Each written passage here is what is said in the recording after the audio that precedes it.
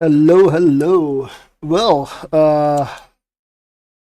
I believe we have reached a spot I've been looking for very long. That is like, let me also put Spotify in its place. There we go. Yeah, I'm through all the destroyers. There's only like a few things I wanna double check still, but it's more relating to Alpha versus Omega. Um, I still want to do the Talwar a little bit, for the simple fact that on the alpha, I still need a bit of an opinion because I did remove this fit, the passive shield tank fit, from gammas on an alpha. It's only labeled dark, and I forgot to write down why, so I forgot. Now I'm gonna check again. I mean, it didn't die in gammas yet. It must be that I encountered some rooms that put me in the hole, or several. I'm gonna wait a little bit until I start with the tier list. I have everything set up and ready. The idea is hopefully that well, hopefully everybody agrees with me. If not, then I want to know. I want to know what I do wrong. So I believe there's a lot of different destroyers, but for the beginning of the stream, I'm gonna do a few alpha abyssals just to get going. Well, nobody is here, so yeah, we'll see. I want to find out why this got scrapped as a gamma 1 for alphas, because I apparently have bad memory suddenly. Kind of forgot. If there's a few people, I'll definitely start on the tier list. It's the start of the stream, so it's all quiet. We'll see.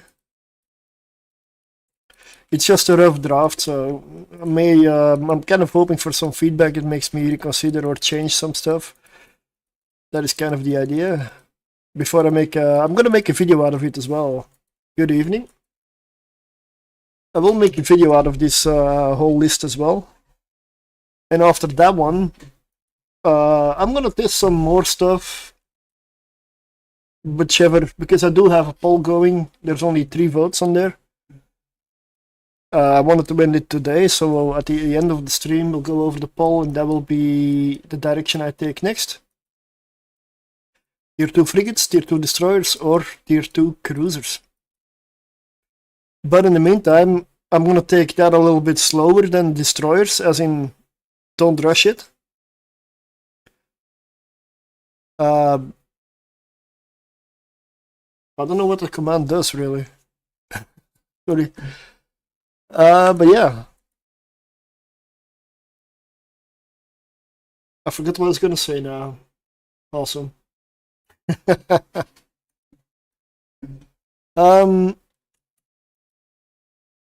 Nothing. Yeah, well, I mean, should it do something? Let me check. Did I forget to set up something? It's possible, like... Oh yeah, I see below the stream. Use Tangia to interact with the stream, and it doesn't work. Awesome. I'll look at that later. I know, yeah, I just noticed. I'll take a look at it later, yeah. It's a panel from Tangia itself, but there's also the overlay on Twitch, I believe, so... I'll look it up.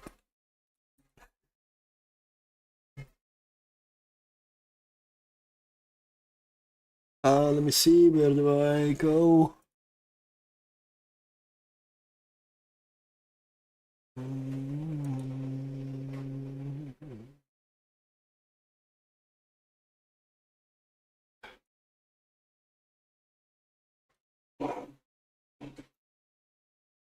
That is the poll that I have up. It's basically, if I continue some testing sessions, what do I go for? Of course, in the meantime, I'm gonna take it slower. As in, I'm not gonna rush it because I literally spent every single day the past probably 2 or 3 weeks playing Evil Line and testing destroyers, trying them out, even off stream. Like before stream, when I go home, I was flying a Talwar to test it out. And I gotta say, maybe at some point soon I'll do 1 week or something where I don't play Eve, or because I'm honestly, I really want to leave destroyers behind now, or at least tier 1 destroyers. I've kind of had it. I've been running so many tier 1s that I don't know. I mean, they're not bad. It's just that when you do something all the time for a month or such, it becomes a bit. 3 days ago, I learned the hard way that it's not smart to spend all your risk on a single abyssal ship because I got ganked right outside of my abyssal trace when I got outside in a high sec by 10 or so people, and yeah, they died. They died to Concord. If they don't die to Concord, you can put in a ticket because that's a bannable offense. If they gank you in high sec, they should stay, and even if they could warp out, let Concord kill them. That is bannable offense. I've had it happen a couple of times where people did it. They did end up getting banned.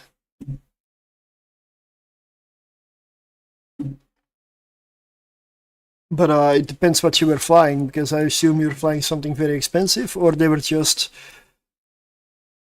a bit disappointed in what came out. I mean, if they gank me now, I mean, they're going to be extremely disappointed. Oh wow, yeah, okay. For 450 million Gila. If they see a Gila, they will assume it's blingy, usually. But 450 million, to be honest, is not blingy. But it's still something, I guess, yeah. Well, that is something you should never do. It's tempting, I know, but you should never spend all your risk on one thing.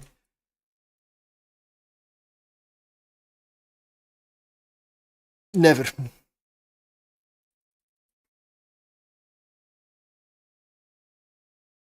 That's what I mean when I say if you go into the Abyss with a ship, try to have the ISK or assets to replace it at least twice. Not once, but twice. Because it might die by itself in the Abyss, you might get ganked. Or it might die in another way. It's, I know I do sound very pessimistic when I say it like that. I know how I sound. But I'm just trying to save people from disappointment and frustration, the way that I had at some point. Although I didn't spend everything, I wasn't very smart about it in the beginning.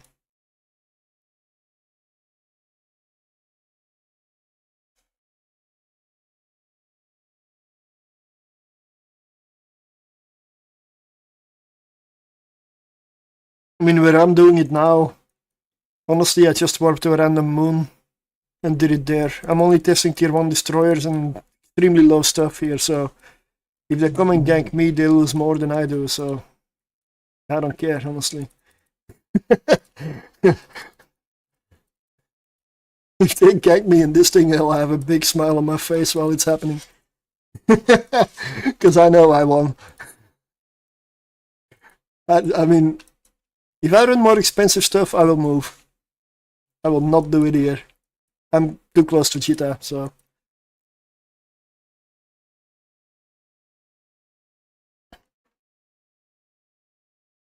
Yeah. Definitely want to run abyssals at a safe spot. Don't do it like like I'm doing in this case. I'm just doing it near a moon. This is simply because I don't even care if I get ganked or not. I really don't care. But when you do care, you want to make a good safe spot that is not in line with Celestials, not in line with. I mean, consider it like if anything that lands on grid will be hostile. So even in high sec. And also, don't let anybody know unless you trust them or you don't care.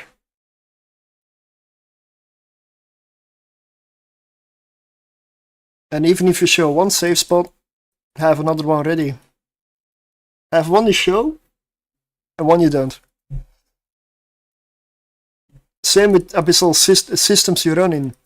If you ever invite people or run with people, always have another system you never share and you keep to yourself. For this stuff, be paranoid. I have many systems. I've got systems that are specifically set up in HiSig also, where I can just invite people over if you want to do some frigates or something together. And there's other spots that I never share. Not even with friends.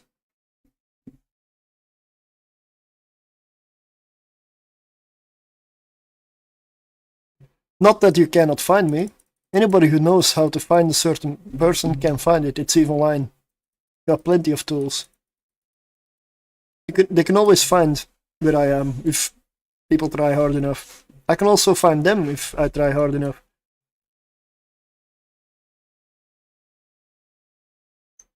But you'd have to do a little bit of an effort, and most people are lazy, so...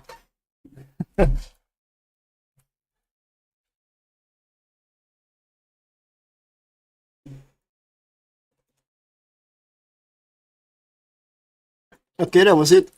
I still don't see why I scrapped the Gamma Abyssal Tower. Because so far I've done 6 runs today. Looking for why I scrapped it, because I forgot. And I have not found it. It's all been running very smooth. I've never even gone past like 20% shield. Not once.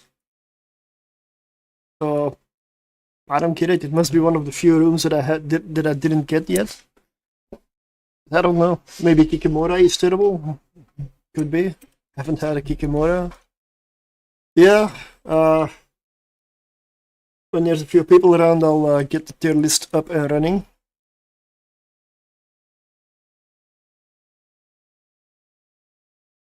And everything's lighting out. Awesome.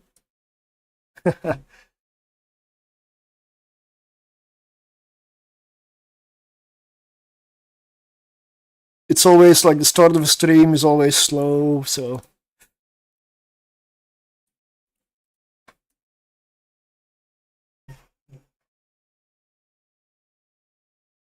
In the meantime, I'm just gonna run a few of these, because I do wanna check out why this is supposed to be bad.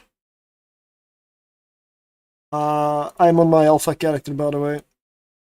That would be this one. That is my alpha character. I'm maximum alpha skilled. Not anymore, actually, because I believe CCP added mining destroyers for some levels of that to the mix, and I haven't actually trained that on this character yet. But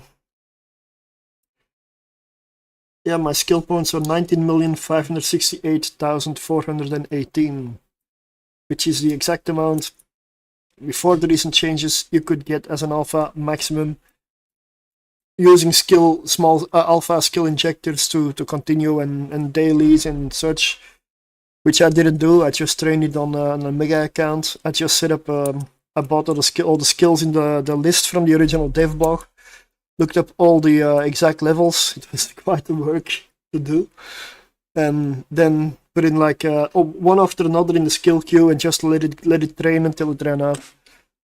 And here we are. I do notice there's a massive difference between some stats for the alpha and the omega. There is a lot of limits to an alpha. Like, it's not because I run a tower on my omega and it does fine, that if I switch to my alpha max level alpha character, that it also does fine. Not even close. All the rocket fits on the tower I had to scrap for the alpha. There's only one fit that I have where an alpha does fine with for the tower at the moment, and that is the one I'm flying. It's yeah, it's not. Although I may need to check on my Omega because I didn't save all the fits here yet.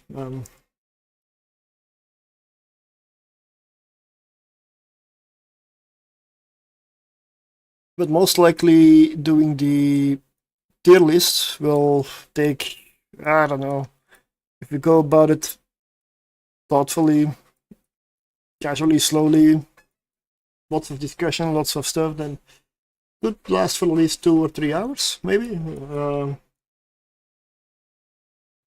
There's a lot of destroyers. I mean, I can check honestly how many there are. Ah, 34. 34.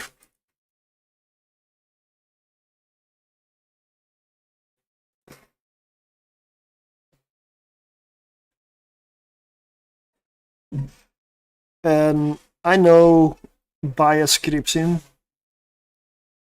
It always does, you cannot avoid it. It's just me basically ranking them on the way I could fly them and what they do and perform and how they act. So, I mean, it is still subjective. So I would love to have people disagree because that means I get to see other arguments. And that's kind of the point. Because the idea is for this to be as objective as possible. It's never going to be truly objective. Anybody who says their tier list is objective is probably a liar. I'm sorry, but there's always bias. I'm just hoping that I can manage to minimize it. I mean, there are ships that I love that are low on the list. They were just not that good.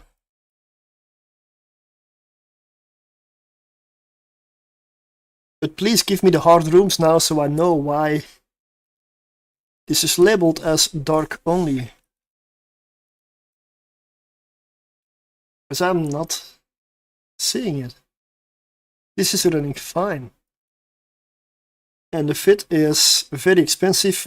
I have loot on board about 9.2 or 9.6 million total. So yeah.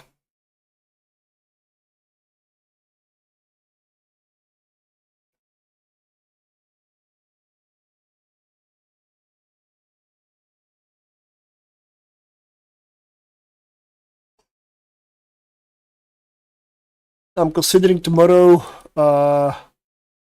hopefully some people respond, to maybe do some destroyers or frigates with some people again. Get some more animo going and not worry about testing destroyers for the first time in many weeks.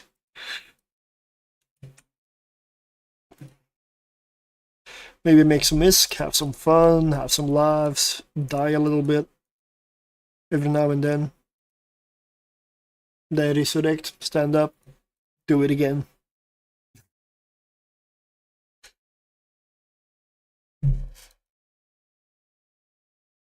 The way a real immortal capsule here should.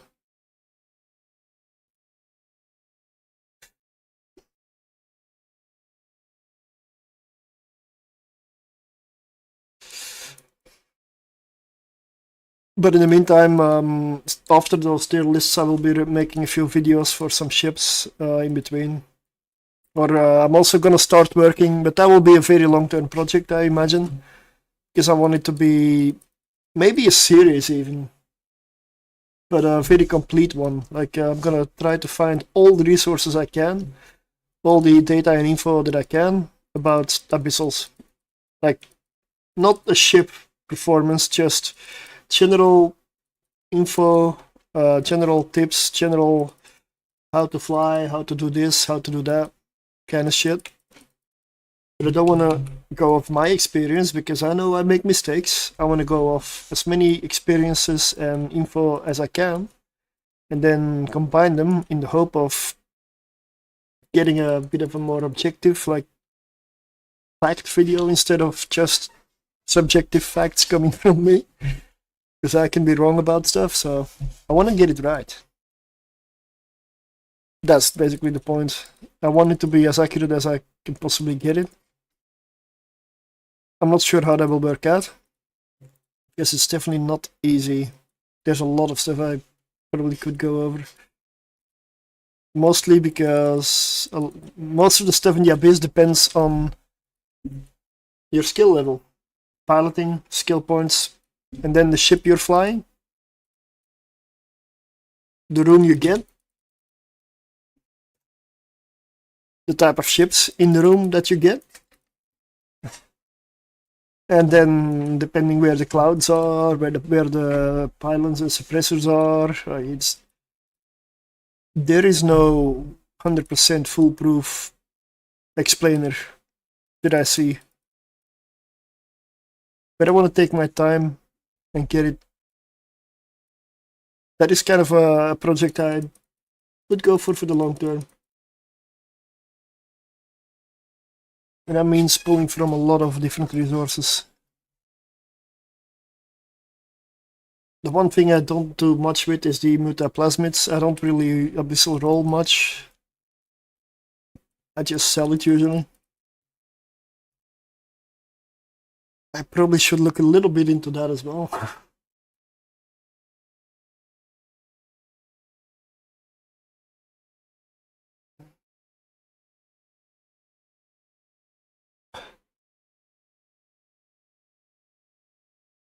So yeah. If more people come in, we'll get going with the tier list. Because the point is discussion, not a monologue. At least, I hope. Because the idea is to get the eventual YouTube video as correct and as good as possible. I know I didn't do this with the frigates. And I tried recording their level 4 massive tier list live on stream. And all I got was everybody starting to troll. And that ended up with me ending up with a terrible YouTube video, and I had to redo and cancel it. That's why it's a draft. You're free to troll. Do your worst, I guess.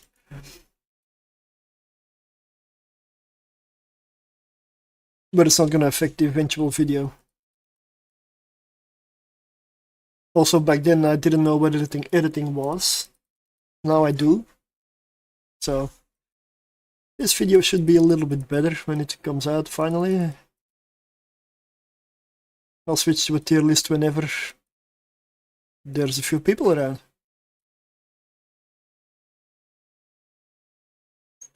Because I want feedback.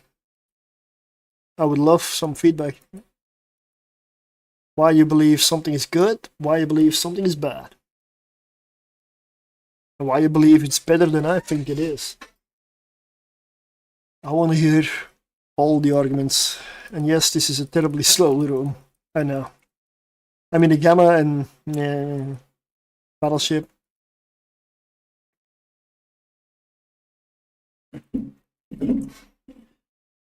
But tomorrow will be or dual boxing destroyers, possibly jackdaws or draugrs, possibly hawks, or doing the tier 6 Gila again for some more risk making.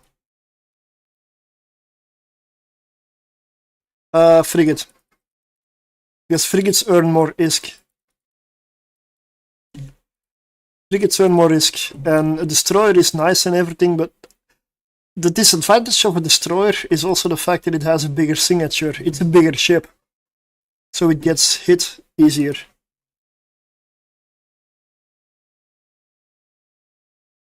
A frigate is by default almost like a little speed tank. You've got, for alphas, you've got like the Punisher, you've got the best one out there, the Worm. But it's just the best one for alphas. Nothing comes close. The Punisher's good, the Kestrel's good. I have tier 1 frigates. If you go faction or pirates, then well, Worm, Succubus is good. You can do them in Kestrel, yeah. Dark only. bear in mind that Kestrel for tier 1s is not a day 1 build. You may want to have a few basic skills already done. But an alpha can definitely do them. Yep. And if you want to go Destroyer, same line, I would suggest Corax. Corax is fantastic. Oh, finally he's dead.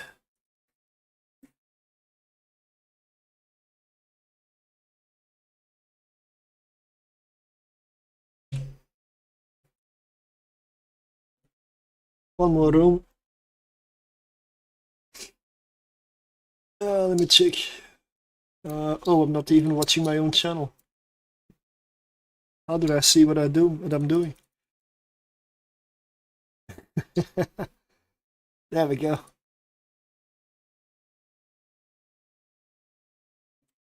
Well, when this one is done, shall I start a little bit like a slow pace tier list? I don't want to rush it, but yeah. I do want to have like a bit of a back and forth. Because I'm mainly basing it on my own findings and whatever chat when I was testing had to say, so.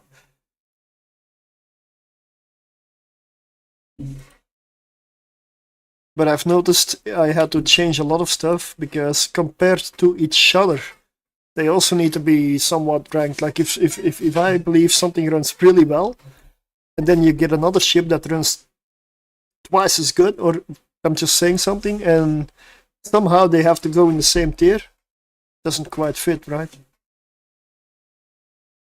But you don't always know it in advance, because when you start testing, like, oh, this feels really good, and then the next one feels better and better and better. And then one you expect it to be great, suddenly terrible.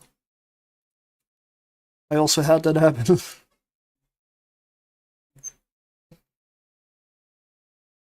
There's a few ships I'm very disappointed in, and a few I'm very surprised by.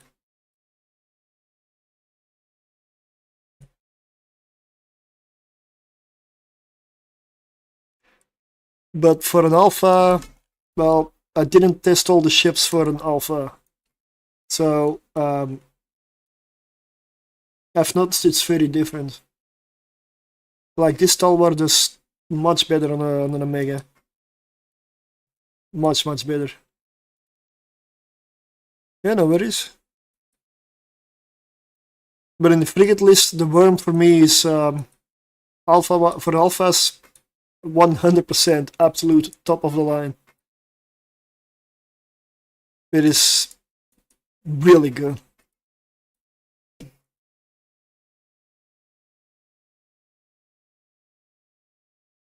Let me see.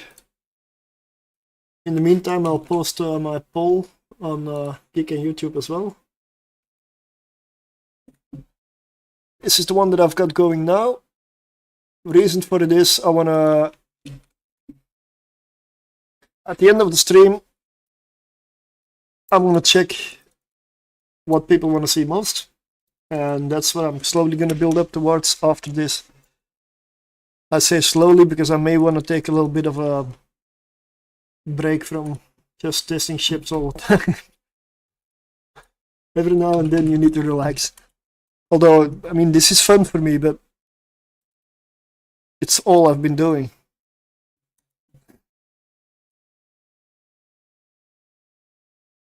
Alright, let's go to station and... Yeah, no, I'm showing my system, like I said. Low tier ships, cheap fit, because I try to fly cheap if I can. So, come at me, I don't care. You want satisfaction for a kill, you won't get it here. But, again, I'll probably be docked for a bit, because I'm not gonna be doing in-game stuff that much today. I've got stuff to do.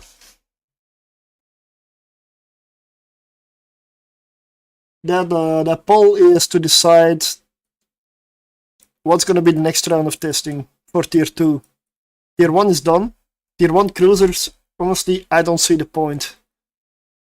I really don't see the point. You make so little ISK that you're probably making more when you start out day 1 with Adventure if you go mining. In a belt in 1.0. Sounds terrible? Well, it is terrible. So, cruisers are getting the least amount of ISK. And at the low tiers, it really shows. Tier 0, Tier 1, if you want decent ISK, even while starting out, I will suggest frigates. Because frigates earn like 3 loot shares, where a cruiser is only 1 and destroyer is in the middle with 2. You can check it by, it's basically 1 loot share per filament you use to enter. Alright, let me see, let me set it up.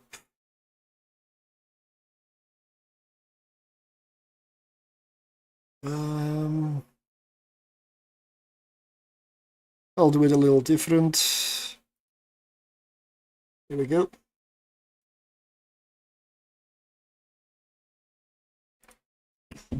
So this is what I'm looking at right now.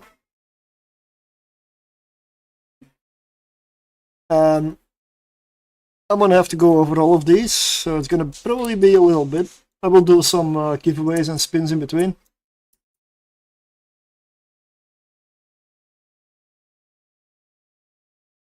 So the first one that I'm just gonna go through these in order. It's not in the right correct tier or whatever, but I'm basically going by S, which would be absolutely super, the absolute best. Cannot go wrong with these, but most of these, if not all of these, will, sorry, be locked behind Omega. They're just better. Like a Tech 2, Tech 3 destroyer is just better than a Tech 1. I mean, it should be. A would be very, very good, like excellent chips also, but not quite the best. B, I would consider good to run, runs it smooth, runs it fast, but there are faster ships, there are ships that just have a bit more of a casual feel. C I would say decent, as in you can do it, it's okay. Just good starter maybe, but not the greatest, not the best, not the fastest.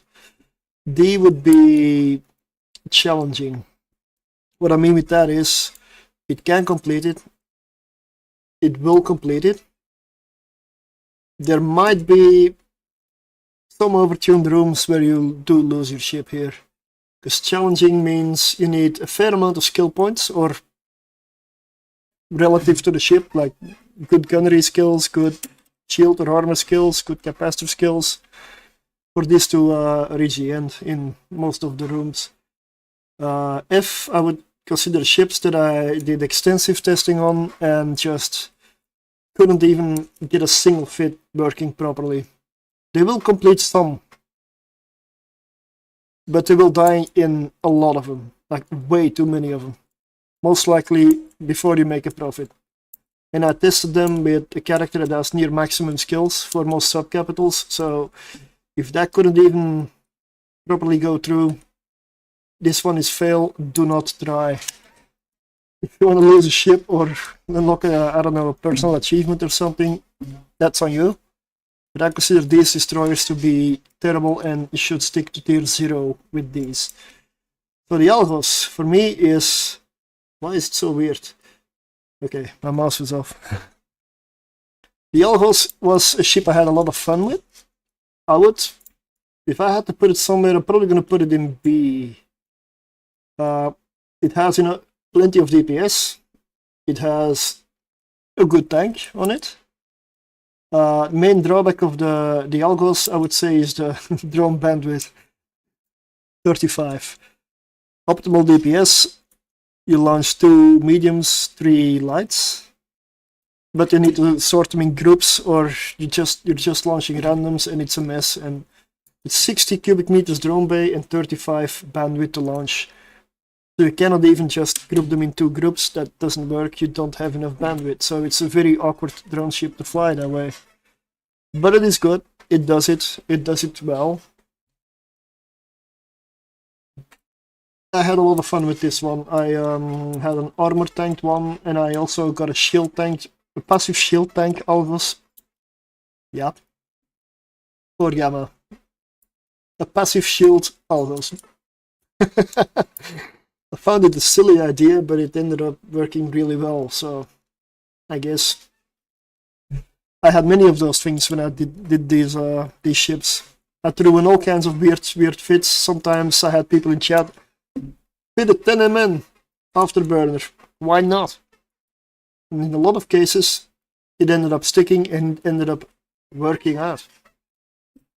So I would have not considered that. But the next one would be the Bifrost, which is a Minotaur Command Destroyer upgrade from the Talwar. I would put this one in, now obviously directly the very good A tier.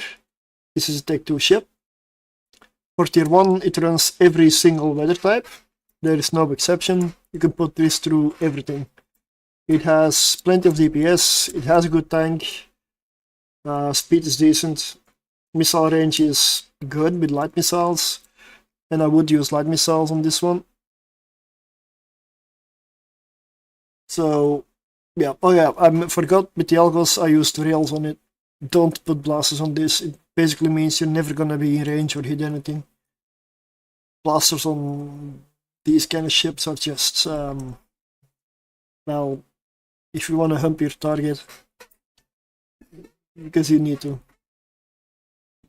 The next one, yeah, I'm going over this one a bit fast because the Bifrost isn't a ship that has like a special gimmick or anything. It's a command destroyer, and we're not going to use the command stuff on this. There's no point, and it also doesn't fit.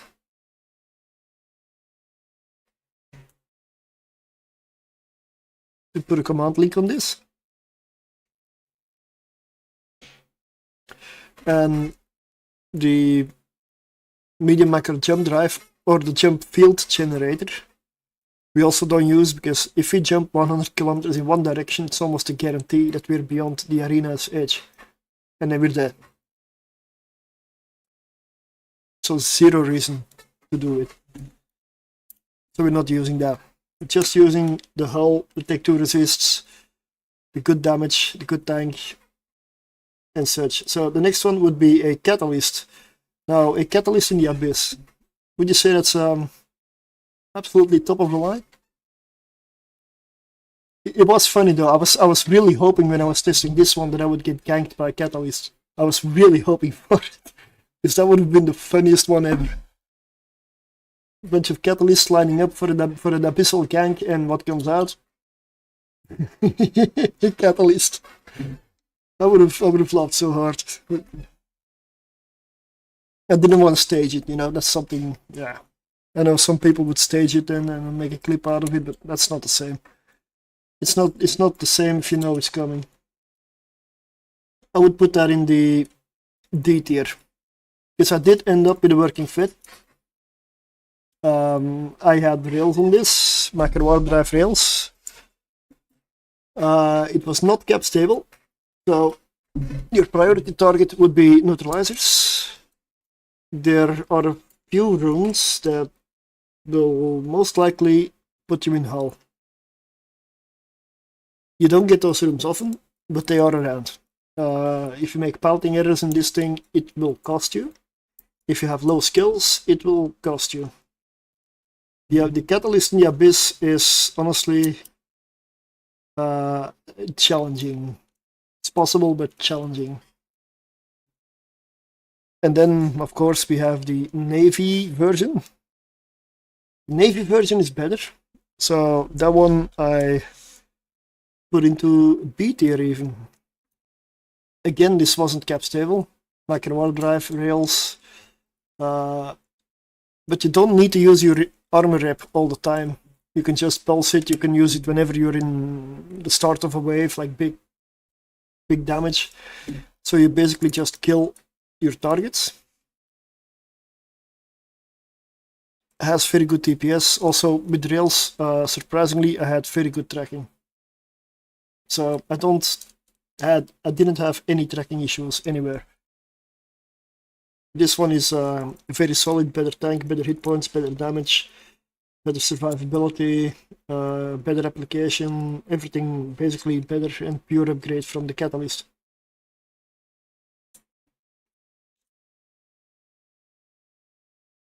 And the next one was one that I had a blast with.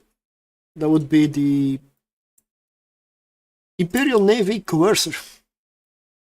Imperial Navy Coercer had a good amount of damage, a solid tank, honestly a really good tank. I did put a afterburner on this one. I used it for electrical mainly. Firestorm is possible, but electrical is of course preferred. Firestorm has more hit points, but it does work for both.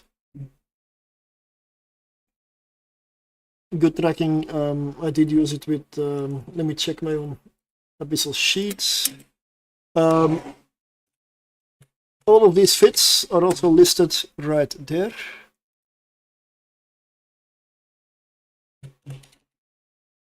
That is where they are. Let me link it in all three. I should at some point have something that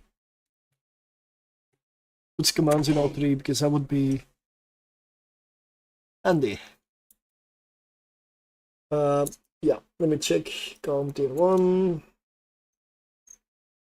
Yeah, it's a lot to remember, which is also why I do a draft, because then I can be bad at it and look it up. The Coercer Navy issue, electrical and firestorm.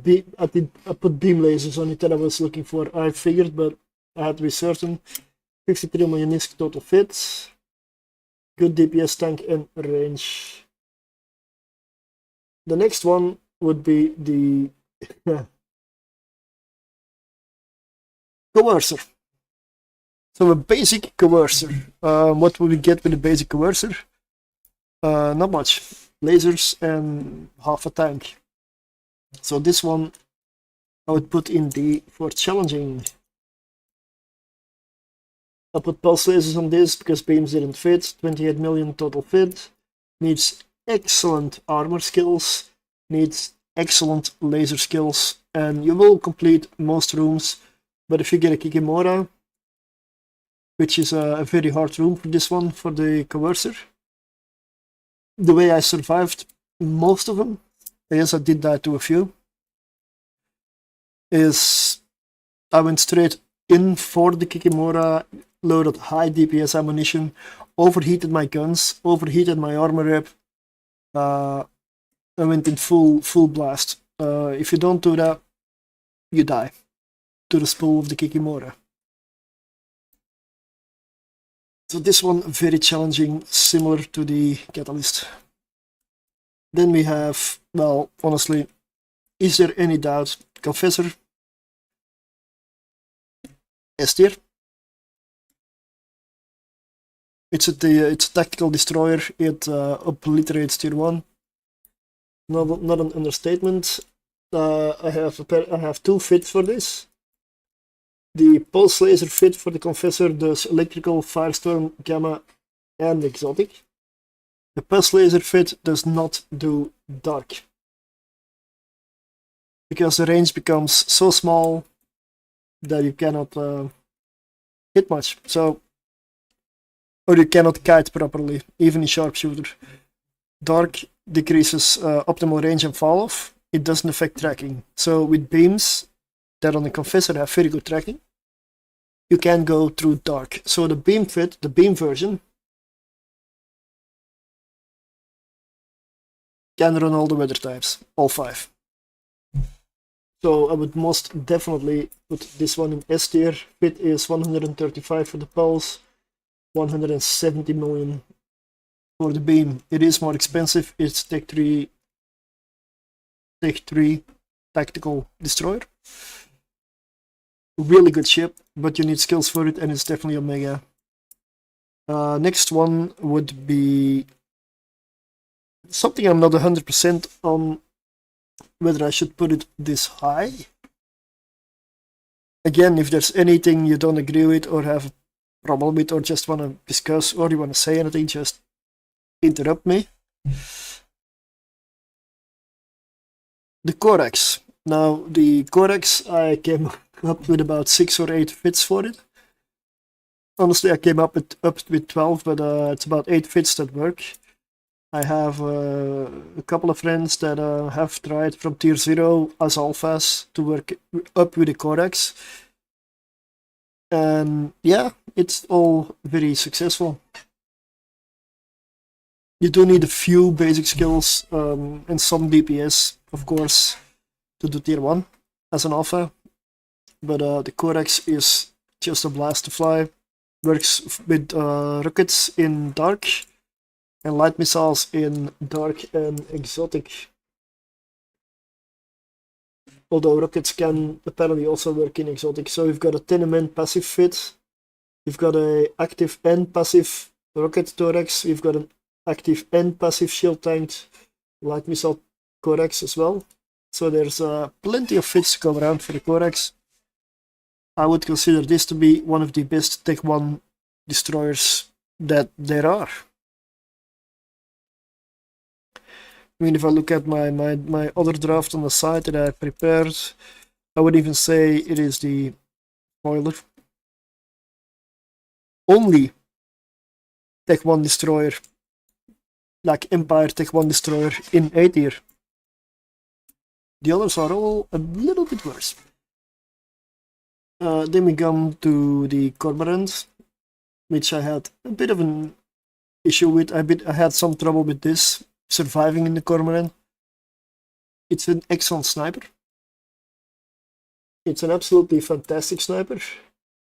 I used it with shield and railguns. I ended up with a 27 million fit.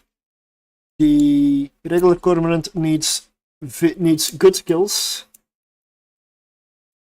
because you need a lot of DPS and a lot of tank out of it. So shield, capacitor for the Cormorant you definitely need. You also want to be able to handle railguns properly. Like this thing, I died multiple times with, trying several fits out. And even with the final fit, still there are rooms you need to watch out for are angels. If there's a Cinnaball, prepare. It's gonna go down. Fascia rooms are also brutal versus this one. The Skybreaker room also. So yeah, not a lot of tank. Fun to fly, but you need skills for this. So I would definitely say put it in C tier, because this can do it, but not for everybody. If you want to fly Cormorant, may I suggest the Navy version. The Navy version, honestly, I'm even going to put in A tier, even in front of, well, just behind Bifrost. The Navy Cormorant does everything better. Has better tank, better capacitor, better guns, better DPS. This runs very, very good. But it is a little bit more expensive, like 69 million. I put it A tier, runs very smooth. Exotic, of course. If I didn't mention before, those two you really want to run exotic. Don't bother with Firestorm, too much HP to chew through. Not gonna work out with Triglavian specifically. Then we have the Dragoon next, which would be, for me, a very solid B tier. Dragoon is a very versatile ship. It is something, I mean, your main DPS is going to be the drones. I put light missiles on it because it gets 3 turret slots, 3 launcher slots, but you can only put like 5 things in the high slots. So I went for the launchers, because light missiles have good range, good application, and it allows you to kite with your light missiles as well as your drones, of course. Very solid armor tank. The Dragoon I used for electrical. I put a double armor rep on this and no trouble whatsoever. Very good ship. But given that it uses a couple of weapon systems, you do need definitely a few more skills for this one. Next one is one of my favorite destroyers. I wish this one went higher in the Abyssal 3. The Draugr. I absolutely love this one. Command Destroyer for the Triglavians. So you have the option to mount a command link on this one. I don't really use it since I fly solo. It takes up a high slot. Just put a NOS or tracker beam or I don't know, some filler module in there. This one is very tanky. Does a lot of DPS. It spools up. It's extremely tough. Let me check. It runs all the weathers. Yes, even dark, because you have a fixed range with your disintegrator. And on the destroyers, it is significant, so you really don't have much issue. And surprisingly, this one is also fairly fast. So you can move around, you can tank, you can kill. If you get a battleship room, the battleship might run away out of fear because you will spool up really nicely on a fantastic ship. It's expensive though, 494 million for the fit. That is a cheap fit. The ship is just that expensive. After the Draugr, we have our Galente Interdictor. The Iris. Now the Iris is another catalyst hull, and I would put it in B tier. When you fly this ship, you're already gonna have some skills. So I would say, yeah, definitely, it's good. It's good, but it's again, I couldn't get it cap stable with the micro warp drive. I did go for railguns for the same reason that blasters are just not practical. You don't want to burn in or micro warp drive towards everything in the abyss. There is definitely stuff that kills you if you get close, like the Serra battlecruisers. You should always have the option to kite. If you don't, well, don't enter, don't bother. It's just 10 to 12 kilometers at least. You want to be able to stay away from them. So your gun range will have to be longer than that. I would say more than 15 ideally. Can be fall off, because if you kite them, you can do a little bit damage and chip away at their health and kill them that way. Takes a bit longer, but you survive at least. So this one has not a lot of slots. It's a very limited layout. The DPS is good. Not that good, but it's good. It is an interdictor. It's also not meant for this. But yeah, the next one, let me see, the fit is 100 million. The next one is another interdictor, but the Caldari one, the Flycatcher. And with the Flycatcher, honestly, it is, if I had to pick an interdictor, it's a 100% Flycatcher, for Abyss at least. S tier. Absolute S tier. I passive shield tank this one because it has a lot of mid slots and it really has a lot of fitting room. I put light missiles on this with a passive shield tank, Tech 2 resists, decent mobility, good range with the light missiles. It does all weather. At tier 1 it runs everything. It does not matter what filament it is, it will kill it very efficiently, very fast. Absolute S tier. I love this ship. It's honestly, this even runs tier 2 very smoothly. The cost-wise, we're looking at 87.5 million, so a very, honestly, for an interdictor, cheap fit. Definitely deserves up there. Next one is the Tech 3 Tactical Destroyer, the Galente one, the Hecate, or Hecate. For tier 1, runs really well. Does all weather types. Has a very good tank, good DPS range and tank. I do have a web on it, but you could fit a tracking computer if you wanted to. It doesn't change that much. Tracking computer can help depending on whether you need range or tracking or both, leave it unscripted. Because I found that the web, however nice it is and useful it can be, I wasn't in range to use it most of the time. So essentially it was mostly useless while flying the ship. So if I didn't have one, I wouldn't miss it. So a tracking computer in this place is a really good replacement, but yeah, it's not necessary. So this ship, 155 million on the fit. It is a little more expensive hull, but then again, if you're looking at an S tier, you're gonna slice through them. You're gonna have a blast. Plus, honestly, this is subjective, but I absolutely love the design. Like the wing design, the flying wing design. I love this ship. Looks so cool. Next, we have the Heretic. Now, the Heretic I would put in the A tier. It's a Abyss Destroyer. It's basically a cannon ship. I put light missiles on it with the armor tank. And 82 million for the total fit. Runs all weather types. It does not care what it's in. Has no bias for damage type. You load whatever you want to fire, whatever the weakness of your target is, or the filament you're in. It's not the fastest blitzer, but it will run all 5 filaments with no sweat. No problem. Never go into hell. Not even come close, because you kill everything fast enough.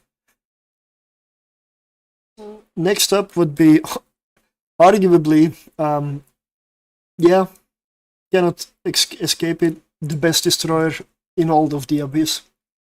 The Jackdaw is the only destroyer I know of that goes all the way up to tier 6. And if you know another one, please let me know, because I'm very interested. I wanna find an alternative for the Jackdaw. I cannot stand that there's only one ship that does some content.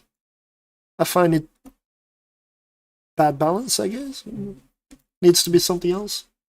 I wish maybe the Draugr was a little better. No.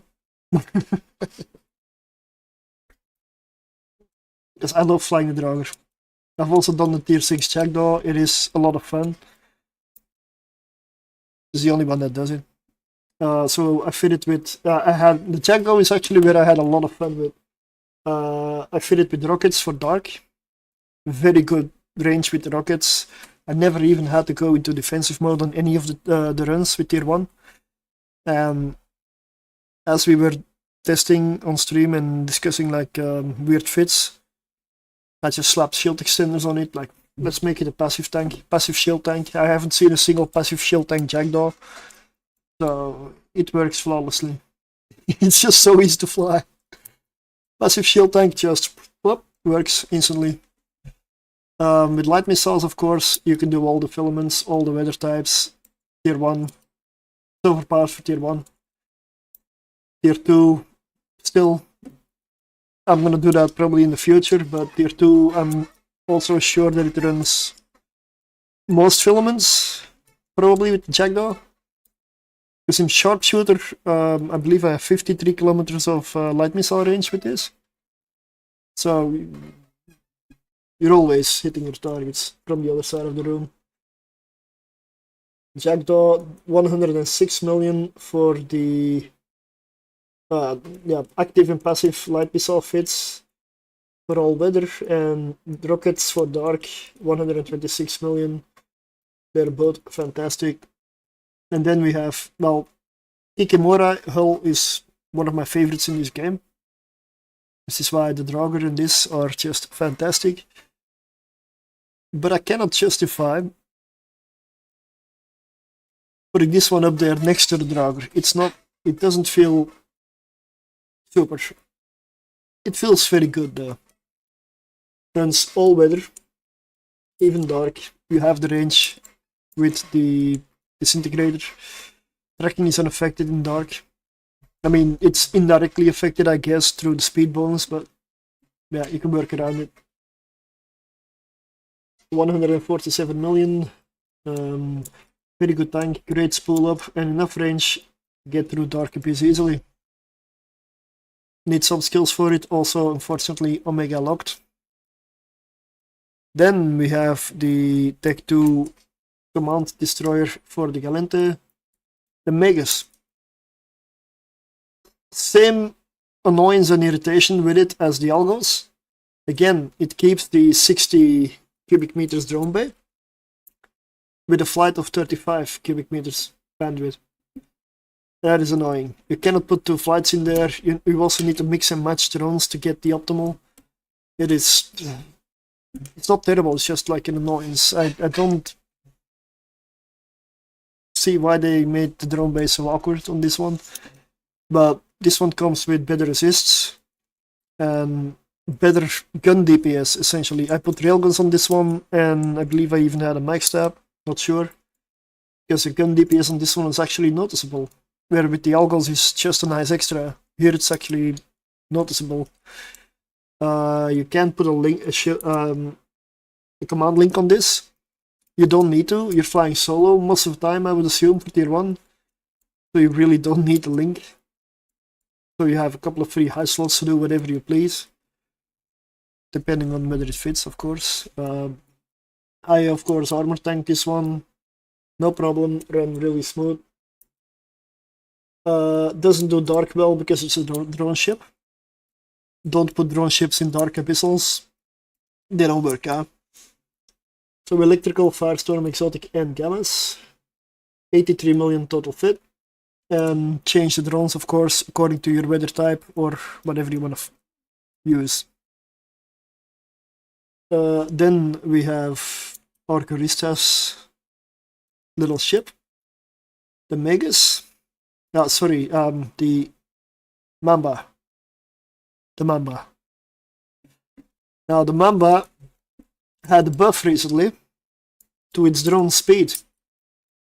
Before that buff, I was even running the Mamba, despite being a drone ship, through dark abyssals. Easily. Tier 2 even. Now the drone speed buff for the Mamba is basically a nerf for Dark Abyss. Because Dark Abyss, the drones are now too fast. For any other content, it is a buff. For Dark Abyss, this is a nerf. So it runs... The Mamba runs electrical, firestorm, exotic, and gamma. Shield tank, of course. You've got an active shield tank and a passive shield tank on this you can run. Drones with light missiles. Light missiles do almost the same damage as the drones do. If you spec like one ballistic control, one drone damage amplifier, they're about the same DPS. For the ease of going through it, I went for the drones. I boosted the drones a little more than the missiles, but you can do both. You can even buff the missiles over the drones. They're both good. You can mix and match. 198 million on the fit. It is, of course, still a fairly expensive hull, but it's really fun to fly. Can do tier 2 as well. This one. Solo. And then we have one that in the beginning, the first time I went over this one, I didn't have much faith in it. But I went over it again recently. And this thing is so much fun to fly. Straight into A tier. The Mickey Ball. The Angel Destroyer. Yeah. Let me check. Yep, I did shield tank it. Runs all weather. And I used artillery, I mean? No, autocannons. This is one of the exceptions. I used autocannons. 112 million. Smooth sailing, even in Dark Abyss. Excellent ship. Plus, this one looks really cool. I mean, I love this ship. I had a blast running this. Next up, we have essentially another one. Like, I did some weird things. I throw every ship in the Abyss, so I also threw a Outrider in the Abyss. The Outrider I would have to put also in the A tier. The Outrider is a surprisingly good combat ship. It is a command destroyer, I don't know, is it consortium or a mixture command ship. It has a sizable drone bay. Most of the DPS comes from the drones. The Outrider I do use mostly for electrical because of the capacitor. Shield tank it with artillery and drones. Artillery because artillery does not use capacitor, has good range, and it complements the range of the drones. So the Outrider's fit was about 119 million. Yes, you can put a command link on this, but there, again, if you fly solo, it takes up a lot of fitting you can put elsewhere. This thing also runs solo tier 2, by the way. The Outrider is good for solo tier 2. But just going for tier 1 destroyers here today, so very good ship. And then we have, oh yeah, the Perseverance. Tier 1 abyssals with the Perseverance. I got a lot of strange reactions when I threw this one in, but it cost me a fair bit, honestly. I paid 300 million for the hull. Now that the event is over, I'm not sure what the actual price is now. I would have to go look, but I believe they went up. So, for the Perseverance, my advice is, disregarding of where it lands on the tier list and how good it runs, use it for what it's intended. It's not worth for abyssals. Like, you've got things like Corax all the way up here. Like, where is it here? Why would you run such an expensive ship instead? The Perseverance I put into C tier. Not because it dies a lot, or because it has a little bit of trouble like the Covenant, but because it's so pricey and it doesn't really deliver that much DPS. The Perseverance, best used for electrical. The faction is Frost Line, which makes it a very unique ship. It's an event ship, so I'm sure it will be back next year. I think so. Logical, right? Shield tanked it with artillery and drones. Very similar fit to the Outrider, but of course it didn't perform as well. Perseverance, when I got it, was about 555 million total fit. Now, no, I don't have a character online in Cheetah. I cannot check right now. This one is not worth it, and its dangerous room is the Skybreaker. Perseverance versus Skybreaker is not the best. It can run it, but it's costly, and you need really high skill points to fly this. Oh, thanks, man. Greatly appreciated. Thank you. Yeah. Thanks for the follow, mate. I'm just preparing a bit for a Destroyer Tier 1 tier list. Been doing a lot of testing for that, and I figured if I could get some feedback on some of the way I list these ships, like if somebody disagrees with the list, with something here or there, that would be the prime time. Because I can only rank them by the opinion of me, the people in chat when I tested them, and my own experiences with the ships. It's hard to not have any personal bias creep in. I'm trying not to, so if there's anything or looks like bias, go at it. Let me know. That's what I want. I want to end up with a more objective ranking or video. Essentially, that is the goal. I'm not doing this for me, honestly, because I had a blast running all these ships. Well, the next one would be the... What is this one even? This is a Pioneer Consortium issue. So I would put that one next to the Perseverance. These two are... They don't look similar, but they are very similar in terms of performance. I use the Pioneer Consortium issue also for electrical because of capacitor issues. I shield tanked it as well with drones and autocannons, not artillery this time. When I made the fit, it was 159 million for the whole thing. This is not an event ship, so I'm sure over time, since it was still new when I tested it, it's probably cheaper now. But I would not recommend, because this ship is, honestly, it's not meant for Abyss. These are mining ships, these are not meant for Abyssals. I may have abused them a little bit here and there.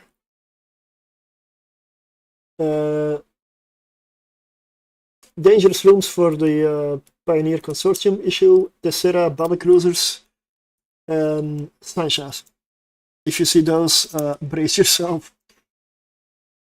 It has a decent tank, and it actually has good DPS. It doesn't have a good tank, just decent. So, there might be some hull dipping here and there, some rooms. Don't forget to overheat. Never forget to overheat in the Abyss. It saves your life. Pioneer Consortium issue is B ranked here. No, that is not true. Definitely worse than that. Then we have the Pioneer, not the faction version. The regular Pioneer. This one, I'm very sorry, but don't ever throw this into a tier 1 abyssal. Stick to tier 0. Even if you have maximum skills for the ship skills don't matter. If you have good drone skills, laser skills, capacitor skills, shield skills, still stick to tier 0, Tranquil.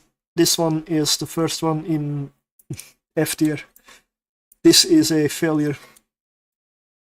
It is through and through a mining ship. Probably better using it for mining. Then we have the Pontifex. So the Pontifex goes straight into A tier. It has a sizable drone bay, can launch. I need to look it up. I don't know all the stats from all the ships from the top of my head. Well, its main DPS is the drones. You can also I fit it with drones and light missiles, essentially. I put light missiles on this thing. Because light missiles give you a selectable damage type and good range, the option to kite as well as your drones. Also, they don't use capacitor, which I find very valuable in the Abyss. Weapon systems that do not use capacitor, I feel, have a bit of an edge in a lot of cases. The Pontifex I did successfully did electrical, firestorm, gamma, and exotic. Again, drone ship, no dark, armor tank, obviously. 83 million. You can change drones according to the weather type. Oh, here, yeah. You can carry about 3 full flights. So you could select like 3 different drone damage types, like EM drones, Amar drones, Caldari drones, Caliente drones, and put all 3 in there. And missiles are fully selectable for any damage type, so they complement everything greatly. Then we have a ship I had a blast with testing, the Saber. I tried the Saber in the beginning with autocannons. They were rather short range, so I ended up having to burn right into everything and then blast them to bits. But excellent DPS, but not so good with the range. And yes, I could stay out of range from certain NPCs I need to kite, but I didn't have that much room to kite. So I switched to artillery, and yes, DPS is a little bit lower, but your mobility is so much better. You can kite and fly wherever you want, however you want. You don't need to ram everything to blast it. It is much more comfortable. And with the artillery fit, I was able to do all weather types at tier 1. Every single weather, even dark. 82 million total fit, of course shield tanked. So you also have the option with the fit that I made to change a gyro stabilizer into a tracking enhancer if you need, depending on how you want to fly it. It works with both. Then we have an excellent ship, the Stork. Stork is another command destroyer, the Kaldari version. I did use light missiles on this one. Passive shield tank. You can also active shield tank it if you want. Runs every single weather type, tier 1, all of them. No sweat, no problems. It doesn't have the best DPS, which is why it's in top of A tier for me, not S tier. Tank wise, it is S tier. DPS wise, it's definitely A. It's a little behind. But light missiles, so really nice option to kite. It's just chill to run. 85 million with the fit that I used. Basically, consider this a hawk in destroyer form, if you want.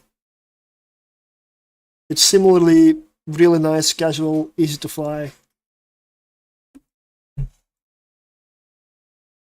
Then we have the, let's see, the Nesis, the Society of Conscious Thought, or the ship that you can fly from day 1, because it only requires spaceship piloting 1, which your character gets basically launched into the game with. Of course, you need skills for whatever weapon system you put on, but this is a very low entry, but still, I wouldn't fly it into the Abyss at that point, maybe tier 0, maybe, but I would always train some skills, because this one, for tier 1, it does it, but only, I would say, decent. You do need a little bit of skills for this. This is not a day 1 or day 2 alpha ship. You need some skills for this to be able to beat everything consistently. It runs electrical, exotic, firestorm, and gamma. The damage to the types essentially with drones and light missiles, 43 million total. It does use a fair amount of drone DPS, so stay away from dark. Anything else you will be able to complete depending on your skill level, but it will not do it very fast. This is a jack of all trades, master of none. Except dark, there it just sucks. Then we have the Swipple, the Minmatar tactical destroyer. Goes straight into S tier. Very good tank. Yeah, I have some notes on the side because there's a lot of ships with a lot of stats. I used the artillery fit on this one because, again, autocannons, they're nice. They have really good DPS, but sometimes they force you into positions you don't want to be in, and artillery is just easier to use. Still very good DPS. And with Tremor you can fire almost from the other edge of the arena. So, yes, low DPS, but if you hit with low DPS, you still hit, as opposed to not being able to hit at all, or going too close, so you take wrecking shots. So, artillery is the better option there. I never had to exit sharpshooter mode on any of the tactical destroyers in tier 1. Which means you can just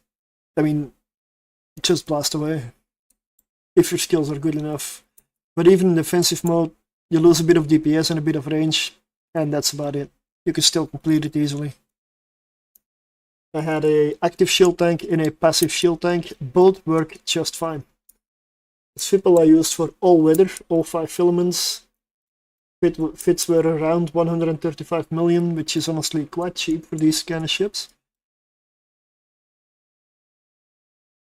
I just find it a weird looking ship. It's almost like a mech warrior in space or something when it flies around in sharpshooter. It's such a weird one. Strangest ship I've flown. And then we have a ship that, honestly, I'm still not 100% done with testing, for an alpha at least. For a mega I know it works quite well. The Talwar. For the Mega, I would rank the Talwar in the B tier, probably back end of B tier.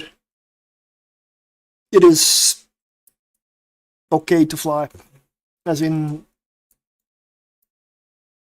it doesn't have super high DPS, it is not super tanky, but you can consistently do Abyss with it as an Omega without much issues, especially Gamma and Dark.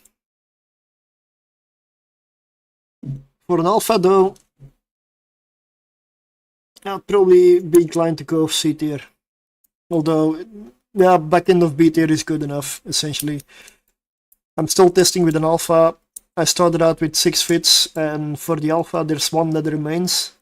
And I haven't beaten all the rooms with it yet, because TCP apparently refuses to give me certain rooms. So I keep running with it, and I just don't get them, ever. So I don't know if it beats an angel, a Cinnaball Angel room, and I don't know if it beats a Skybreaker room, because I just won't get them. So, I mean, with everything else, I would say back end of B tier.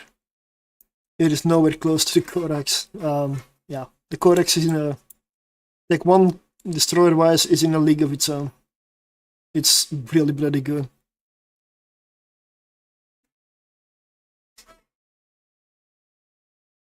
The tower... Well, I have a couple of fits with it. The one that I use regularly is 9.2, 9.5 million. It is just a passive shield tank fit.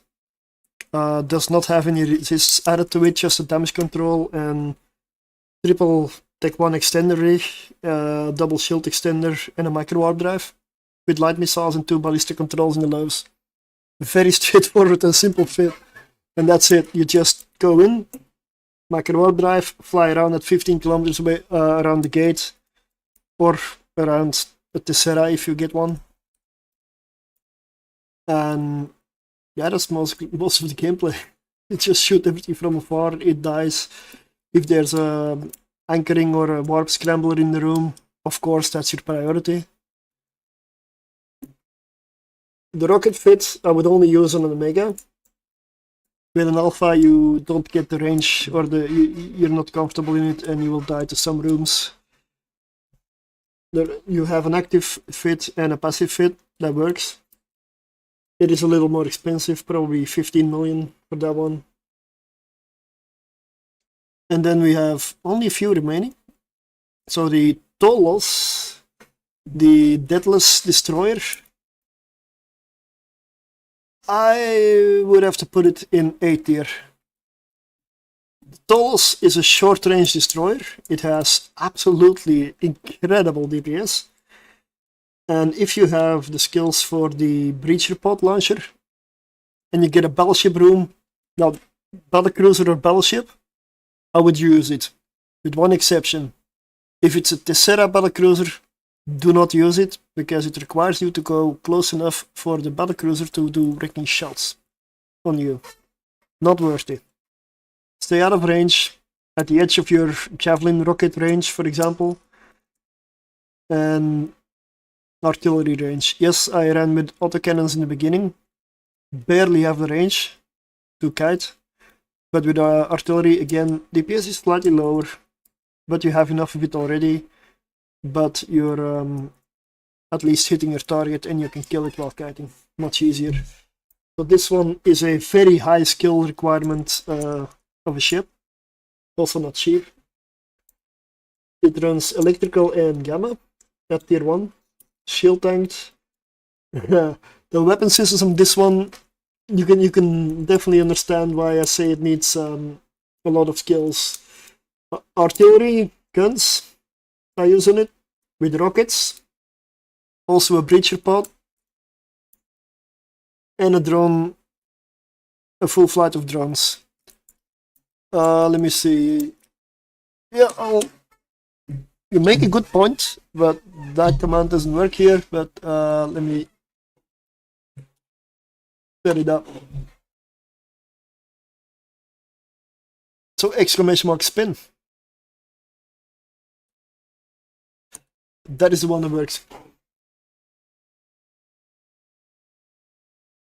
And I'll put it also up on the other platforms, because I believe the pin disappeared there as well. Give me a sec. I'll put it up on YouTube and Kick as well.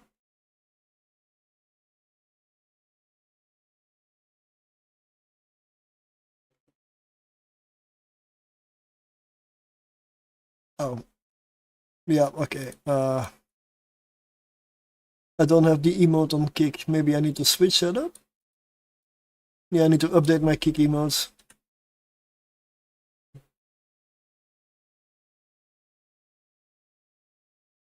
Here we go. Exclamation mark spin.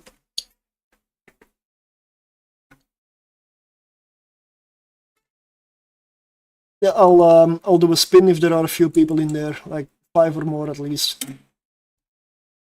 So yeah. Well, the totals for me gets a cost of 306 million. 1, 2, 3, 4, 5 different weapon systems that it uses. It's insane.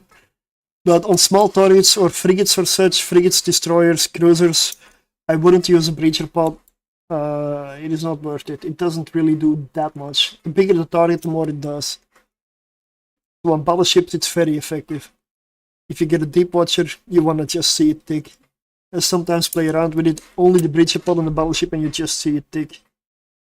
It's just satisfying.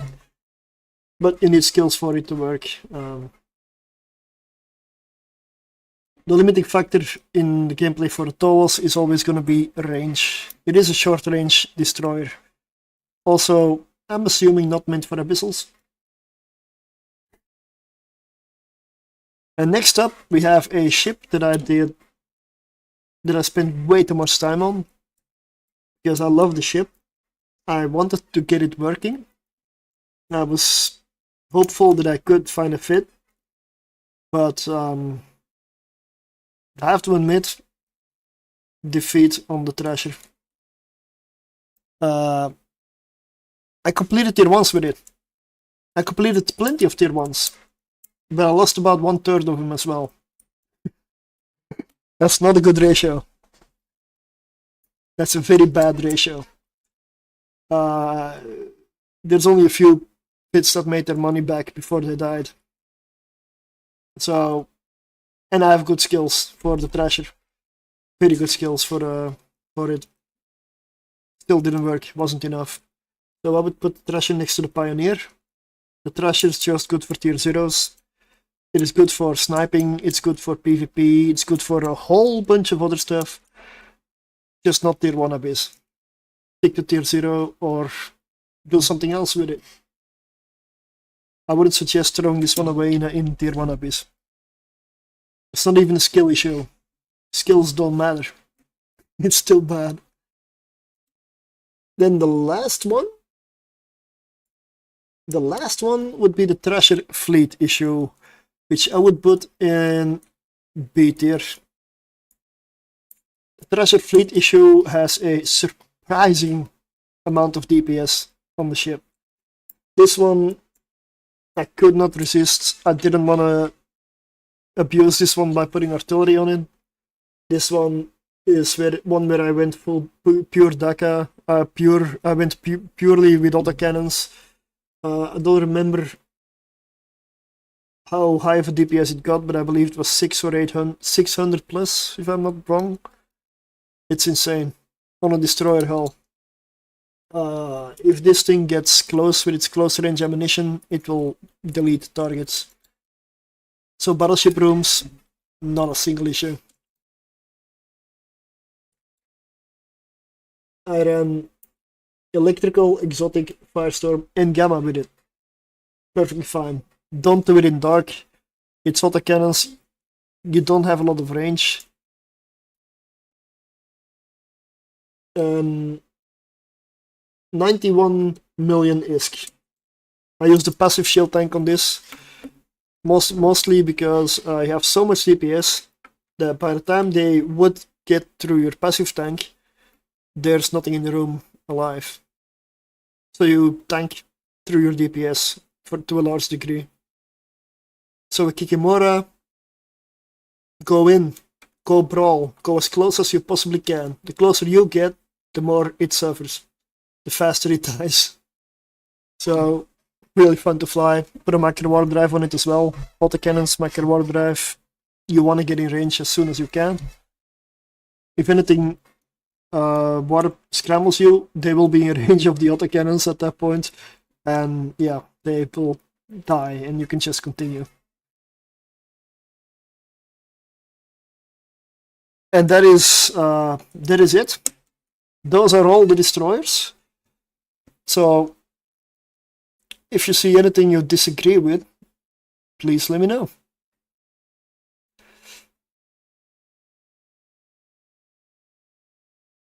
Or have any questions about the ship? I flew all of these over. I honestly don't know when I started with the destroyers, because I did destroyer testing last year and I didn't do anything with it. And it's only because I, for a fun thing, started ranking the frigates off key that I got people that wanted to see the destroyers as well, so ended up doing that as well. And here we are, at least 2 or 3 months later. I did a lot of runs with each one of them until I get most of the rooms, a few exceptions. The tower on the alpha still needs their sunshine in some other rooms. I didn't do all the rooms with the Pioneer. Obviously it died twice in 2 runs.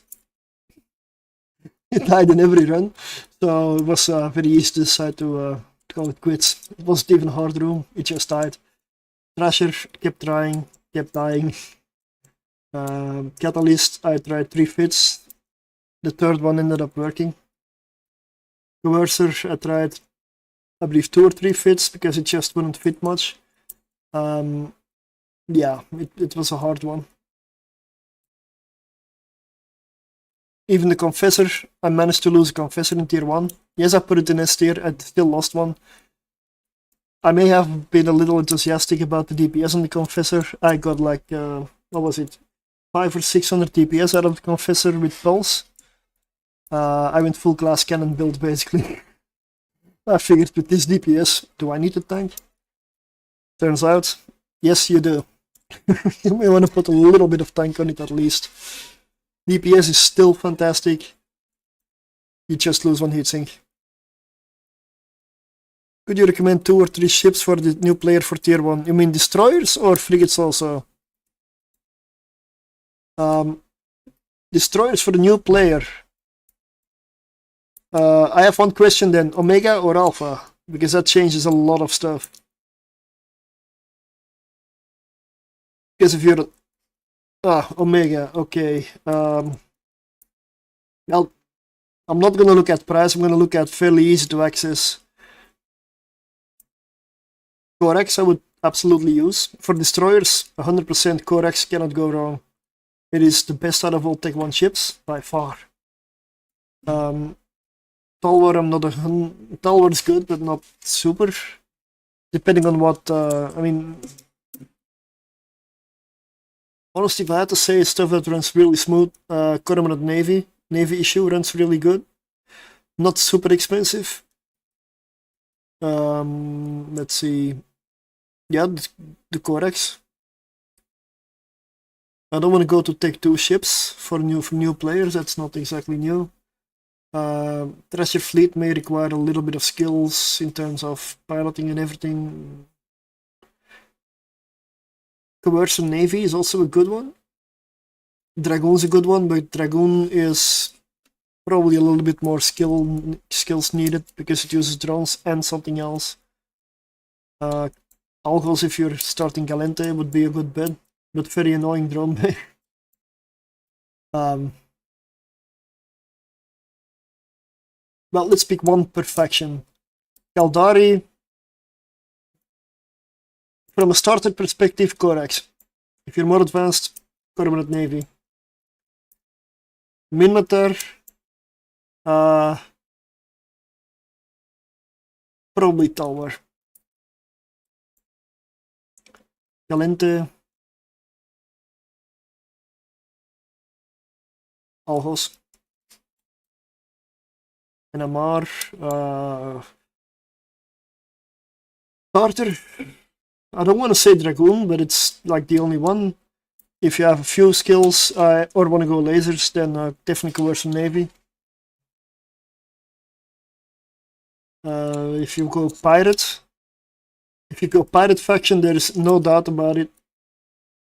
Mamba. For the Abyss, you cannot go wrong with Guristas, honestly. Thank you for the follow. Yeah, Guristas are just made for Abyss, it seems. They have the perfect mix of missiles, which are excellent in Abyssals, and drones, which are also excellent in Abyssals, combined with a decent tank. They're just awesome. The worm is the best one you can possibly have for an alpha. Yeah, in terms of frigates, best ones to go for as a starter, I would say, if you're really beginner, Punisher, Kestrel, for tier 1, Slicer Navy, maybe if you have a few more skills, Caldari Navy Hook build, once you have like a couple of skills in missiles and shields.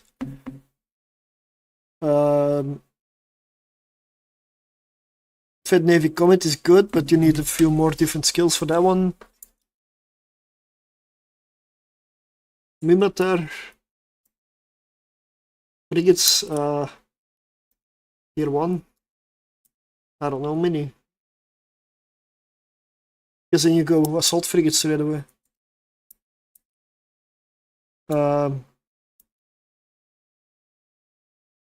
Pirate faction, you would go Worm. Dremel is also really good. Succubus. Yeah, I'm not remembering all the ships. Like, there's so many. Honestly,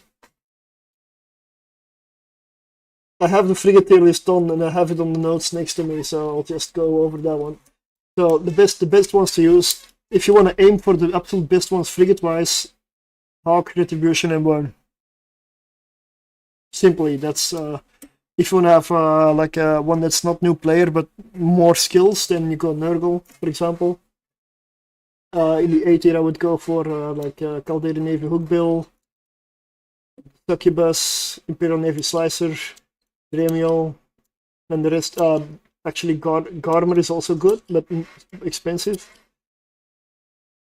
And then the rest are mostly assault frigates and a few interceptors, and a Damavik. But true starter frigates, like Tech 1 frigates, I would go for the, let's see, what is the first one? C tier. Here, that would be Punisher, Kestrel, Merlin, Tormentor, Breacher, for example. That's what I would go for if you're starting out. And if you feel like you don't have enough DPS, stick to tier 0 and train a few skills. You're not gonna go straight into tier 1. It's probably best to start with tier 0 and build up a little bit. Train a few skills, especially if you start out. You're most likely not gonna do tier 1 at day 1. It might be day 2 or 3. But it's fairly early.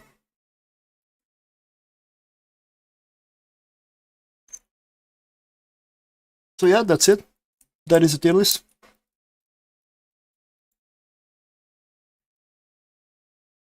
Well, what faction or what empire do you want to go for, or what weapon system? Because that's gonna determine it, really. But the nice thing is, you can fly everything in lower tier that you can fly in higher tier. Everything. Okay, yeah. You can always do lower tier with any ship. It's when you go higher that it starts to be bad or fail. But you can fly a Gila or an Ishtar in tier 1 or tier 0 if you want. There's no point, but you can. Because Isk is quite terrible at cruisers, low tier.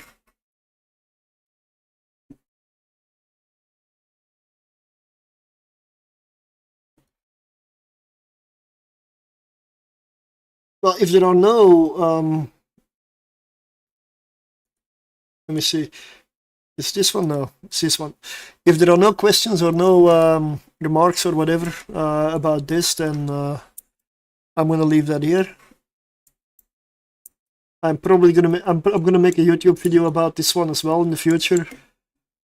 Honestly, let me make a screenshot, or at least a copy pasta, and I'll put this one up on the abyssal sheet already. Although it might not be exact. Also, should I try to rank him according to green their tiers? Because that's even harder. That is very subjective. I don't tend to rank stuff in their tier. Like, sometimes there's an obvious one at the back, but yeah. Let me see. Oh yeah, it pastes right into the document. Awesome. Okay. I'm gonna put that right under there.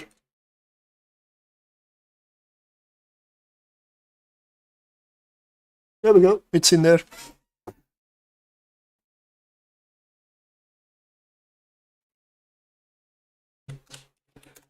So this spreadsheet has the Destroyer tier 1s in there as well. Wow. But what am I gonna do now? How late is it and how long have I been live? Only 1 hour 44. Ooh. Well, I still want to test the tower for my alpha character. Like, this is my alpha. 19 million maximum skill points for alphas before mining destroyers came out. I'm gonna run some more.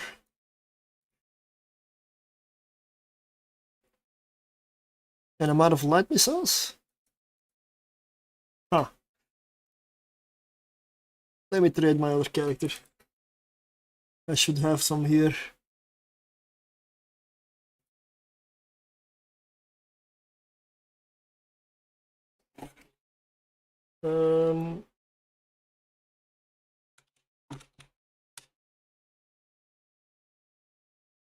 Only 1500. Ooh, okay. Good thing I'm near Jita. I need to restock soon. Actually no. Because I'm probably not gonna test that much at this point. Most of the stuff is done, and I kinda want to fly something else for a bit. Not tier 1 destroyers for once. When I'm done with this one, that is.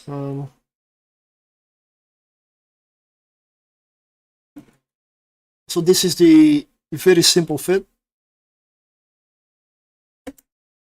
Very, very straightforward.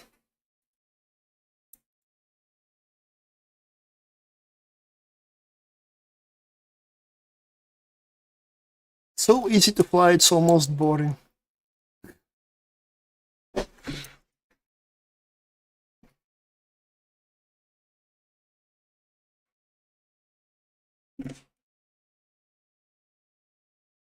And yes, I know it says dark, and I'm running gamma right now, but it used to say dark/gamma, and I renamed it to only dark for the alpha.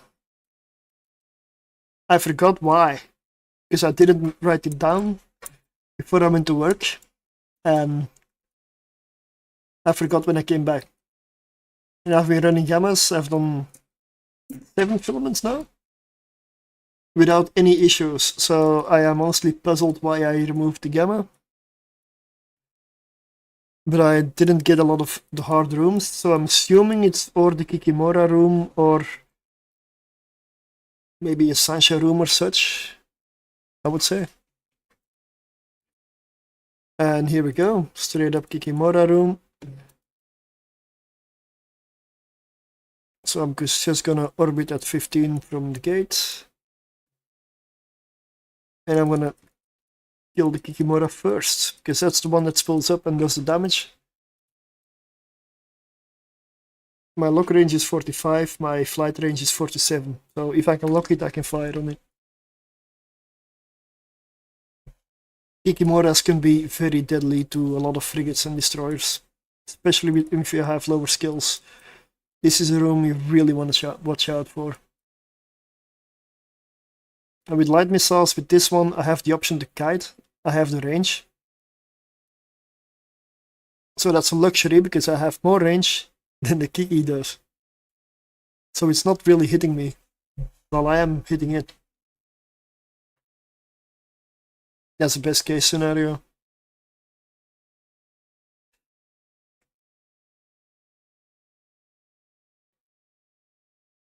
But in this room, go for Kikimora first, it is the brunt of the damage.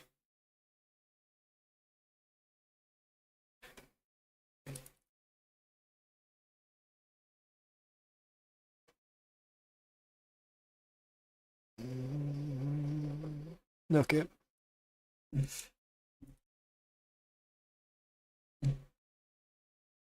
The Damavik is no threat. It dies fast. It's mainly here to provide some remote repairs to the Kikimora. It also, yes, it spills up, but it doesn't really do that much.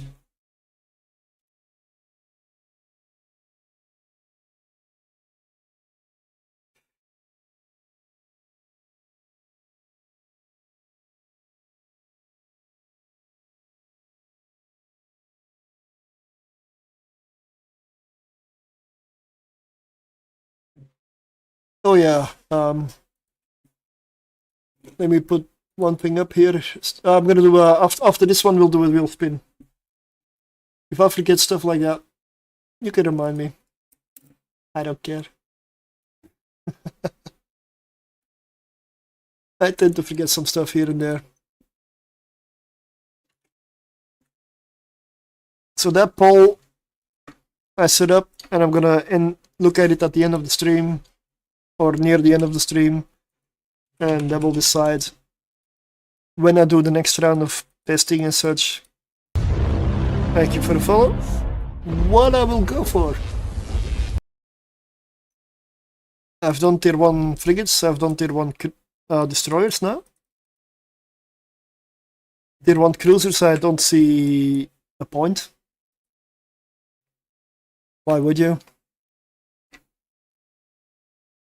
Why would you ever run tier 1 in the cruiser? I don't know.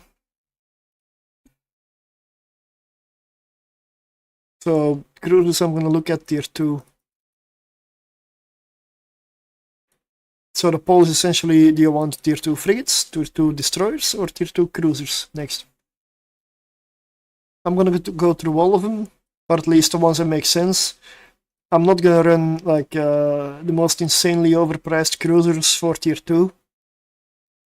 That is again pointless.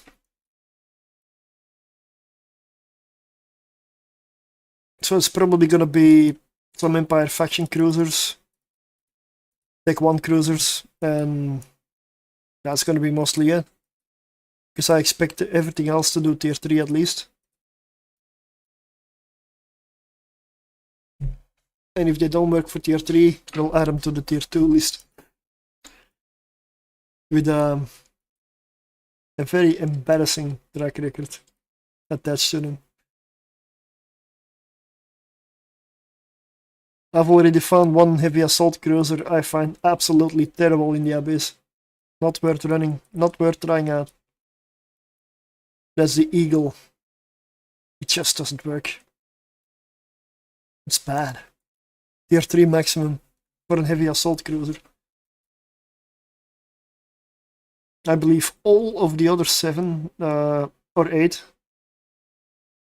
go higher. Most of them tier 5 or up. Yet the Eagle tier 3 max.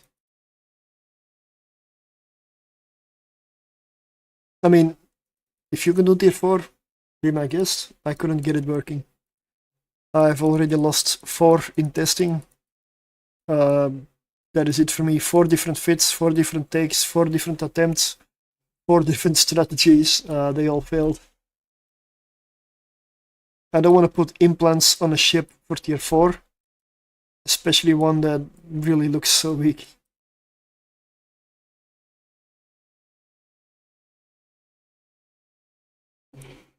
Okay, let's go to the next room, the last one. I still don't see a problem with gammas. But I'm getting easy rooms.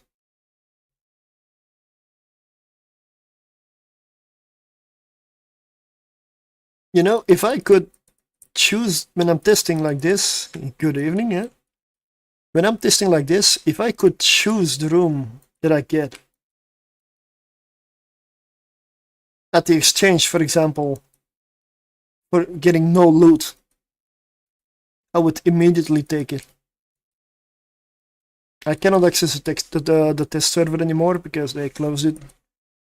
So I'm doing everything on tranquility, but it is the biggest frustration that I have is if I want to test something, I need certain rooms that are dangerous for that ship or composition that I need to test it against. And if it survives those, your fit will be somewhat solid.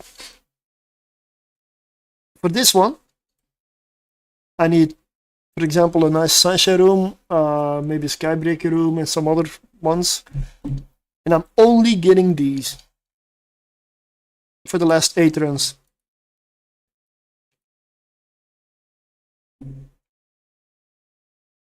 I'm not doing this for risk. For risk, I would be doing something else. And this is a Talbar.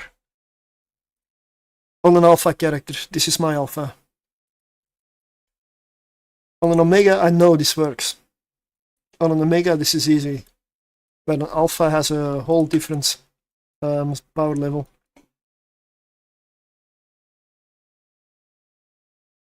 And I've only realized how much difference when I skilled one up and started running it. For me, it's for the sake of testing. When I'm running for risk, I want to get all the easy rooms.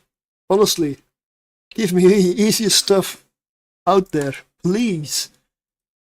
Because it's easy risk. I like that. But when I'm testing ships, I want as hard as a test as I can give. So, and it's so frustrating when the game just refuses to give you any of the hard rooms. I started an alpha to try from start to Omega account. I didn't last long. I've considered going for that, but I'm not sure I can. I'm too used to having a lot of skills in flying stuff and having access to everything. I'm not sure I can. I'm almost in it. No. It's a very respectable thing to do. If you start as an alpha, you manage it. Fantastic. You have my utmost respect. I don't think I can do it. It's not terribly hard, but yeah, I don't want to dedicate the time to a new char when I haven't. Yeah, exactly. Yeah. Okay, so exclamation mark spin. We're gonna do one before I forget again. So let me also disable my central screen here on my OBS. There we go. If you want to see what I did with how the for now Destroyer tier list looks like, just ask. I can still put it on the screen. It's also in the Abyssal spreadsheet now. I copy pasted one in there. I may shuffle some ships around within their tiers, but it's largely going to be the same tiers for the same ships. They're not going to go to other tiers.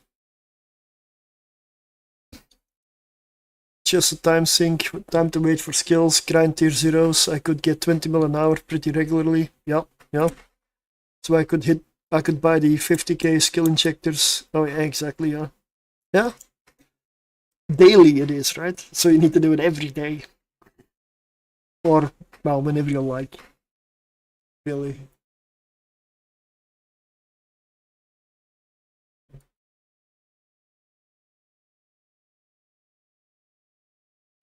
Anybody else? Let's see if it ticks over to 42 soon. We'll spin. I need to online the character right. The giveaways are on my third account.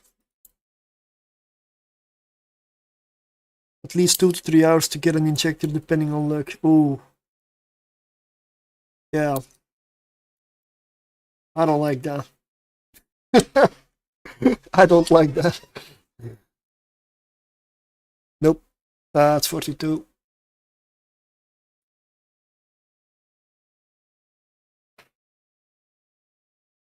Let's spin.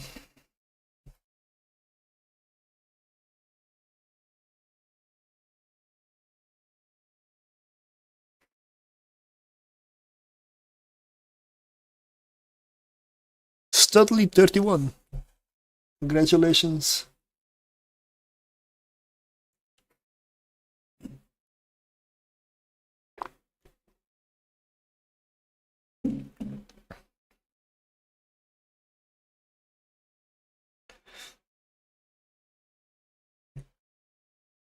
I'm not streaming this, so why am I bothering when I can T6 my cursor and just work toward multiboxing?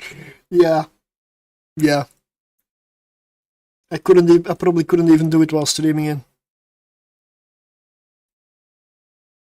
I'd probably get frustrated because I look over at my other screen, or I look over at my other character and in the character screen, and when I can fly that tier 6 cruiser.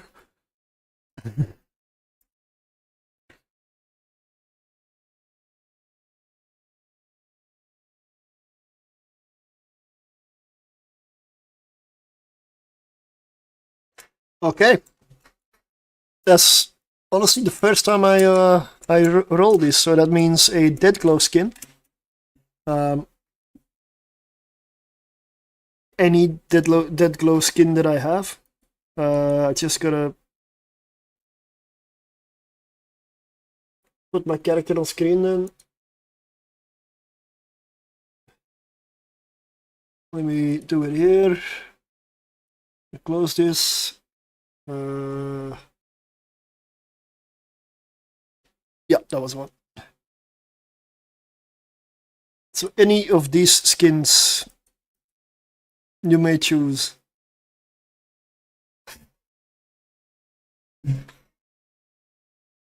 I've got an Algos, Avalanche, Avatar, Brutix, Cerberus, Corax, Kruger, Daredevil, Deluge, Dominix, Drake, Ferox, Karmer, Heron, Hubris, that's a Lancer Dread, I believe, Incursors, Kronos, Legion, Magnate, Omen, Orca, Probe, Prophecy, Revelation, Stabber, Stratios, Tengu, Thrasher, Torrent, and Valraven.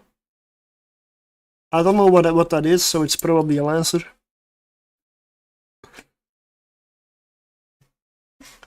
You can pick one of them. I hope it's big enough on the screen.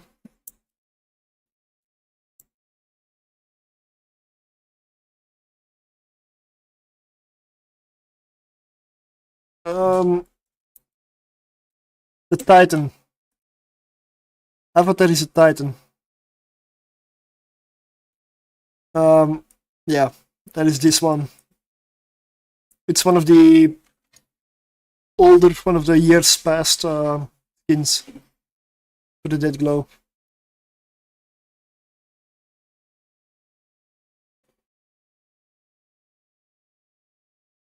It is a Titan, so it's not something. If you're not in nullsec, you're probably gonna fly. The Hubris, I believe, is a Galente Lancer. Yeah. It's the Tech 2 Moros Dread. It's a Lancer, I believe, with a Lance Doomsday fitted. Dread with a Lance Doomsday fitted.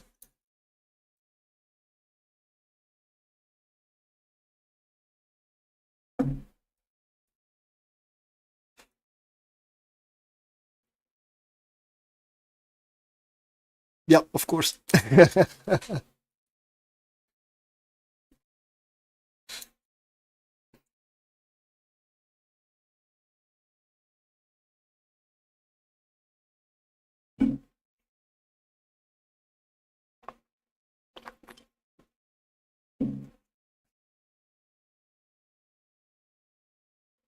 Kronos. Dat is one. Dat is een marauder.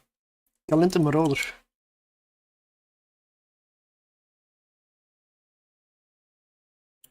It's a Megatron hell, essentially. Oh, okay, nice, yeah.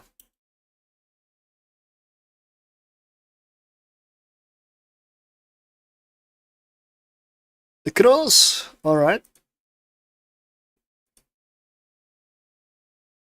I need to get it out of the can to contract. Can I have your in-game name, please, so I can know who to contract to? Studley Dudley.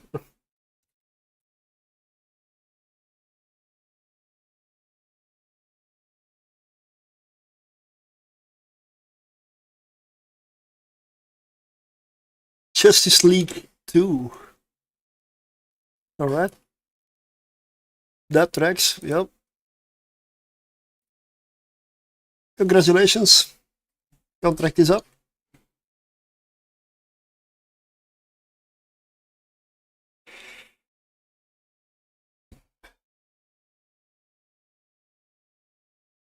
Nice.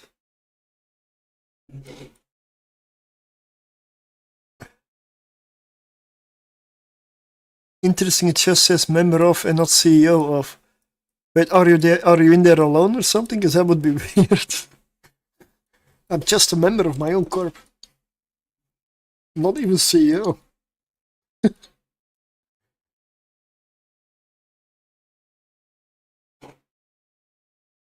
Okay, that is strange. Okay.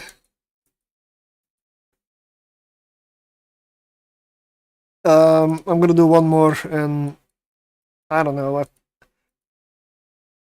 Unless I got taken over by one of your own elves.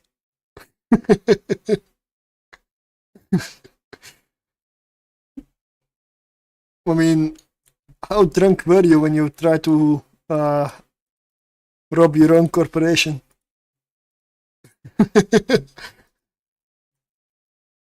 When you wake up, like, who got me? Who stole everything? Oh, it's me.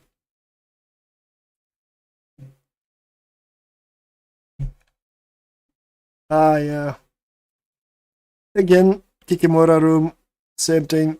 15 kilometers around the gate. Let's just get it. Kill Kikimora first.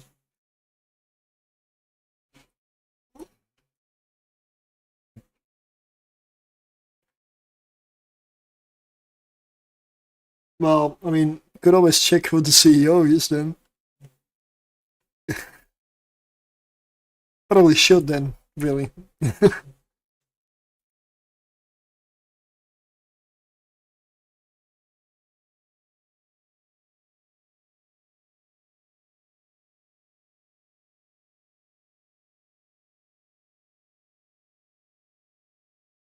Let me actually check here.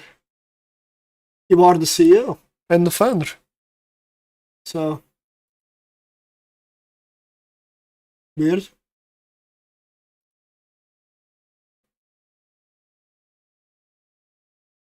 I've never really checked it. Maybe it always says CEO. I mean member.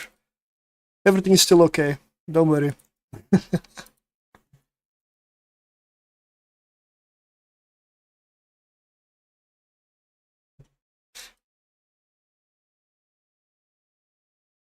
Yes, you can give yourself a title, and when you give yourself a title, it shows on top. Like the character I'm on, like here, it shows the titles up there.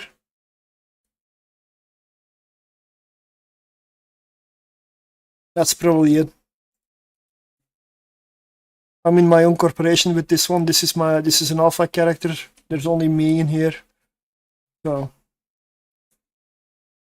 I just figured I'd give myself a title. Like, why not? Why not?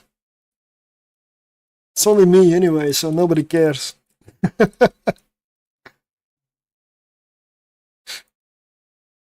Nothing's gonna. I mean, it's just a word. Nothing's. It's just a title. There's nothing attached to it. There are no roles attached to it.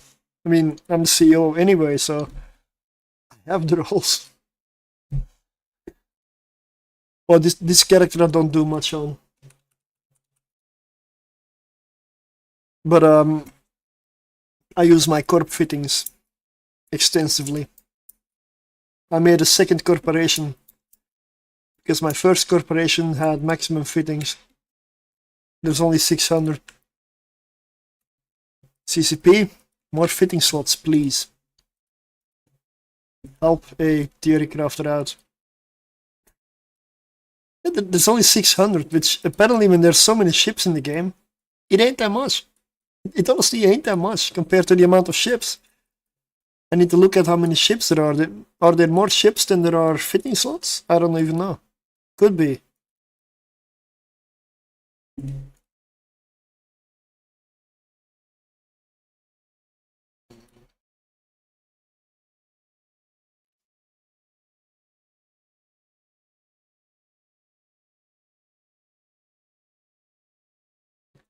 They keep adding new ships. There's still more coming.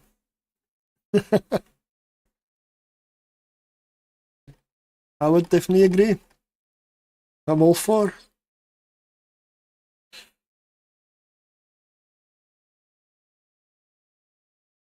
I made a second corporation to store all the level 4 mission fits for ships. The abyssal fits are still in my my own corp. I just put an alt in there. The one I do the giveaways with is in its own corporation. If you look here.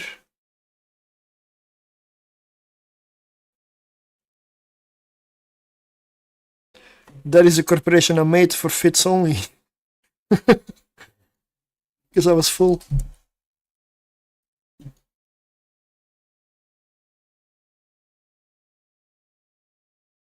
I just had some fun with the name, but...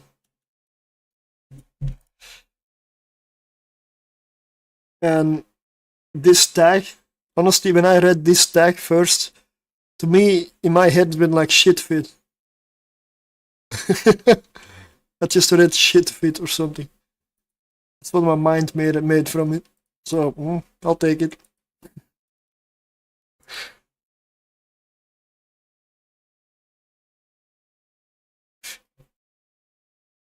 There's one character in there, and that's it. Just enough to hold fits. And if I need my fits, I can pull them from my own spreadsheets, or from that character in that corporation, in-game. Both work. But at least they're not lost. Because I had to delete them.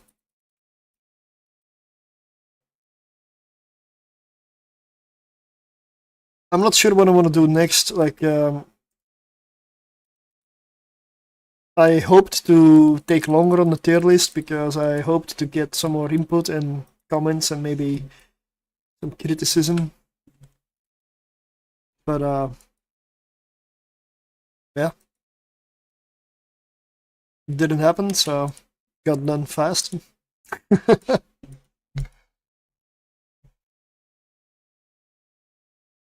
This is a Talbar, yeah. I'm flying a Talbar on my alpha character.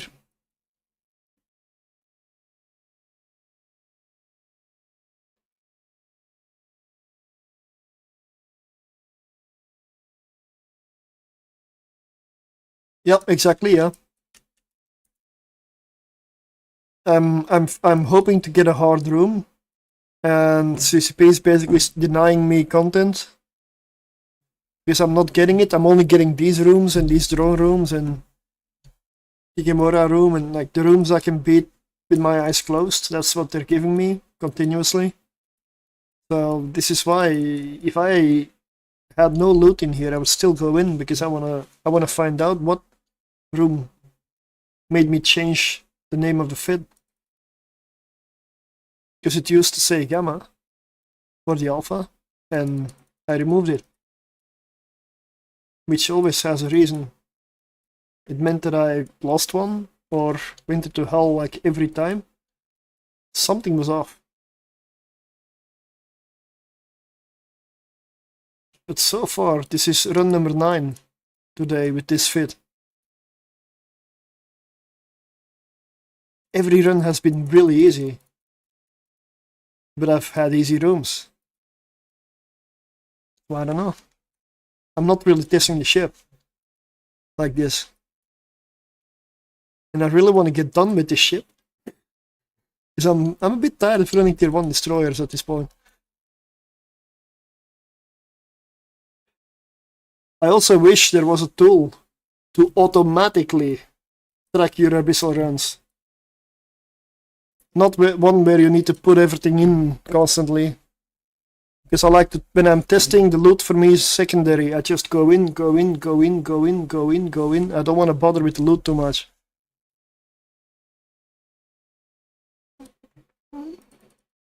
But just to track the amount of runs successful or the amount of runs done or something.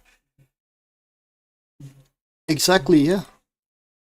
That would be absolutely amazing. And I know why the test server they closed it, because people were playing about on the test server more than on Tranquility at some point. But so far, I had a few windows that I could on the test server for like a day or so. Everything that worked on the test server that I was able to do, I bought on Tranquility. It's not that I don't. I'll buy everything that works. I don't mind. And if I don't get any... And without testing, I'm not running for ISK. ISK is welcome, of course, but it's also kind of why I'm always, well, not poor. I'm not poor in assets, because I keep every ship that's successful. But I'm usually poor in ISK. Because I spend my ISK as fast as I get it. Almost. And I'm fine with it. Because I'm no longer playing Evil Line to prove anything. Been playing for 15 years. I don't care anymore. I don't need to prove anything. Hey, Autonomous Dunk! Thank you for the raid. Good evening, or morning maybe? How are you, mate? Let me get you a nice shout out as well.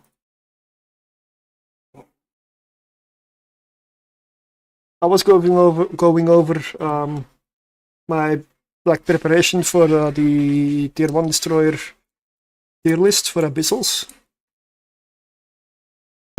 I'll show it on the screen in a bit. I'm just talked anyway, so.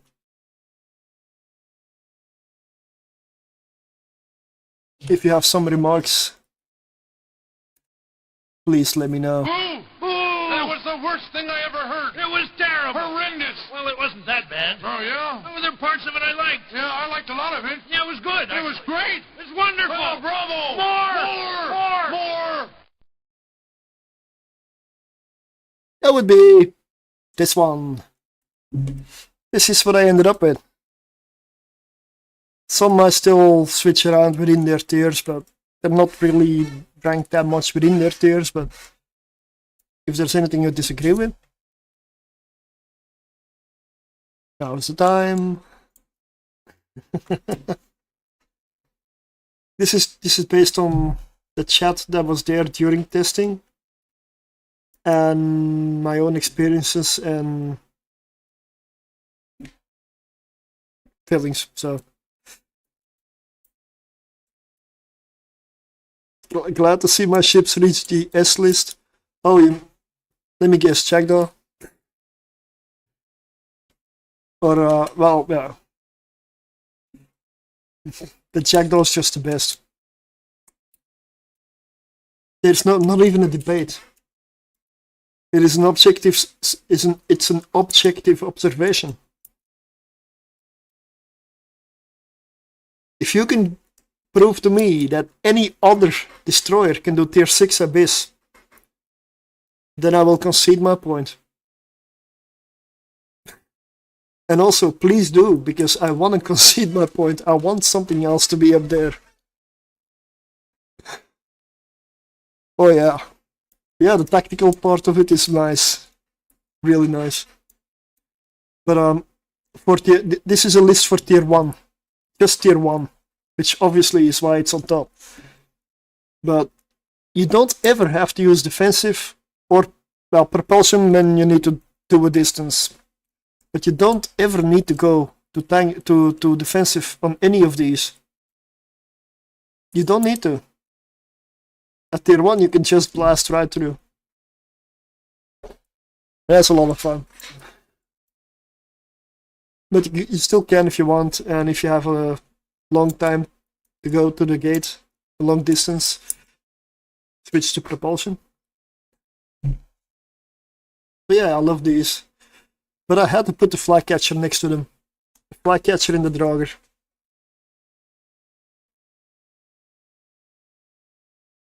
Because if I put the flycatcher in A tier, I would have to make another tier. The flycatcher is just... It's awesome. Also, it's very simple to fly.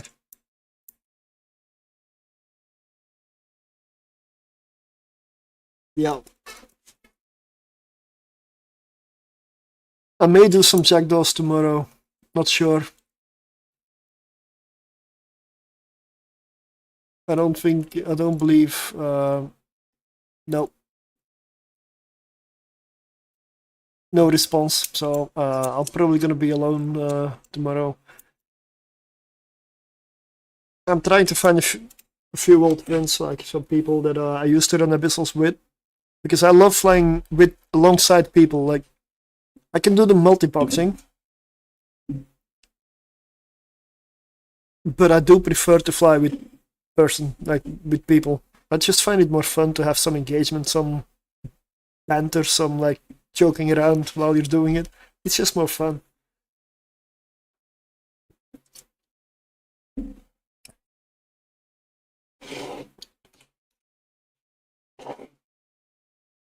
That spreadsheet is where I put all those things in. I did paste the preliminary list there. Tier 1 frigates have also been done. Actually, I'm gonna post my poll one last time.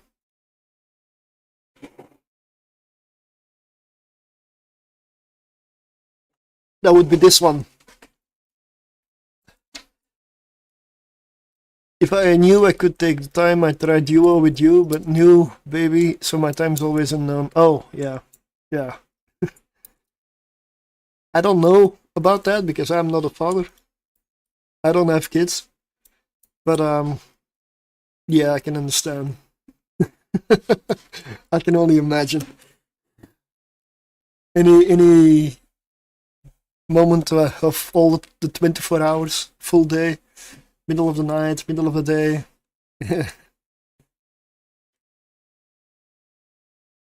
Yep.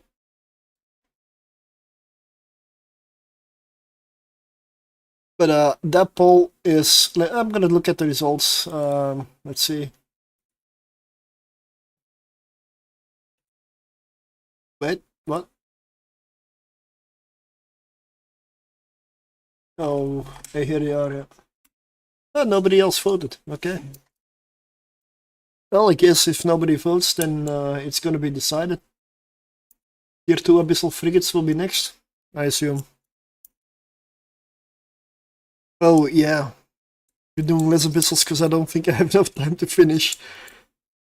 Always a race. If he's screaming or I'll be able to finish. It's almost the same as a disconnect, right? You also don't run abyssals if you disconnect at random times. Yeah.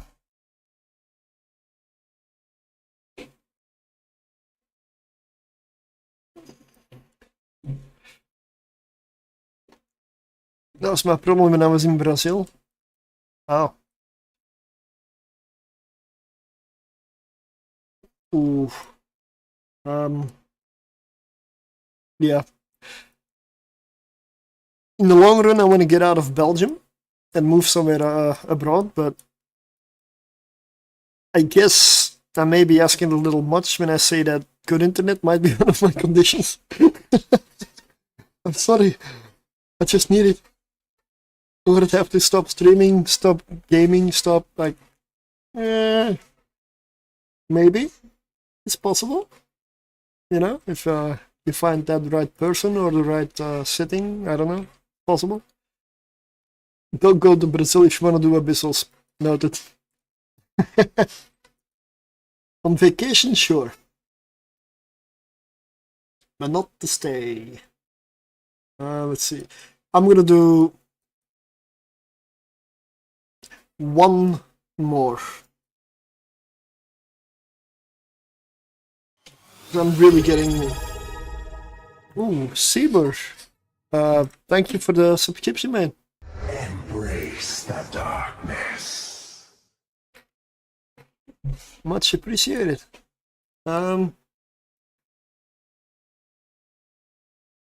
Okay, I'm gonna clean the giveaway exclamation mark spin for another one.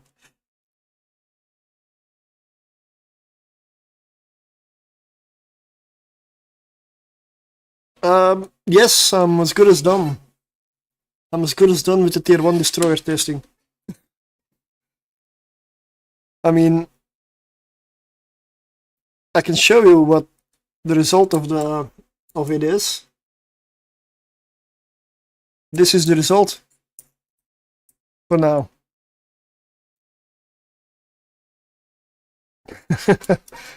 I'm probably gonna put in the last fits on the spreadsheet tomorrow, or on the workbench or abyssal tracker, wherever they end up. I'm gonna post on all of them. That's gonna be the last of the tier 1 destroyers. I believe I need to post like 3 or 4 fits still, and that's it. Then it's all over. Including the perseverance. I still find it funny that the perseverance worked. I find that so funny. Because I have a character in Jita now. I'm gonna check it out. How much is the perseverance at this point?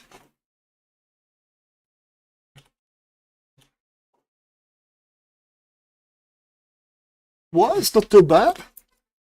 It's only 443 million for the hull alone.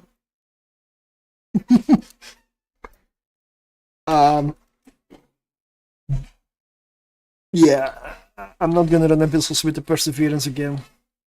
I still have it, but I'm not gonna use it for abyssals anymore. It's been tested. It's here.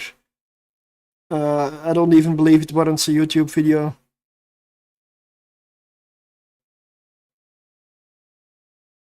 Oh no, I threw into a tier 1 electrical abyss. I don't do industry, I don't research anymore. I just bought one of the market for 332 million. And I threw it into the abyss, and it hasn't died, it's still here. So, it works. It's even better than a catalyst and a coercer. Beats those. But yeah. One last run. And CCP, please give me a couple of rooms that are very hard. Thank you. Because I'm really getting sick and tired of the Talwar at this point. It's a good ship. It's just because this is one of the ships I've done the most runs with to test them. So I want to move on. But I will not give up until I get what I want. Any ship that I've tested for this list, I did runs until I had all the dangerous rooms done, completed, and easy enough.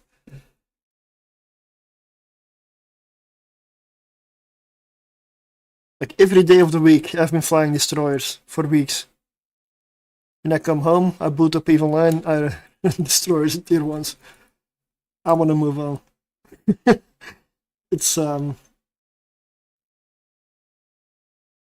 It's been good enough.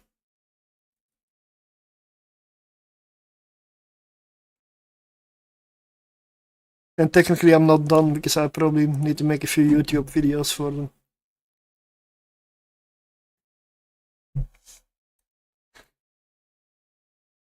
Striking Drekavac. Not what I mean, but it's a different room, okay, I'll take it.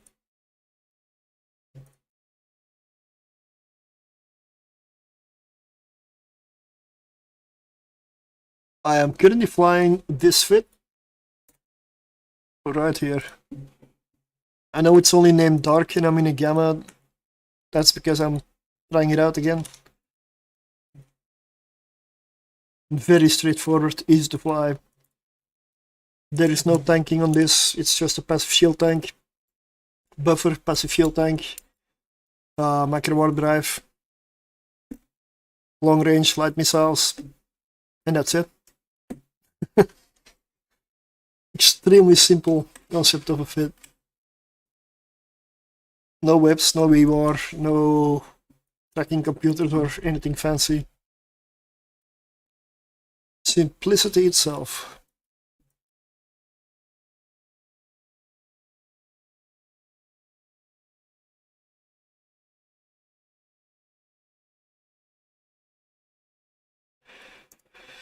And this ship,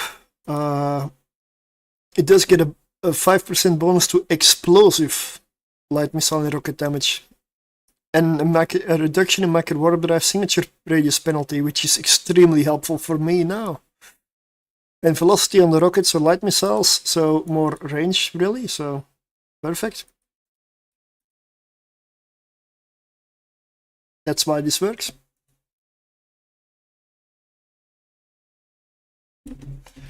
And the reason my shield went so low here is because I flew like an idiot.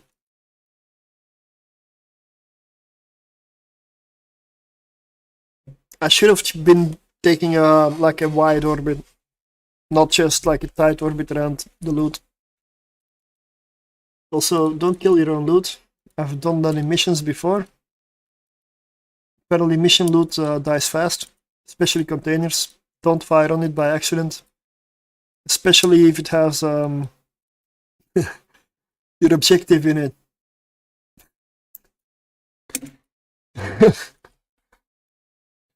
Like you do a mission with a Varger, like blasting away. Suddenly, like you misclick once and your guns apparently were were primed, and plop! Before you can even know it, you insta pop your loot, and that was a mission objective. That was fun.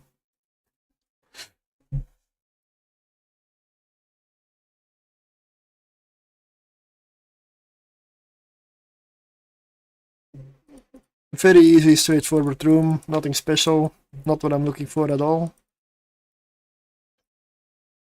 Neutralizer is priority here, but well, if I can lock it, I can launch missiles at it.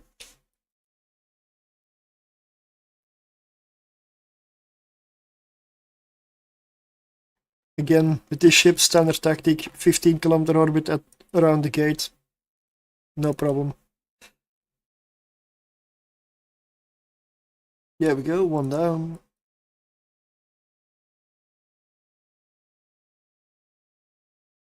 I'm getting about 144 DPS with this one.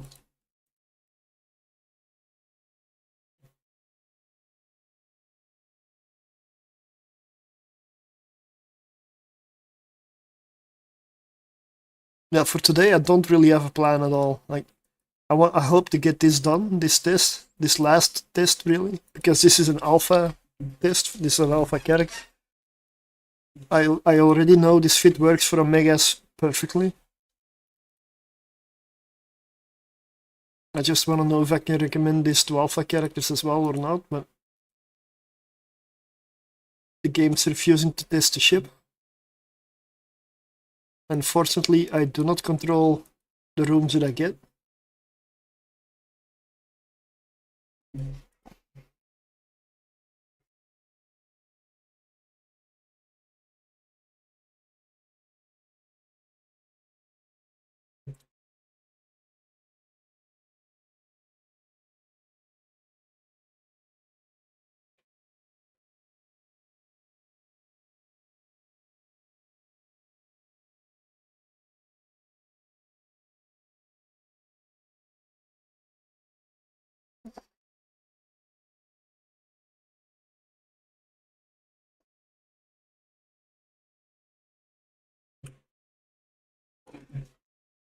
Tomorrow we'll be doing some or dual boxing destroyers or frigates in nullsec.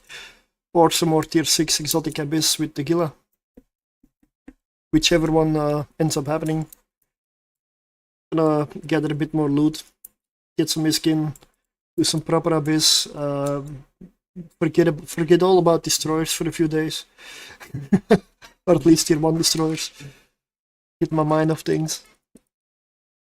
Relax, move on.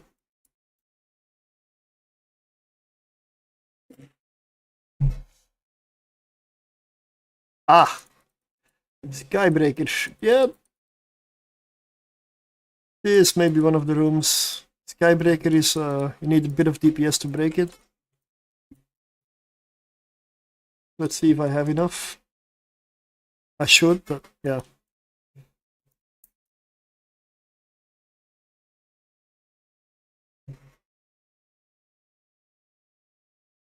Yeah, I have.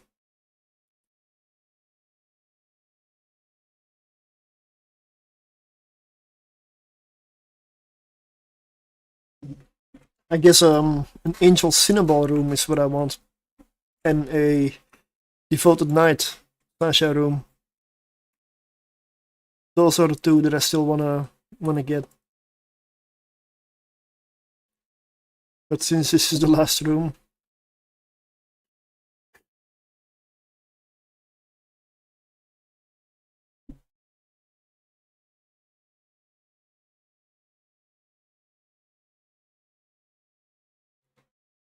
Yeah, with the exotic tier 6 Gila, I did 2 weeks of constant runs just to get a Sasha room once.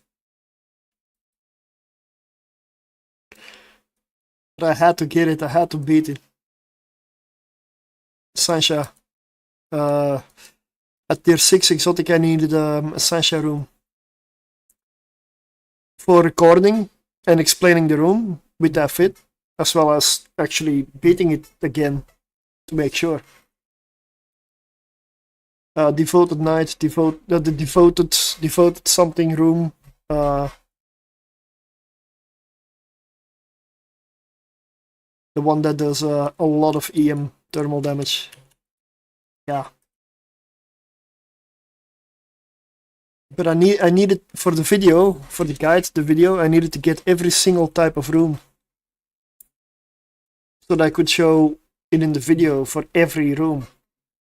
But if you want to test every single room in the Abyss, good luck. Hope you have a lot of time.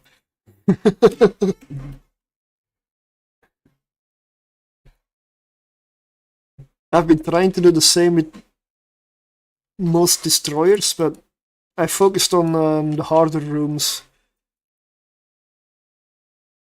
Yeah, exactly. Same for me. Same for me. I've got like a checklist that I wanna beat. Sansha room, Angel room, Concord Income room, Drone Tessera Battlecruiser room,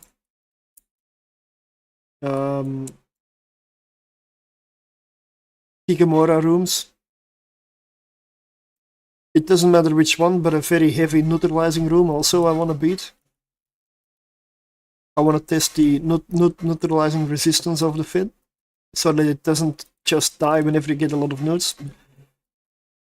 And stuff like that.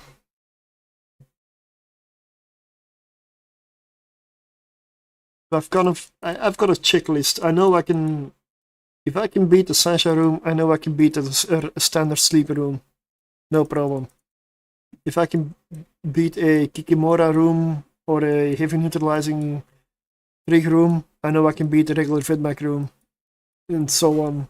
It's, yeah.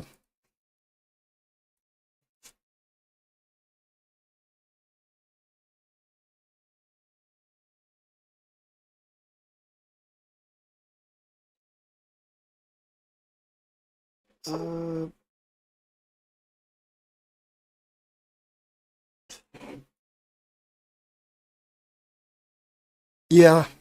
Yeah. I guess on stream when I see a room that almost completely consists of neutralizers, I panic a little bit maybe. But a lot of the times then I end up clearing it without any trouble. But when you see it, it's always a bit of a scare. Yeah.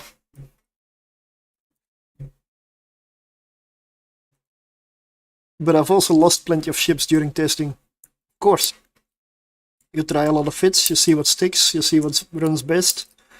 And of course a lot of stuff fails.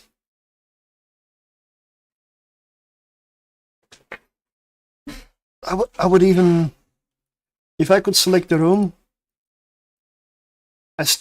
even if it's on a test server, I still don't mind paying full price for the fit that I fly. Because that's not the point. The point is getting the rooms to test. That is the point. The rest is all secondary, really.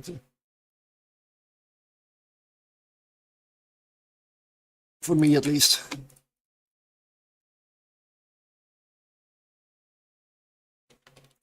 I'm going to switch character, because this one is an alpha character, the other one is Omega.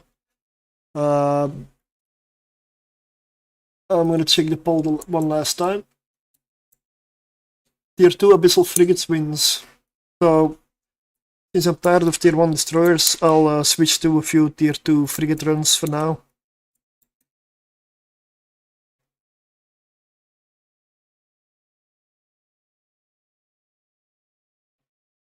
But I'll get the loot over there to the other character.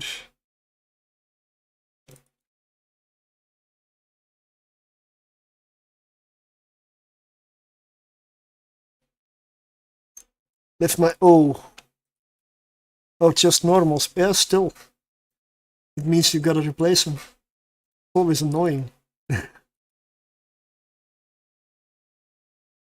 Here we go. Okay, let's change character.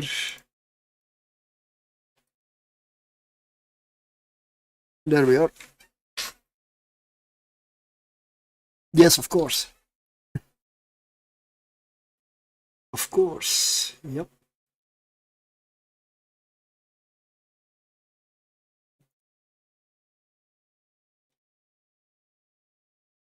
Just sorting this out a little bit.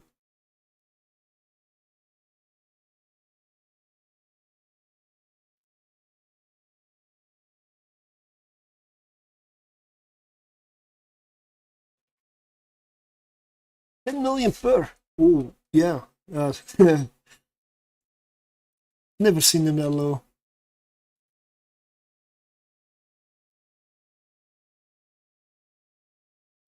I've never seen them that low.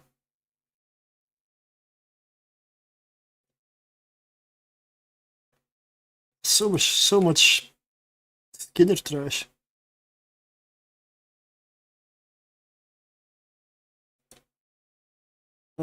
Soon I'm probably gonna get to the point where I just really trash all the Skinner stuff.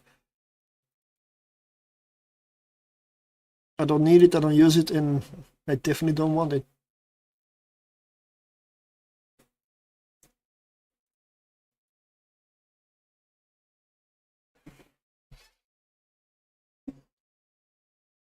Alright, so take 2 Abyss. Yeah, probably should.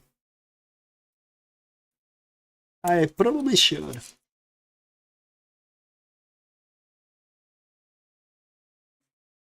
So tier 2, let's see what I got.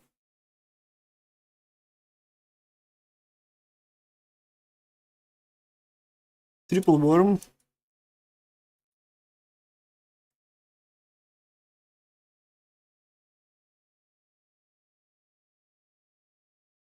Ah, here, yeah. Oh, it's gonna be worm or hawk, apparently. Didn't stock the others yet. I'm not prepared yet. No, well.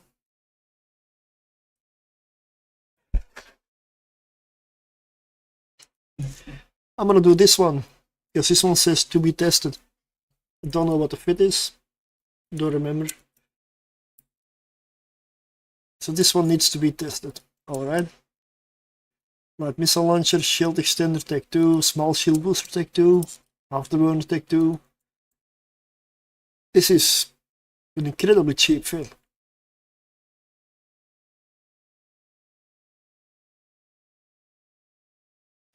With Hornets, I'm assuming exotic. Alright, let's go.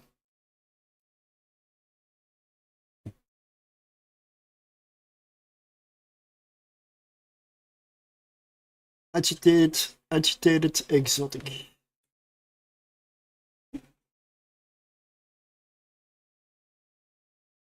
Tech 2 worm. Oh, tier 2 worm.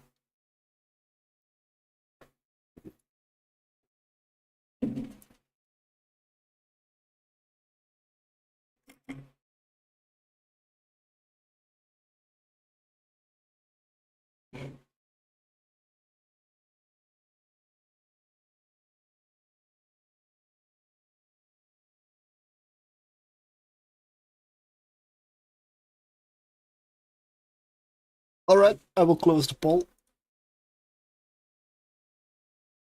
I'll post it on Discord.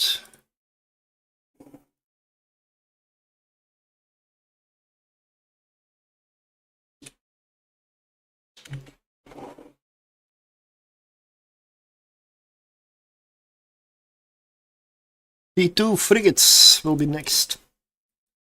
After a little bit of a maybe break. We'll see.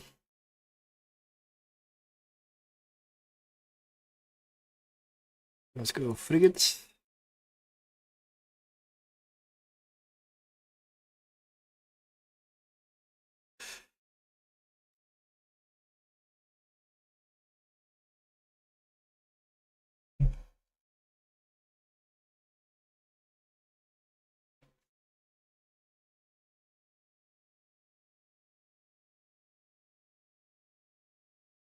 Yeah, tier 2 is a little bit different.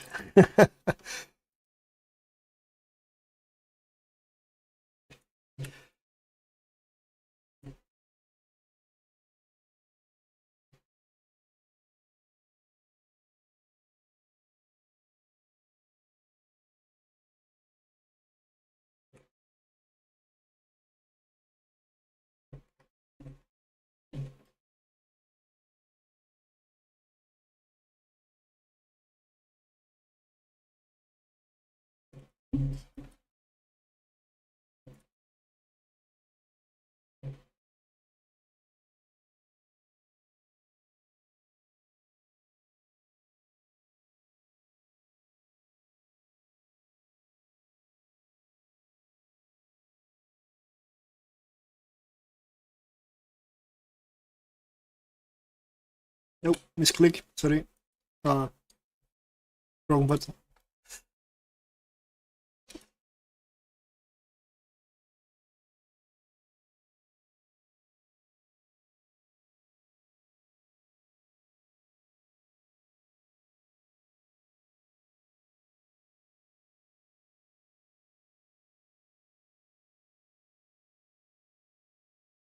Oh, I forgot frigate. I've been running so much destroyers that I forgot frigates is 3 filaments. Oops. Yeah. Wanted to go for 3 runs at a time, but brought 6 filaments. 5.6 million first room alone. Feels much better already.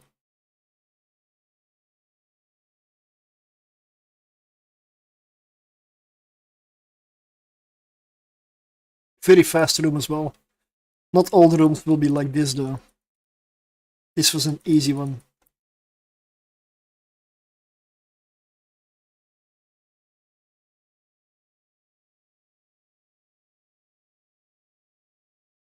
Charybdis, where is she? Over there? Yep.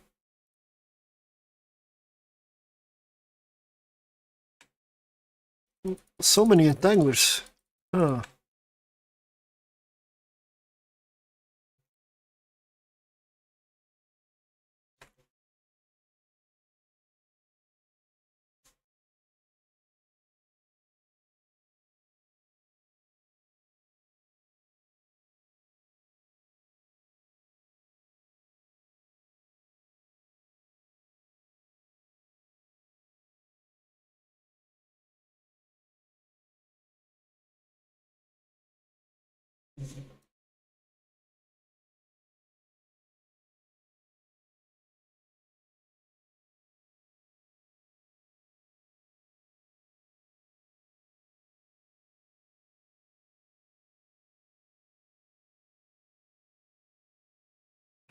Let's put the drones on the battleship. I will kill the entangler myself.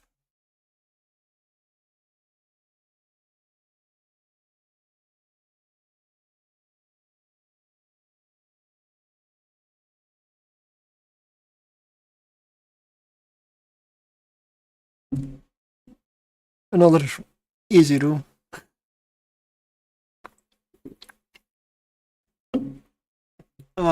Just in case you're wondering, no implants.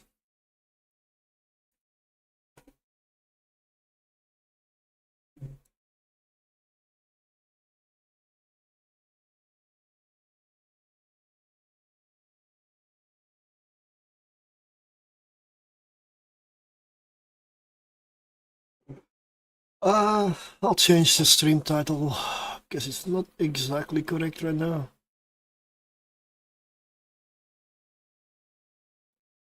After I come out of this one, exclamation mark spin, we'll do another giveaway.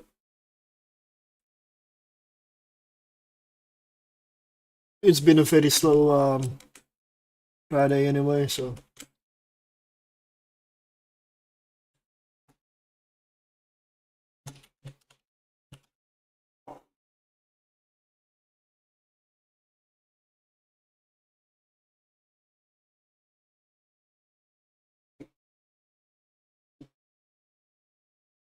I'm busy with other stuff, so I gotta watch what I'm doing in the Abyss, of course.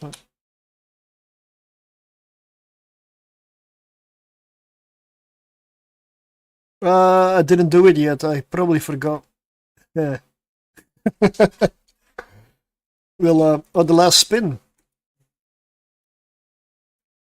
That was a skin. You won the skin. That's the last one I did.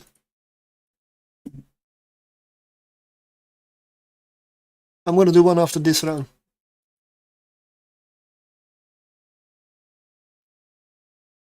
And yep, on YouTube, I cannot change the title at all on the stream, so that one will have to be wrong from now on. There's a lot of stuff with live streaming you cannot do on YouTube. Yeah, probably.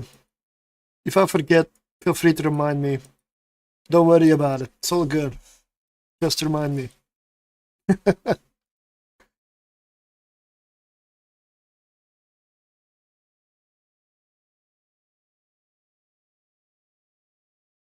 me see. Gig. Nope.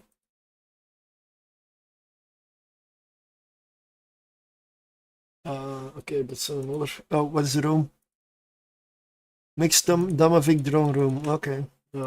Let's just launch something and kill something. Oh, starving Damaviks. Yep. Let them go first. There we go, Spark Needle. I'm assuming.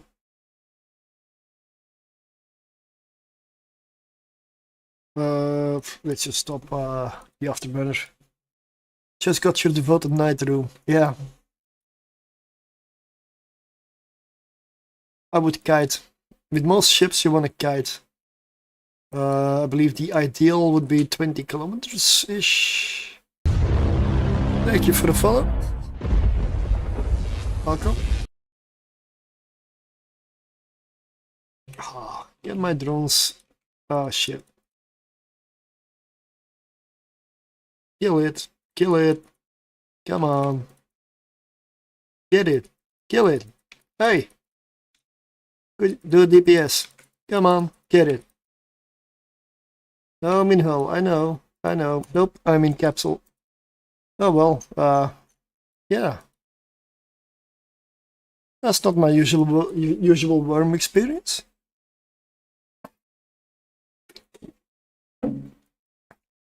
Okay, I didn't pay enough attention, so I will attribute this one to piloting error.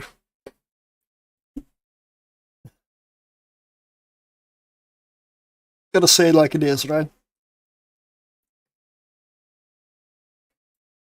This was piloting error.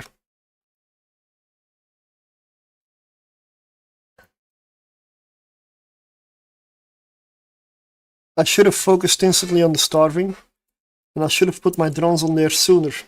And I should have matched my capacitor a little sooner. So I should have deactivated my afterburner sooner. Essentially. And those things put together would have been enough to save the worm and kill the two starving before they got me. Yep, exactly. I should have been faster on killing the neutralizers.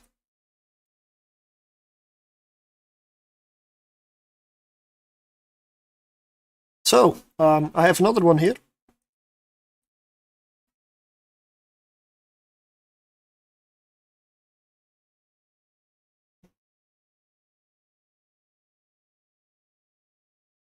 This one runs electrical.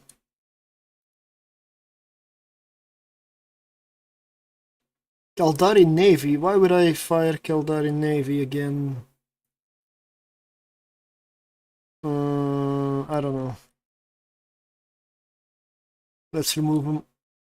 I don't need him. I don't want him. Get out. Get away. Give me the good ammo. Furies, please.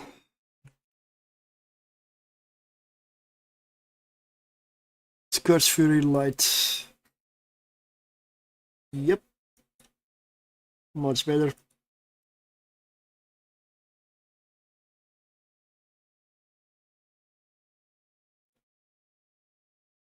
So this fit is micro warp drive. Okay.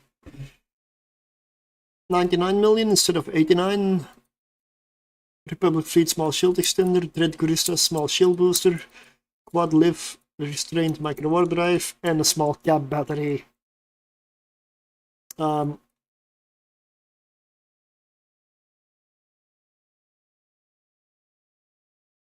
a cap battery here as well. Okay.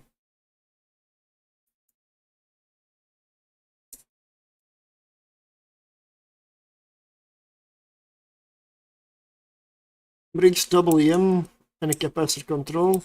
This is for an electrical, so it does not need to be cap stable. It will be cap stable most likely inside the abyss, not out here.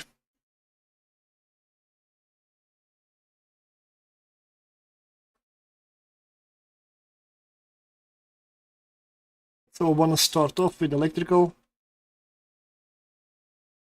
Testing tier 2 frigates will cost me a lot more, I guess.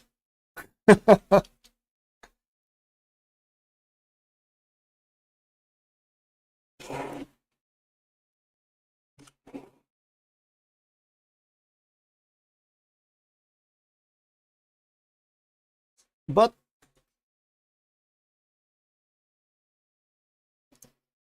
there's only 4 people in the giveaway, so exclamation mark spin.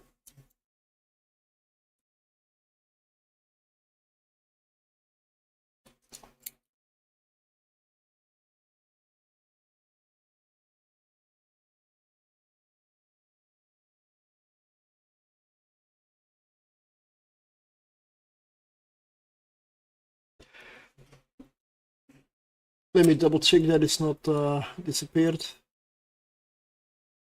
Oh, they're ads in 7 minutes.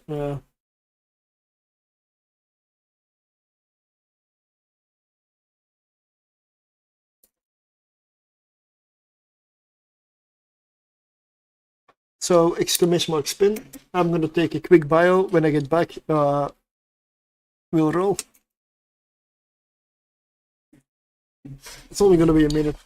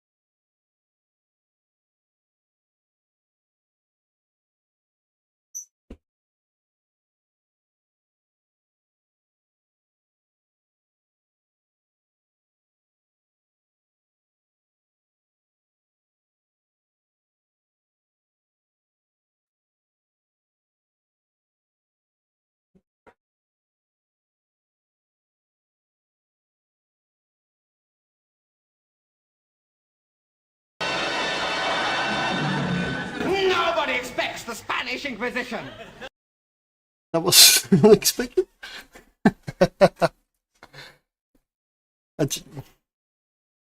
Perfect timing. Perfect timing. On that note, let's go.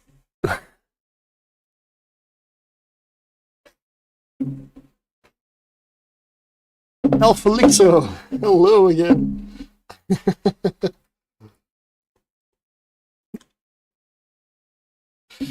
Are you around? Congratulations, Alphalixo. There we go. Gonna clean it.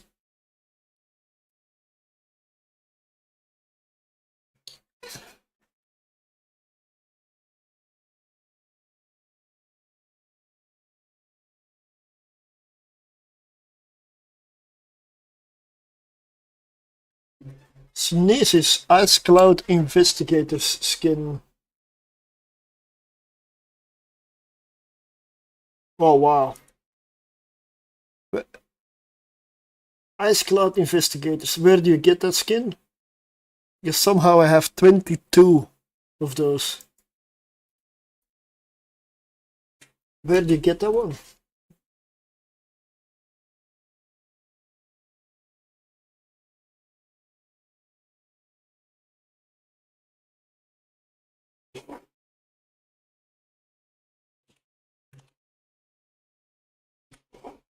Is it from, I don't know, some kind of an event in the past? Contract is up. There you go.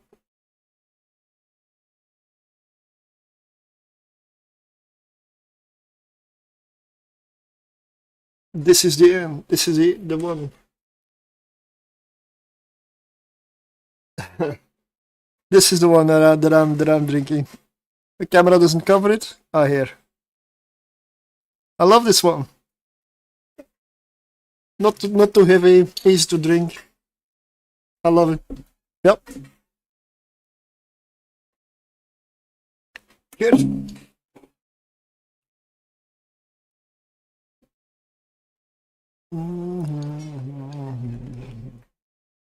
This is the Ice Cloud skin. Looks similar to the Purity of the Throne for Amar, I must say. For the Sunesis. What is this? Oh. I sometimes have skins injected on the character for the most random things. Does the worm have a skin for me? Yeah, but okay, no. Let's go.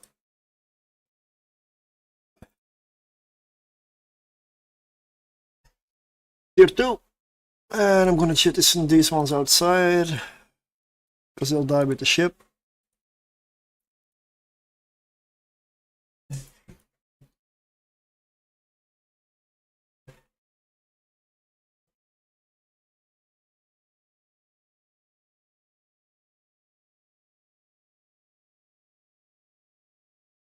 No, I don't want to overheat.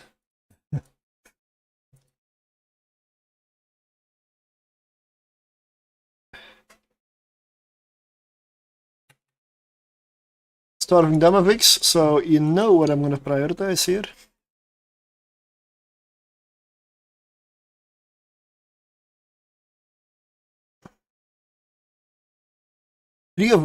Two of them, okay, two, just two. That's good. No. Mead. Oh, is that similar to the medieval mead? Because I know a few reenactors that medieval reenactors that drink a lot of mead over here. I haven't tasted it myself though. It's probably something similar.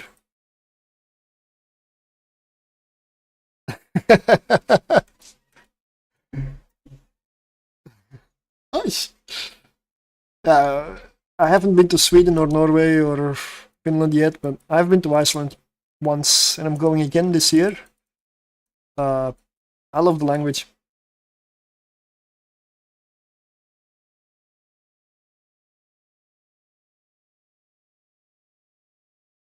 considering moving out of Belgium, moving away from Belgium, but I don't have the cash. I almost said ISK. Yeah, the that's the one with the, yep.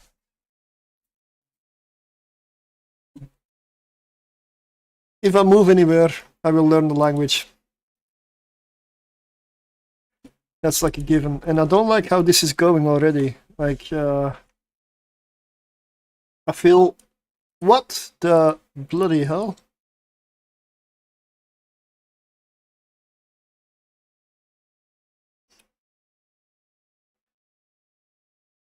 Okay, I'm not gonna do another run. This fit fails.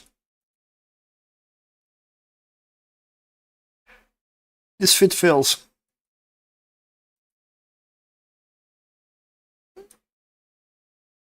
Like, these two fits that I've tested are fits I pulled from the Abyss tracker. I looked at them to see if I figured they were viable. They looked... I would be surprised if they worked, but looked like, yeah, let's give it a shot. They might be okay. I'm not gonna go off other fits. Come on! What? Well, I will make my own fits. Scratch this. I'm gonna make my own. This does not work. My skills are maxed out. So, anybody who's not maxed out, don't try this at home.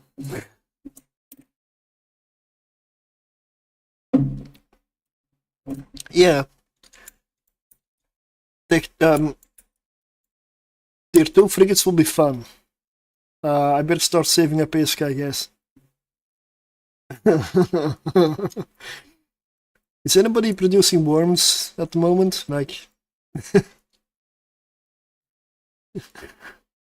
I don't want to order in bulk, but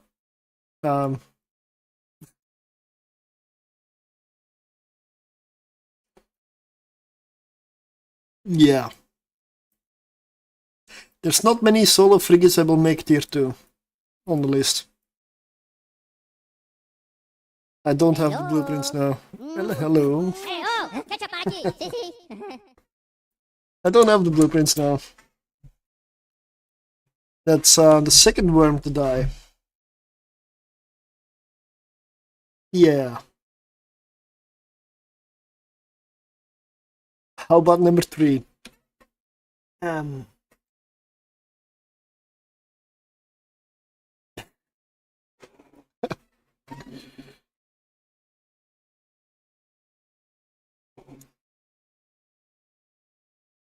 Yep, I've got a few worm fits. 2 of these have already failed. That would be this one. I'm just going to delete it straight up. Done for.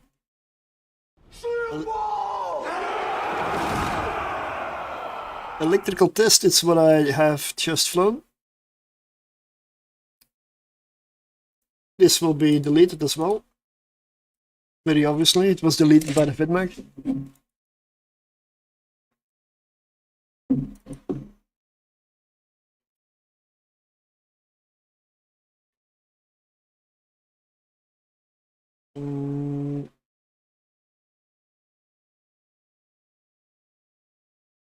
So this is shield extender, hardener, shield extender afterburner, and shield power relay. That looks like this fit. Okay. Then I'm going to rename it to this one. Does not use a implant, okay. Neither does this one, okay, perfect.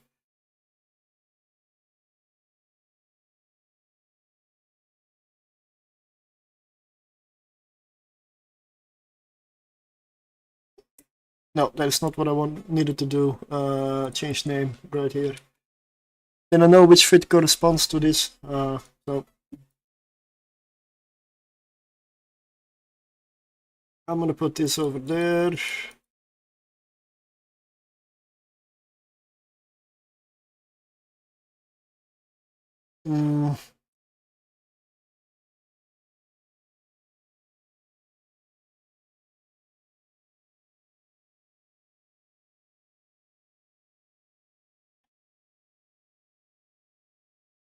Let's go Gamma first.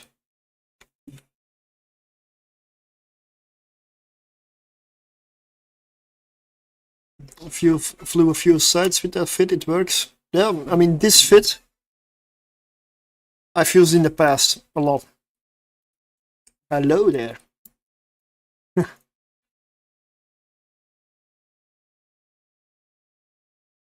But while we're going there, I'll show you the result of earlier. This is the tier 1 destroyer list that we went over earlier. Nobody had anything to say, to comment, or to change my opinion. So this is what I ended up with. The final version will look extremely similar. Some stuff might move around within the same tier, but that's going to be it. Tier 1 destroyers, tier 1 abyssal elements destroyers is this list. That's all of them, all 34. All the ones that I could fly in the abyss. This is for tier 1. The worm now, I'm flying tier 2. But earlier I changed the stream title on YouTube, I cannot, so yeah. I got done with this and yeah, I'll make a YouTube a proper video about it later.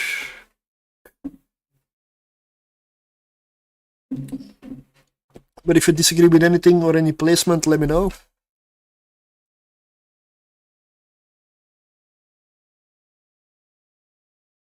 Yep.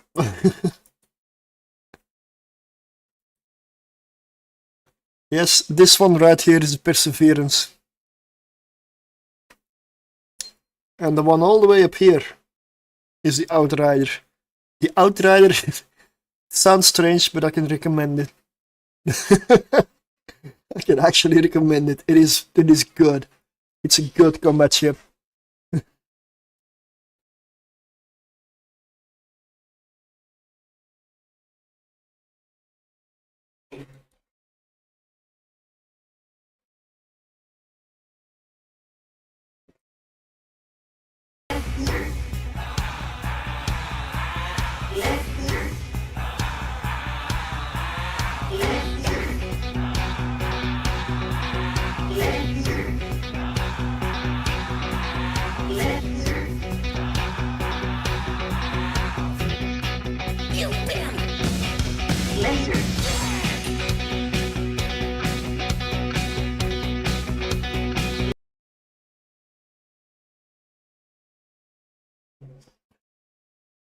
Let's just, well, kill everything.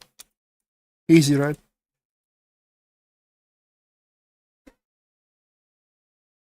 Timmy Burger one.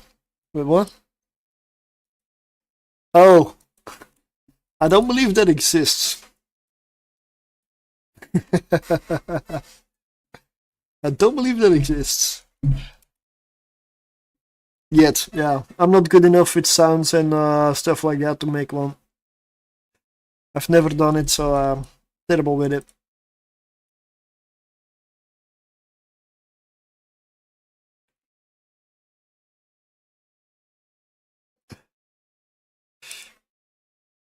Passive shield tank.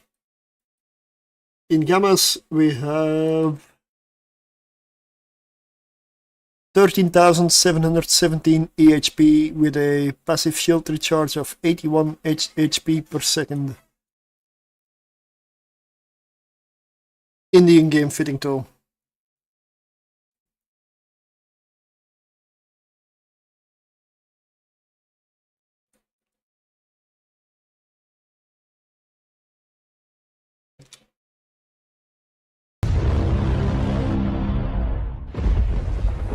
Thanks for the subscription on YouTube. Me neither. If I ever learn, I'm gonna flood that player with black metal and the like. Well, feel free. Let me know. I'll pick it up. I'll pick it up.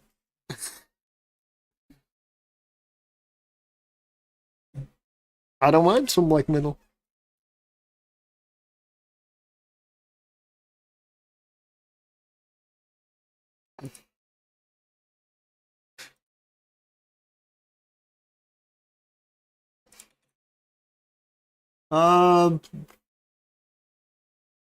Roughly, I would say 155, 160 million put together.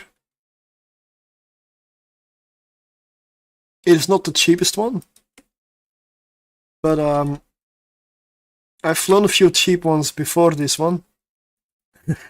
Well, let's just say that they are not around anymore.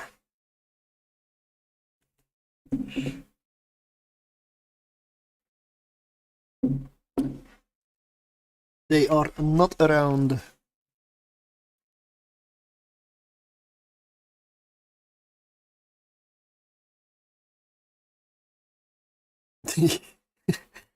Oh yeah. Okay, the first one was Pouting Error, but the second one was not really. Yeah, Ginger I've tried. Not really into it. Nightwish, mostly the old Nightwish, but yeah. Helene, I don't know very well. But, Lacuna Call is good. In this moment, I really like. Battle Beast. What else female do you have? I mean, plenty, but I just cannot think of them right now. Oh, Opit. Oh, yes.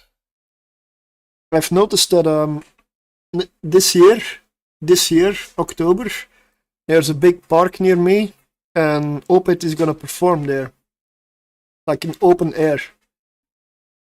I already know I'm gonna order tickets because it's like 10 kilometers from here. I'm definitely ordering tickets already as soon as it opens.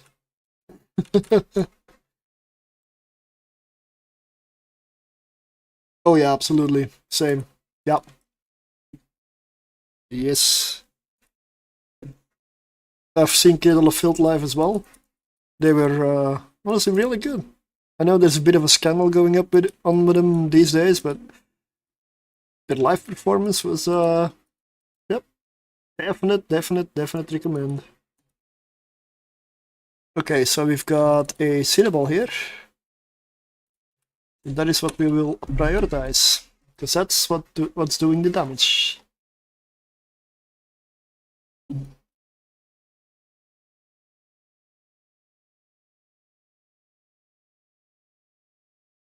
I mean, if you want, you can change my Spotify over to some other music if you want, like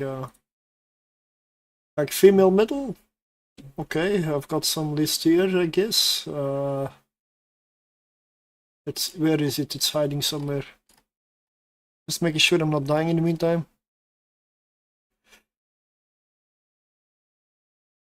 I might. Let's deactivate the afterburner. Thanks for the follow. Yep. Johnny be bad. No worries. No. Oh, we're good. I'm passive tanked, so if the resist goes off, it's bad, but it's not dramatic.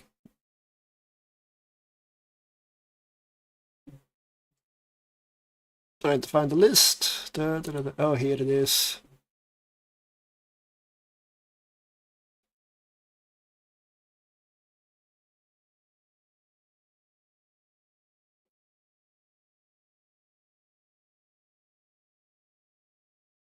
There you go. Gonna be a little bit different of music. I was going for a synthwave earlier, so this is a bit different.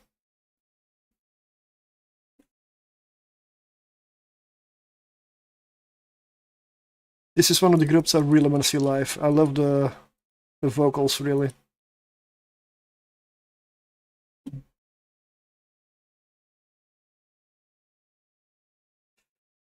This is definitely not 80s rock. Oh, hell no.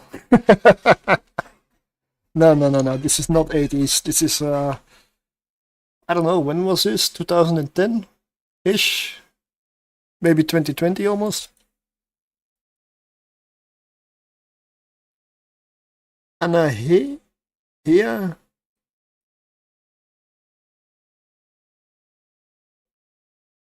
Is that a group? I'm sorry, I don't.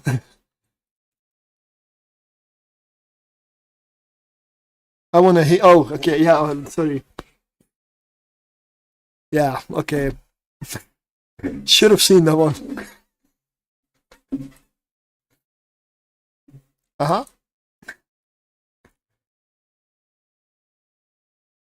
80s rock. I don't think I have 80s rock. I mean, not specifically 80s rock. It's probably in some list somewhere. I mean, it's not bad. I do like it, but no music on YouTube. Yep, that is true. Because I have not figured out how to split some other free music specifically for YouTube only. Yeah. It is the part of YouTube I really don't like. But I cannot get around it. I cannot get around it. You know what the funniest thing for me is? YouTube has this thing called YouTube Music. But can you guess where you cannot play it? Yes, on YouTube. I figured when I found out YouTube Music exists, nice, that's a solution, awesome.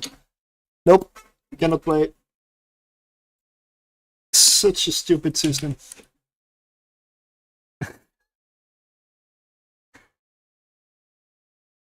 I wish I could. There's probably ways, but I'm not a sound technician, even though for streaming and the setups that I've already done in the past, I feel like you need to be. Because for a stream, I can tell you one thing. It's all bloody easy until you get to sound. Setting up the sound, the levels, the echoes, the noise cancelling, all the other stuff, and then which goes where to what track, and that is by far the hardest thing to set up. Like 5 times the time goes into sound as anything else. And especially with Windows, I still have Windows, I'm still bad, I know, I need to switch at some point soon. Because Windows is also becoming obnoxious. And 3 times already with the Windows update, it fucked up my sound on stream. I'm afraid of Windows updates because there's always something that breaks. I know they're done to fix stuff, but they also break a lot of stuff. So I'm very skeptical of Windows, and now Windows 11, or is it 12? I don't even bloody know. I'm that interested. They bring out this AI chip thing. I'm sorry, I don't need more spyware. I already have a whole list I delete from Windows. I don't need more spyware. I want an operating system, not spyware.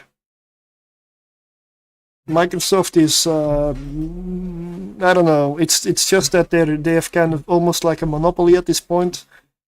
Because if they didn't, I'm sure they would be suffering right now with what they're trying to pull off. One song I've been hearing way too much lately is Odin's Ravens by Valhalla Drums. More in the land of... What? Viking techno?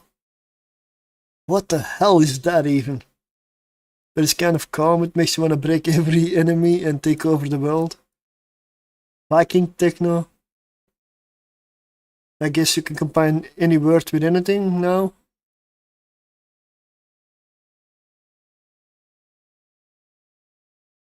It's like every band wants its own subgenre, which in effect doesn't even make it a genre, it makes it a band, but I guess people don't get what a genre really means. It's like a group, not one band. Viking War Techno. That sounds so strange. So strange that I gotta look it up. The one thing that I cannot stand, well, no, 2 things. One would be commercial pop music, especially 2010s or later, when basically autotune rules everything. I don't find it music, it's autotune. If you cannot sing, then you cannot sing. Just man up and say it. Don't be like a baby. It's okay. I mean, these days we've got AI music.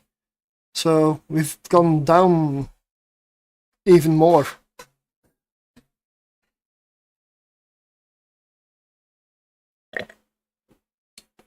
And I'm sure we're not at the end of the fail cascade yet. So, let me put it this way. Even though I don't always like the music, I appreciate musicians that actually play instruments and can actually do vocals without assist. Cthulhu's ABC, a heavy metal Muppet parody by Big Daddy Dagon and the Deep Ones. Wait, what? What the hell? I would have to write those down with them.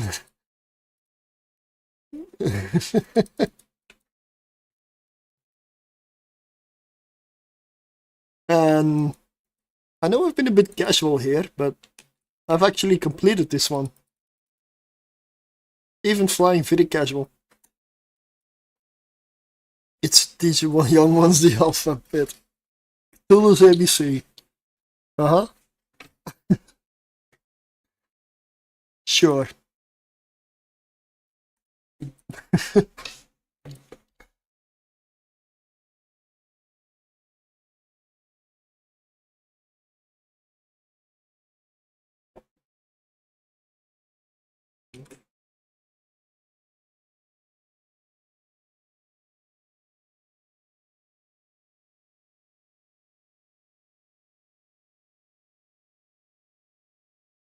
Viking War Techno does not pull up an album for me. Oh yeah, no, Viking War Trance. What? No, that's by A-War.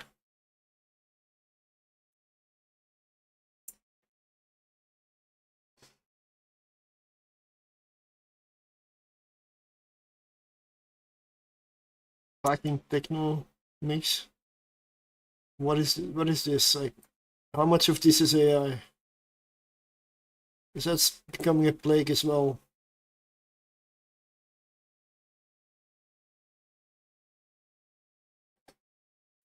But you can always tell.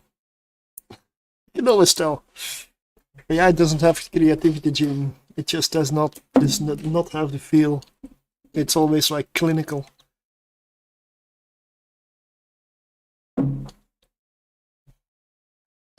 Let me see, what was a band again?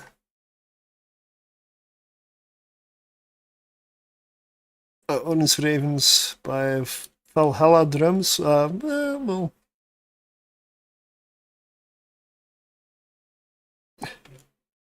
I'm just looking up Spotify to see if I can find it. I don't know if it's even on there. Apparently it is. Okay. Well, I will follow that artist and I'll check it out.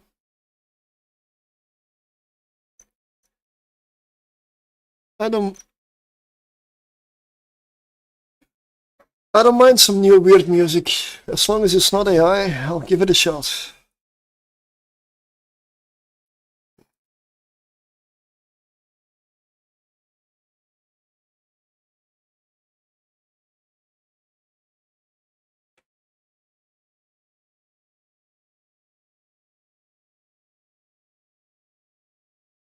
$12.5 million for this tier 2. See, this is better loot already. Much better. Awesome. So, let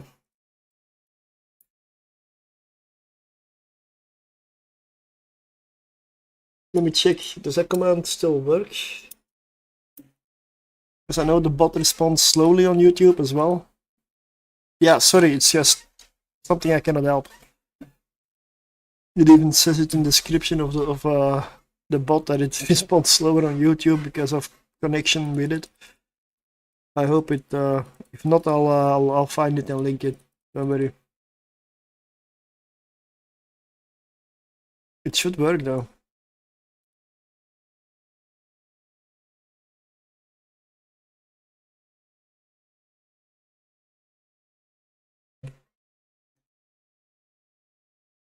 Let me check YouTube.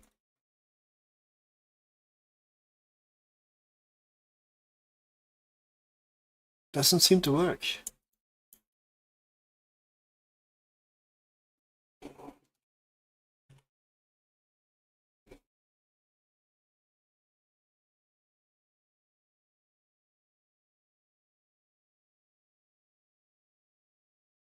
Does it work on Twitch?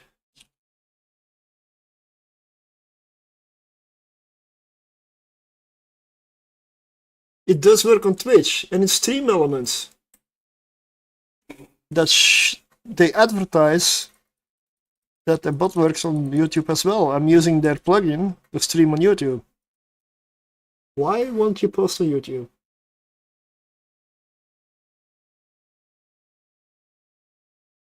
It's just strange. Okay. I'll have to do it manually. No worries. Copy pasta.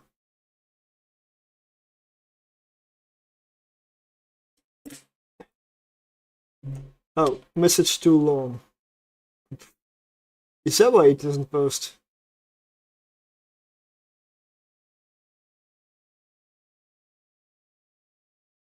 I'll do it in 2 parts. Ah, the link does post. Okay.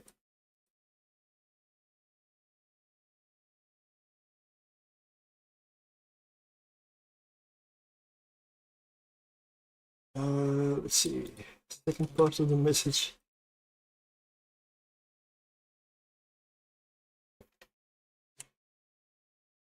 There we go. This is a worm.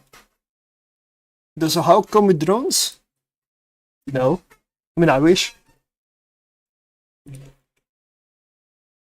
I wish, honestly. This is a worm. A worm in tier 2 gamma. Passive tank.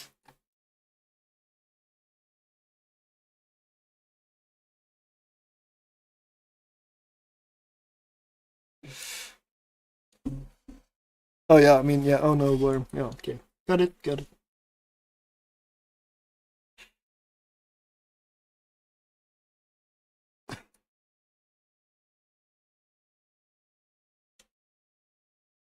Omega. Omega.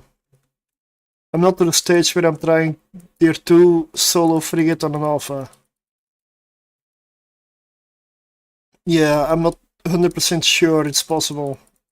I need to check some stuff. Because I don't think an alpha can fly this fit without implants. Since the fitting on this one is really tight.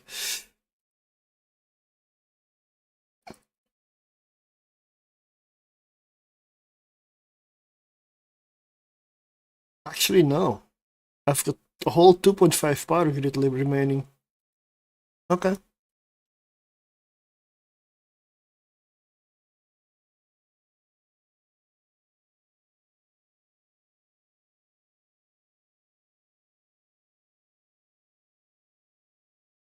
Prove the concept.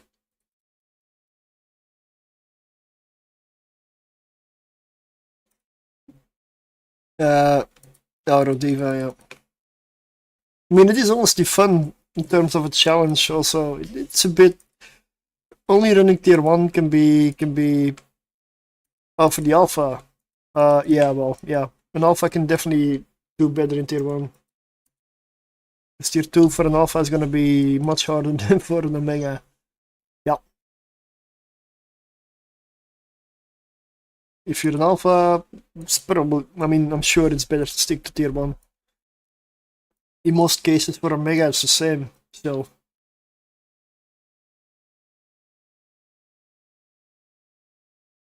But it's just not as much fun.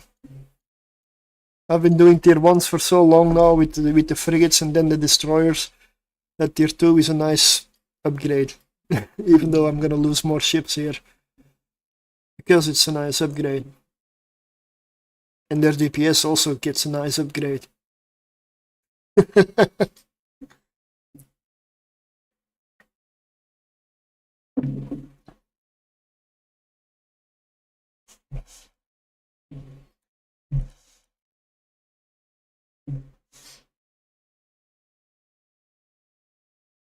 Need to kill the logistics. I know one drone split off. 2 drones split off for some... Huh? Why? But if they kill stuff, I don't mind. Still, can you kill logistics first, maybe? Would be helpful.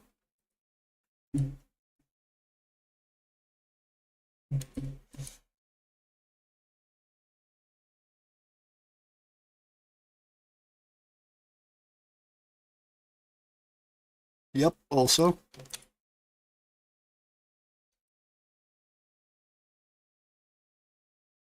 Yep, yep.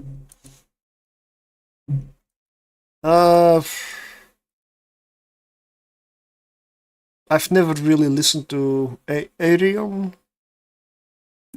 No.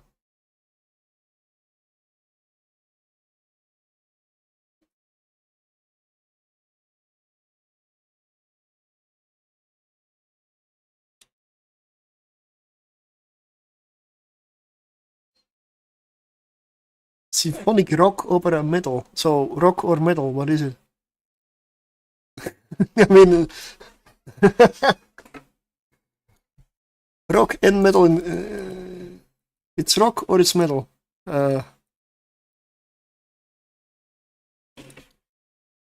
yeah, yeah.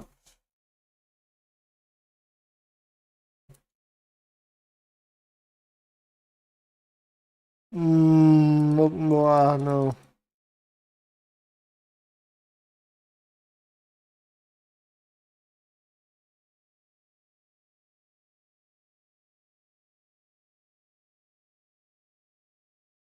With that logic, I guess you could say that R&B is blues.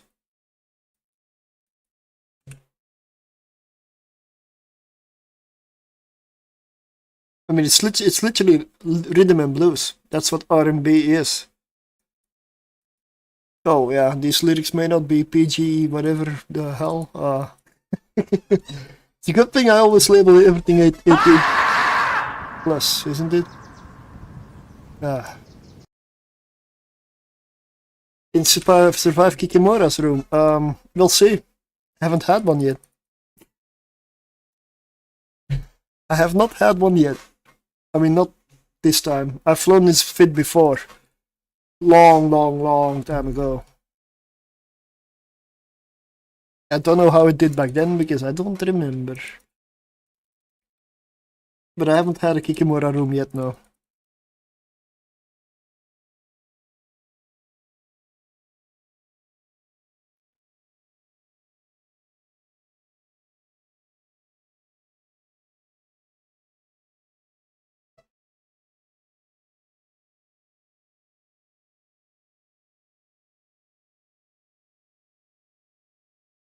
With my yeah, Kiki rooms can be really hard for a lot of stuff. Yeah, it's because those Kikis they just do so much damage. They do incredible damage. If they can ramp up, if they can spool up, they will go really high.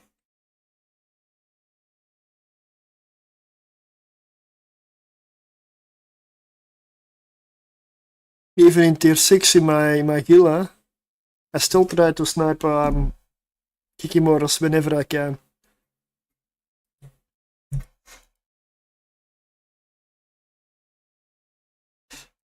Yeah, Fitmax also, yeah.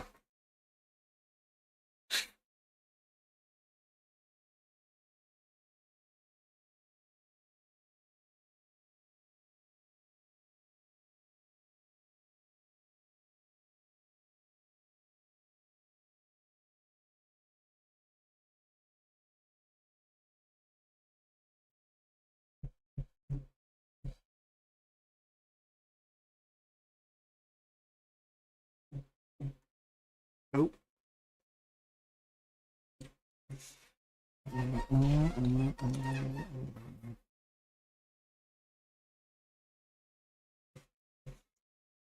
I like these drones on the worm though. They kill much faster than my missiles.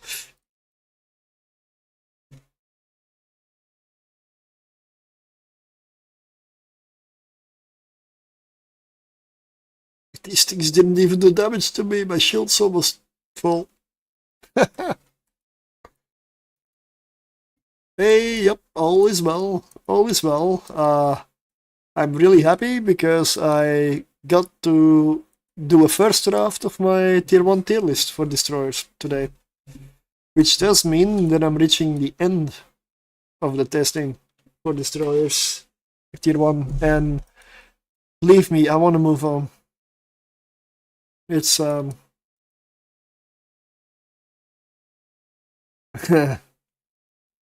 same response, mate. Ask CCP if they can get it done. I'll do it.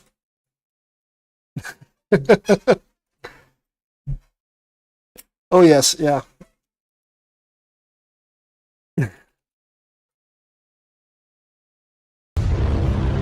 Thank you for the follow. And I mean it, like, if I throw perseverances in the abyss, I'll throw haulers in the abyss if they can enter. No! Bloody, no, no, no, no! Never mind. -1 drone.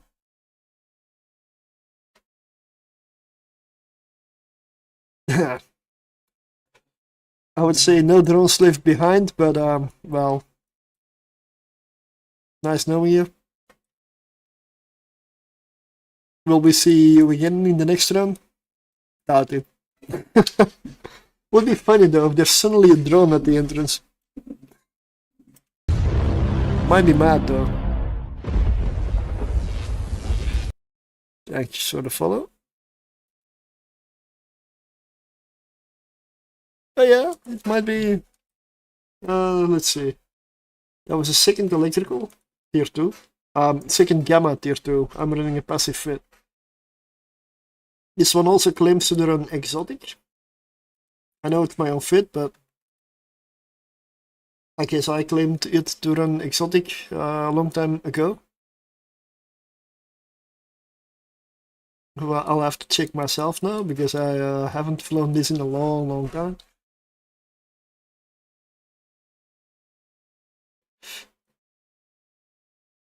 Maybe stuff changed.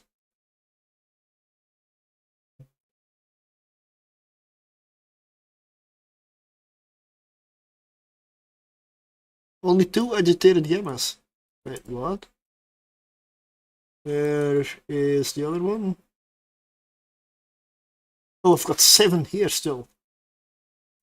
Am I constantly looting them, or what's happening? Let's take 2 runs.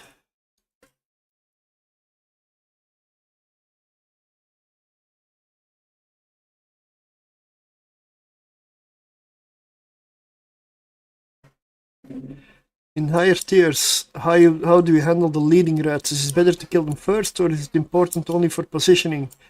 With the leading rats, I mean, I think you mean the ones that are charging first at you, that are like first closest. I ignore them. As in, I look at what is in the room and what is most annoying to me. I don't look at what's at me at my position first. I look at what's annoying. Like, are there webifiers? Take them out. Are there neutralizers? Take them out. Like, most of the time, if there are webifiers and they're frigates, they are gonna be one of the first ones on top of you. So I take a look at the room and figure out what's the most dangerous to my ship. And that's how I take priority. I don't care what position they have.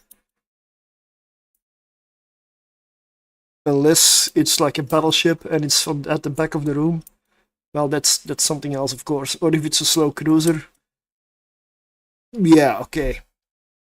Always gotta see within reason. If you can, if the cruiser takes 20 seconds to get to you, you can kill a frigate or something small in between, of course. While you fly to the cruiser to get that one.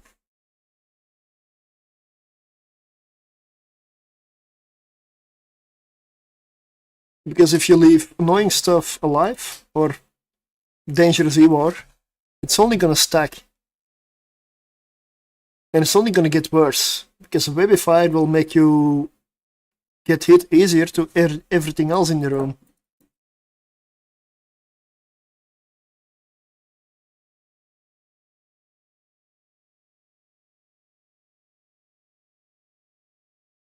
I know Elevator, yeah, I know them. I listen to a lot of folk metal as well. Like in February, I'm going to what they call Heidefest here, which is essentially Korpiklani. I need to look up like it's basically like 4 or 5 folk metal bands in one show. It's gonna be a lot of fun.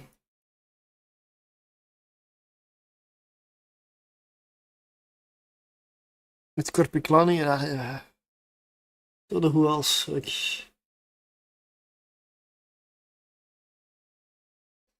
should I launch drones maybe? Should I?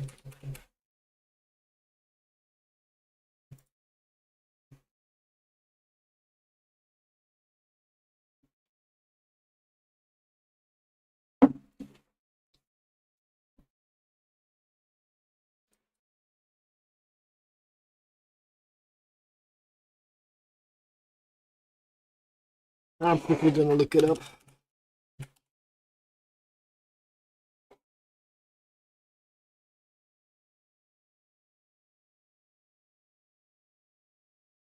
The Dread Crew of Oddwood, Trollfest, Heidevolk, Pintroll, and Korpiklani. That's gonna be one hell of an evening. It's on a Saturday, so there is one Saturday where I will not be streaming, I will not be home, I will not be in any state to do anything, most likely.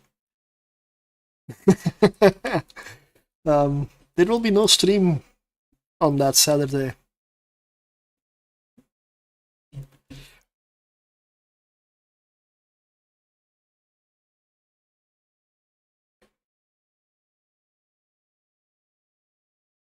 And if I come home after it and I put up the PC and stream, honestly, don't expect anything. It will be terrible. I really shouldn't.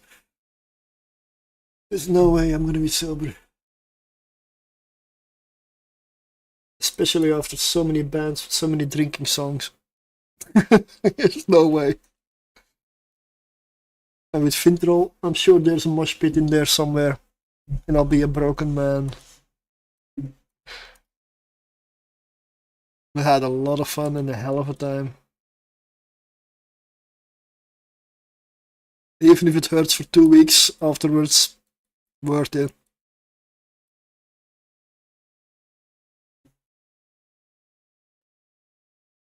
I need to do more of that stuff, honestly. Go to some nice concerts. Have some fun. Don't care about anything, just have fun. Enjoy it.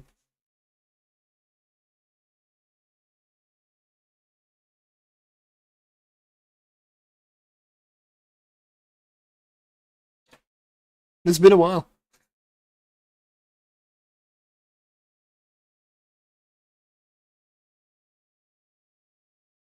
I've never been to a metal festival, a proper one. And I got tempted, like, was it last year, by somebody like in Sweden to go to Sweden Rock. If there's a big metal festival in Scandinavia, I know I've never been to Scandinavia, but there's a first for everything. It might be a good excuse to get over there and see the festival, and then maybe add a week to the vacation to see the country as well. Because I do want to go. Just combine the two. And another thing is, I've also found out that there is a metal festival in Iceland as well.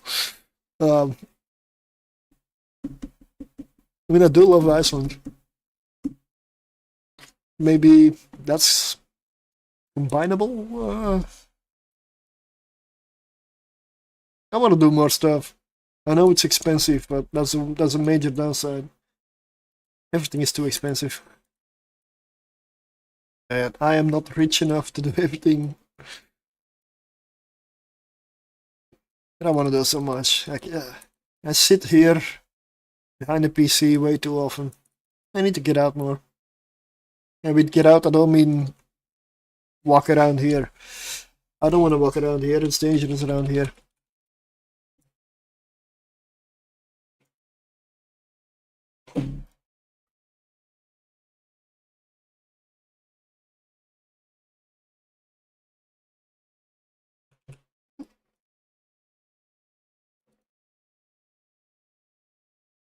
I want to see the world, essentially.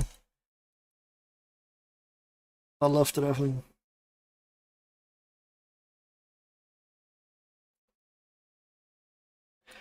Angel room. And once again, I've been flying this so casual. I think I might assume this fit is okay.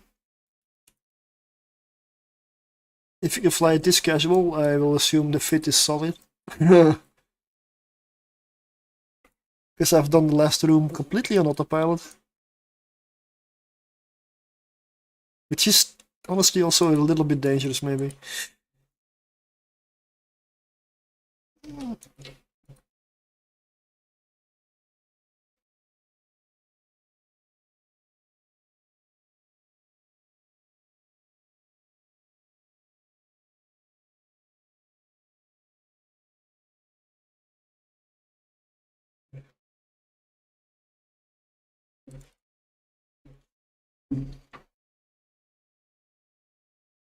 I believe the worm definitely needs its place in the tier 2 list.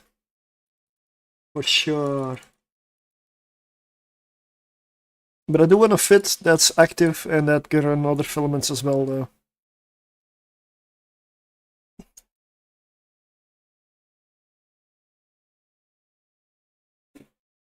Mm, 32 range, ja, with alle Furies.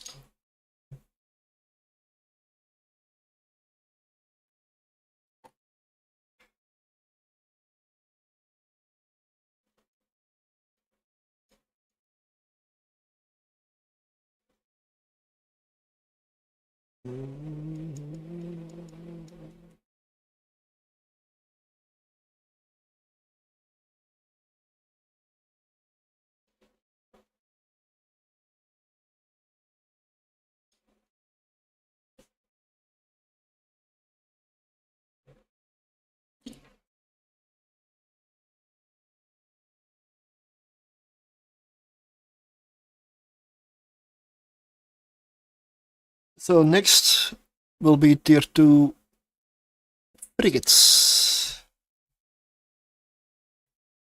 There's not gonna be a lot of them. There's really not gonna be a lot of them.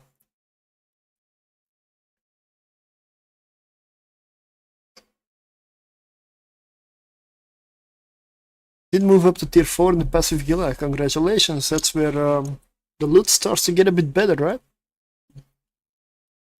Loot's improving at tier 4. About 32, 33 million on average. Thought it would be a bit better.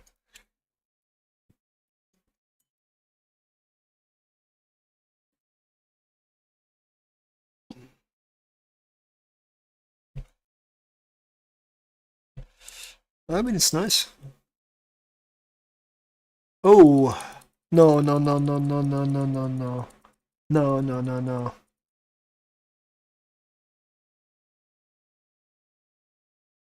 This is,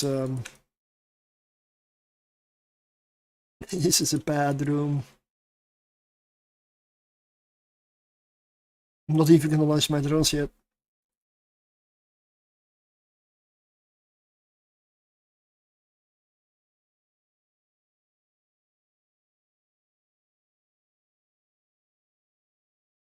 Drones go fetch.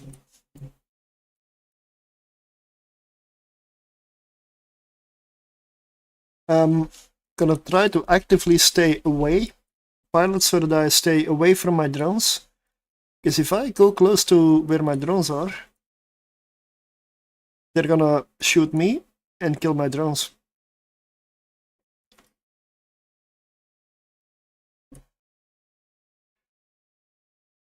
I should probably switch to the Thunderchild first though.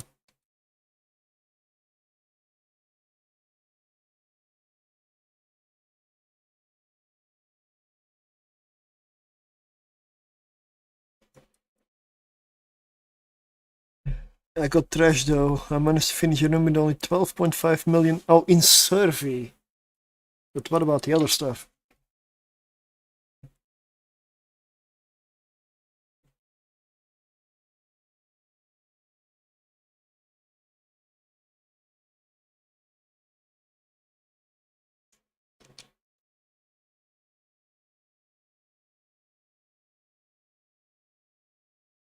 That was a whole film. Oh wow, that's terrible loot. Tier 4. That is terrible.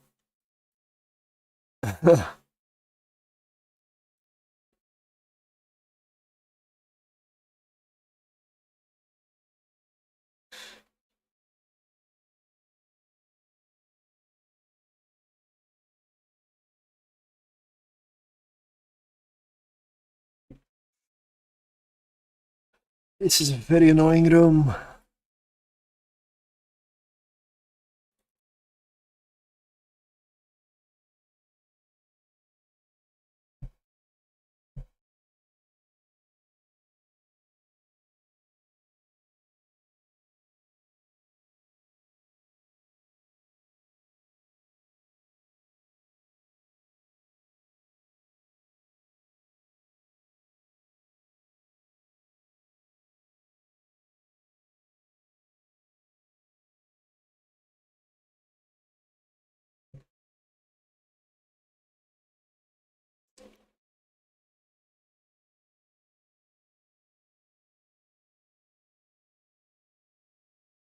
Hmm. 65.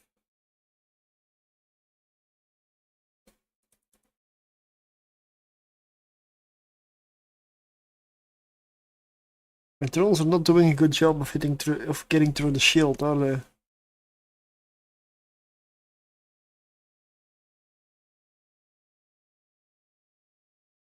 Should I switch missiles to EM? But I'm doing 80.6 DPS with the missiles. I'll reload and check. I didn't bring them. Never mind.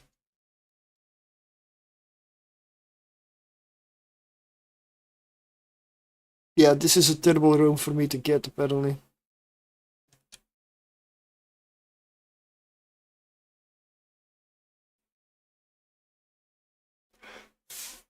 Also, my drones are not doing the correct damage type for this. It would be EM or thermal versus this one. That's ideal, EM thermal. Honestly, thermal is ideal. Yep, thermal.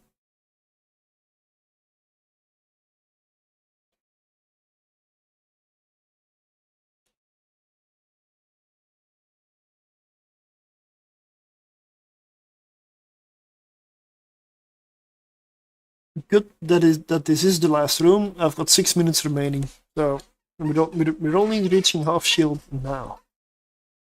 How is that so bad?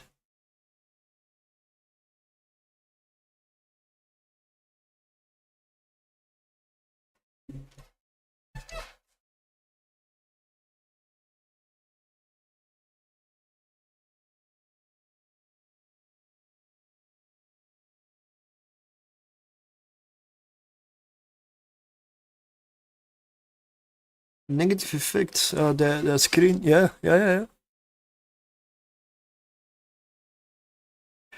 Minus 50% explosive resistance penalty and 50% shield HP bonus.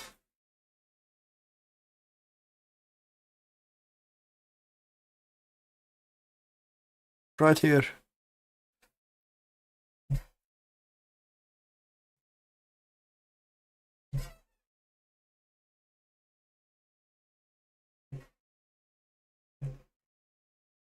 Yes, I know, field collapse warning, 5 minutes, 5 minutes. Sure, I know.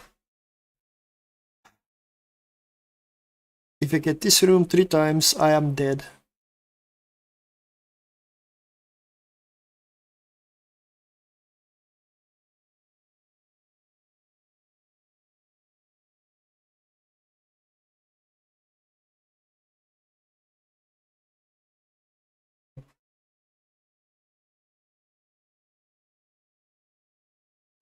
No, I don't. Oh, you mean the show info screen? They're not calculated there now. So explosive is not the worst damage type to do, because it is better than kinetic. But the ship gets a kinetic missile bonus, so that's why I'm still fighting kinetic despite the bonus. Although it's a 50% room. I don't know.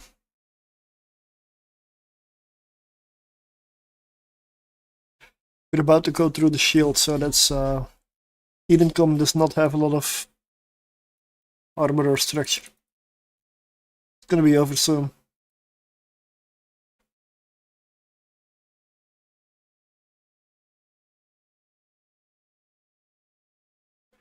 Beyond the Veil. Tristania. Beyond the Veil.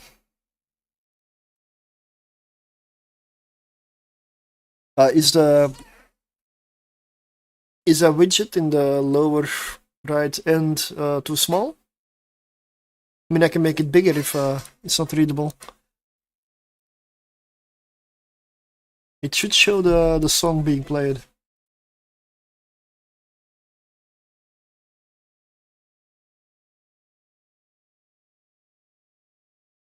Oh, I didn't know that one. Okay.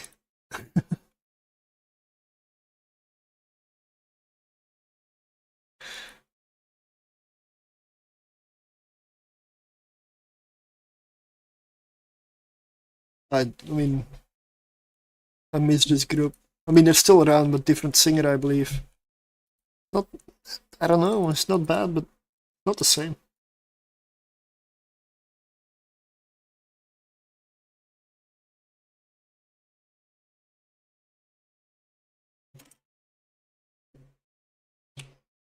This was not such a good film, and 2 minutes remaining. That's rather close.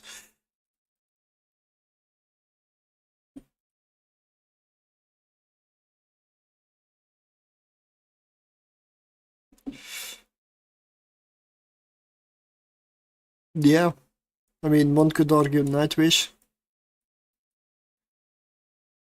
After 2 lead singers changed. I mean, other than that, I would say Sandria also.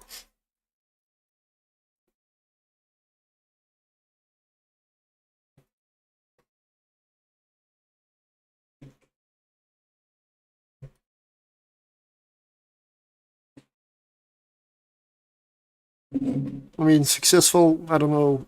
I just know them, and I kept listening to them. I don't know how successful they actually were or are.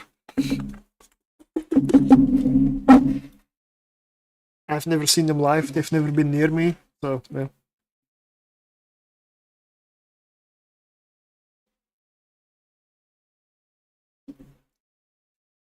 Floor, I do love her voice, but I still like Darja more for Nightwish. Honestly. She's got a really good voice. I loved her in, what was it, After Forever? That was good. I mean, there's...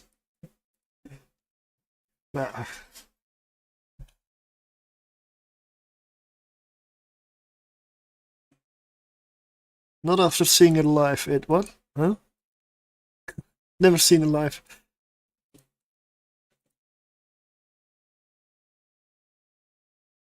$22.2 million out of a tier 3. 2. Sorry, 2. That's good. No, wait a second. I picked up my cargo can. Never mind.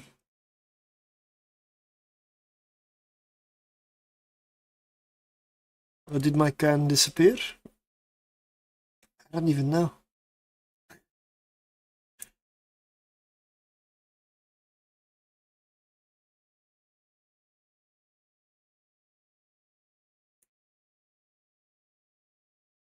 Saw them just after I net left. Ah.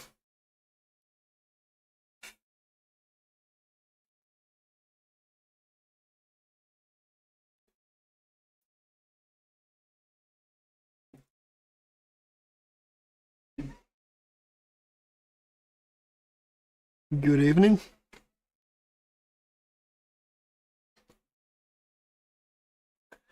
When Floor wasn't confirmed as the replacement, just as a guest. Oh yeah. Yeah. That's I don't know what period that was really. I mean, I don't know the time frame. It's been a while.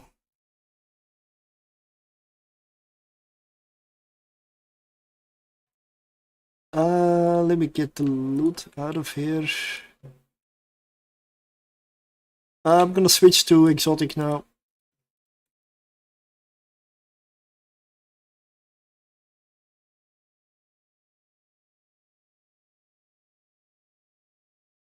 I remember bands like Transvision Vamp. I honestly have never heard of them. Good evening. That's something I've never heard of. Big in the mid 80s. Oh. I was born in the mid 80s. So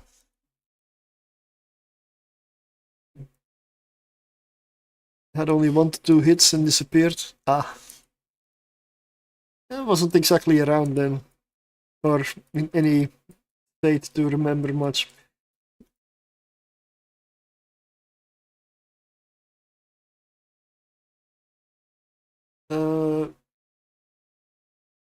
Agitated exotic. Okay, let's try. The Fit claimed that it could run exotic tier 2 solo with a worm. So, how do we know? How do we verify that? You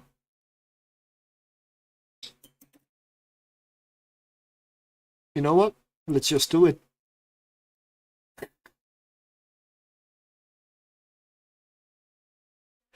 The documentary from when Floor starts as a singer in Nightwish is quite good. It's called something with 3 days or 72 hours. Okay.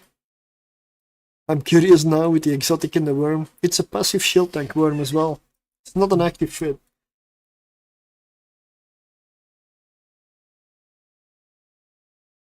I don't know if this will work.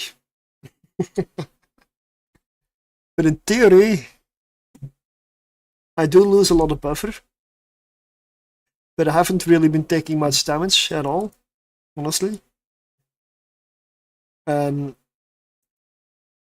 I do gain DPS, because kinetic. Please learn the setlist in 48 hours. What? Okay, that is not something I want to have somebody say to me. Like, gonna perform in 48 hours, make sure you know all the songs. Help? Help?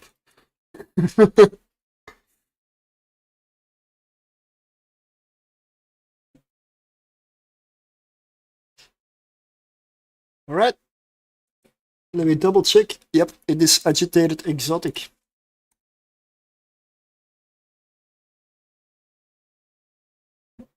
In a passive shield tanked worm.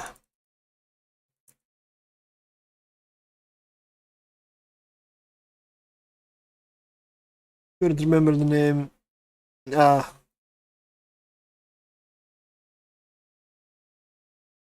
Oh, that's the name of the documentary. Oh, okay. I didn't realize. Okay.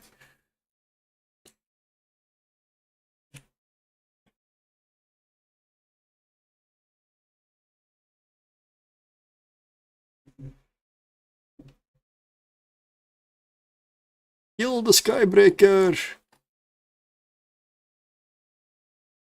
I think I appear for like 2 seconds. Oh, nice. It's always nice if you're in someone, even if it's just 2 bloody seconds. Like. It's enough to be able to say, I was there.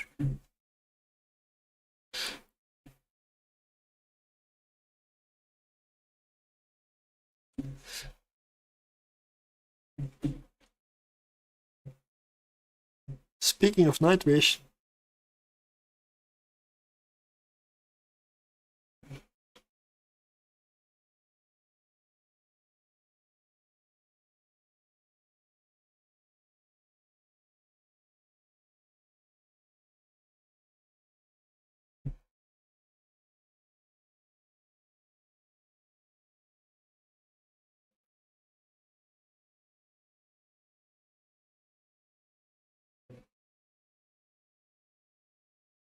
honestly, this room went by so fast, man. What?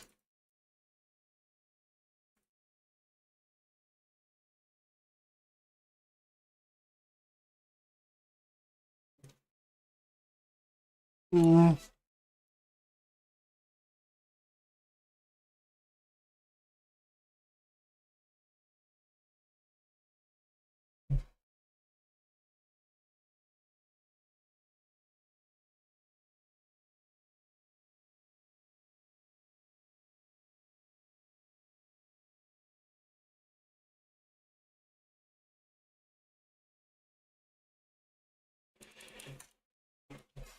Room 2. This was a very fast room 1 for tier 2. Wow. This one's gonna be a little bit slower. Just a little bit.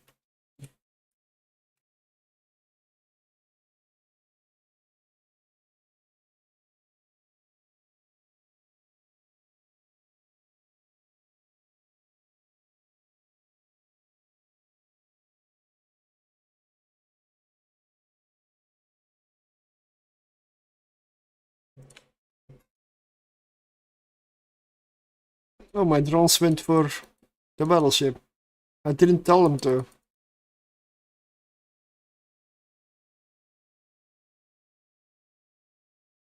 Can you kill the illuminators?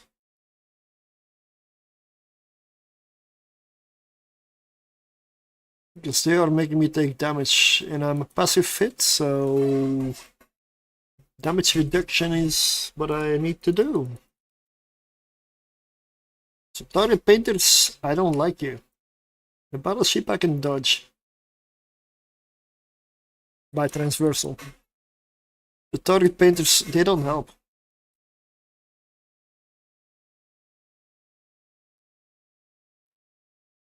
Yeah, I'm not gonna make it much longer as well. I didn't want to go for a long stream, and I don't know, I'm 4 hours past again.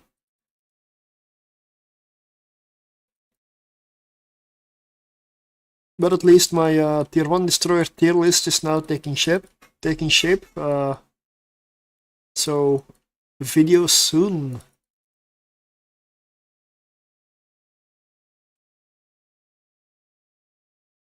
It's gonna be soon. So happy that we're at the end of it. So happy.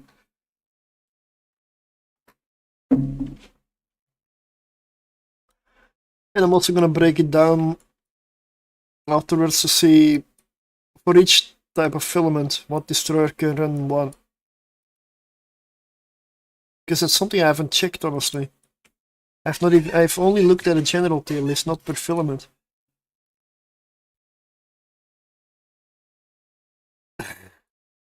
Well, I mean, it's all I've been doing for I don't know how long. Recently, tier 1 destroyers. I mean, I kinda want to move on.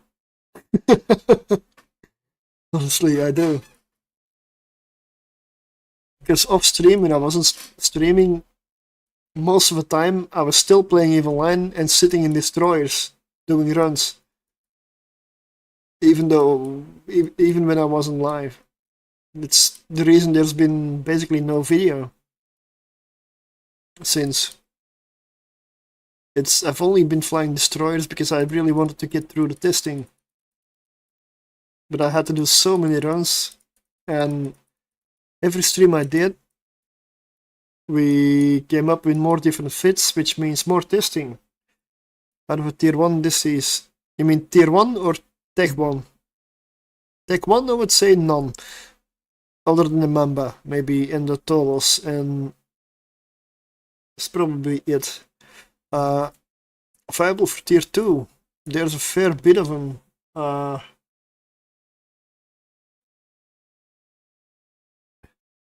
I would say the Jackdaw, Confessor, Swipple. Hecate I'm not sure about. I don't believe so. Draugr, Flycatcher, Stork, Bifrost.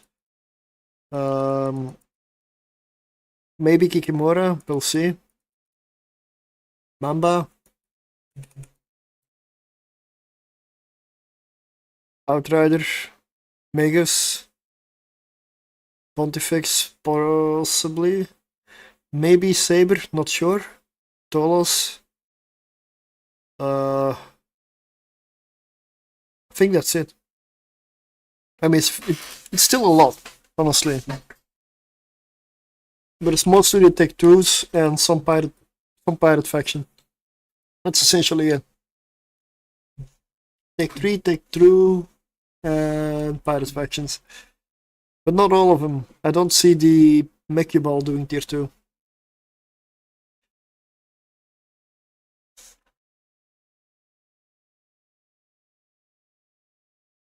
And the Heretic, it's the slot layout. It's hard to put a tank on a Heretic, really.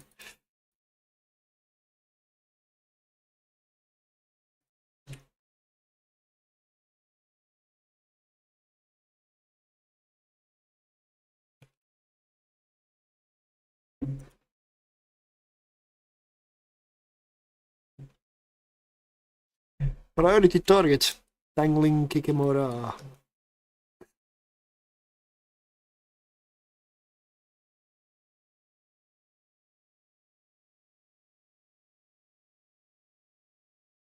Second target, Striking Kikimora.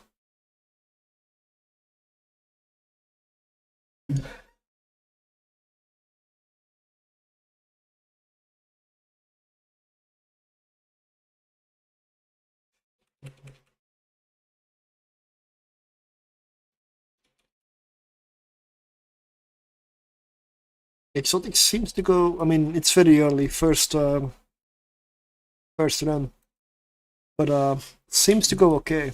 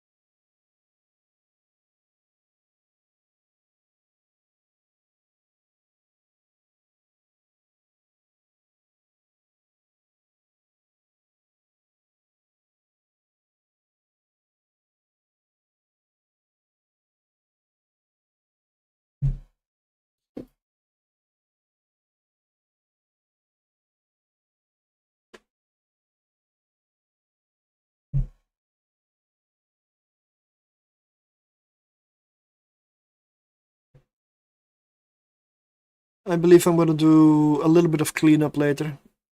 As in, get destroyers and the frigates to Cheetah, some of them, or all the spare ones, replace some ammo, get the loot sorted. Just after this whole round of testing where I really didn't sell much loot at all. Or managed chips. I'll just do a little bit of a cleanup, like nice and calming, just relax. It might end up with some ISK in the wallet. or some extra ships on the giveaway wheel, because I do tend to give spare ones away. I do have a lot of spare ones.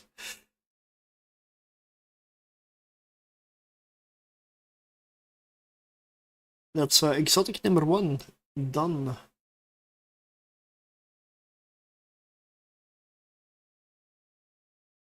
Honestly, a little, let's say 11 minutes. Not a bad time.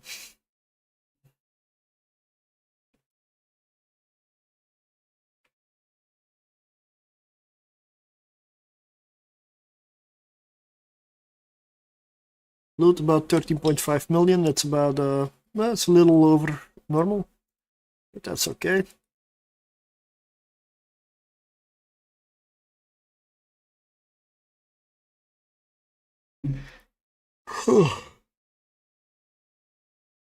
Okay, I am getting tired. Haven't tried any desis so far. Is it like that I could join with 2 desis the side, or am I wrong? Yes, you can. Essentially, in the Abyss, you can enter with 1 cruiser, 2 destroyers, and 3 frigates.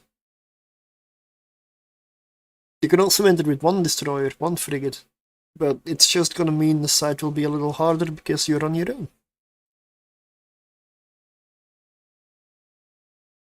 But you could take 2 destroyers into the same side, yeah.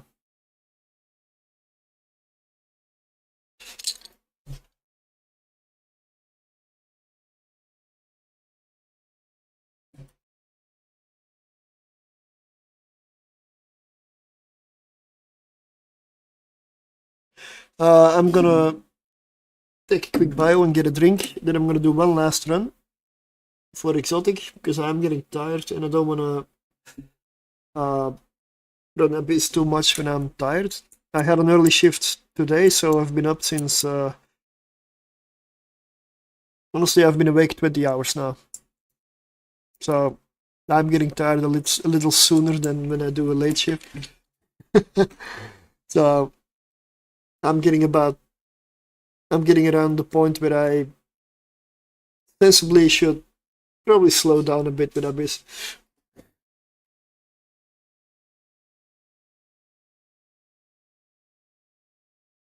Let me find my OBS.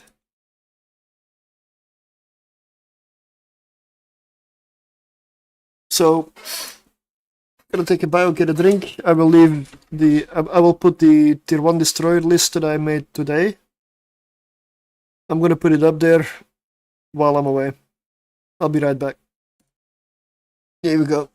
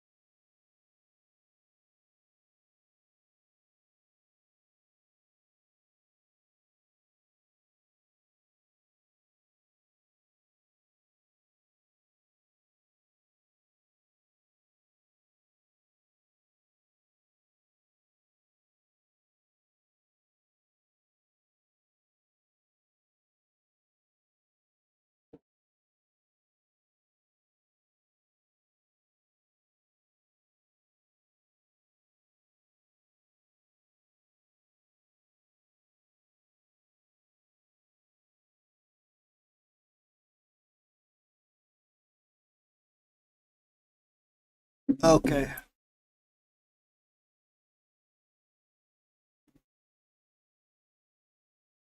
Let's do one run. Exotic, of course.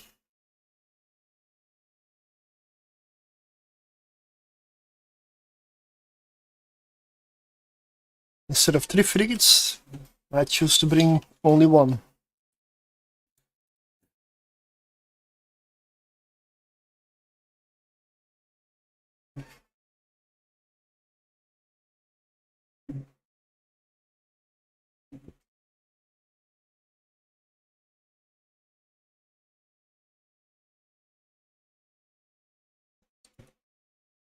Yeah, rip this.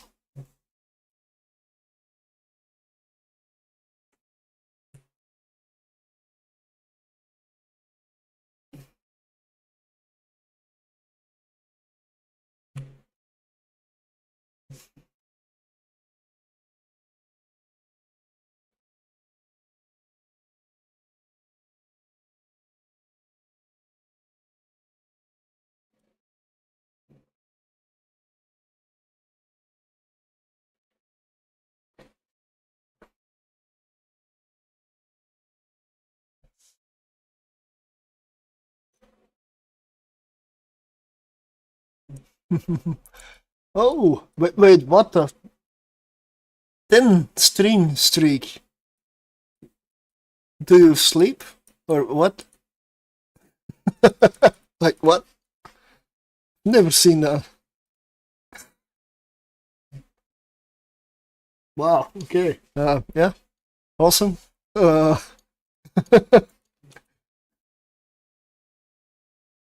10. Sleep schedule is all over the place. Yeah.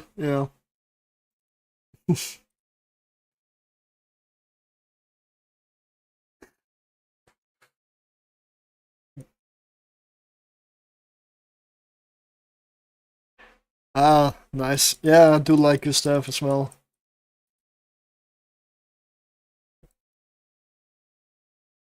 Same AFK with guild mining. Yeah, okay. Yeah, if you... I did this... I mean, if I would mine, I would be watching movies, series, or streams or something on the side. Yeah, I wouldn't be just mining. It's like I wouldn't be able to.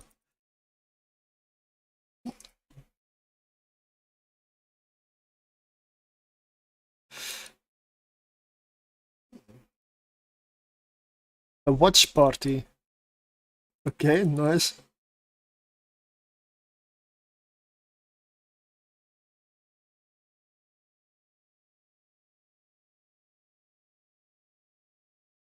Well, this is honestly a very straightforward, very easy room. Yeah. Yep. And if you watch a movie or something on the side, at the end of the day, even if you don't make, even let's say you don't make a lot of money, it's still gonna feel like, hey, where did that come from? It's still gonna feel good. Yeah, I was always, I mean, I did mine like many, many years ago.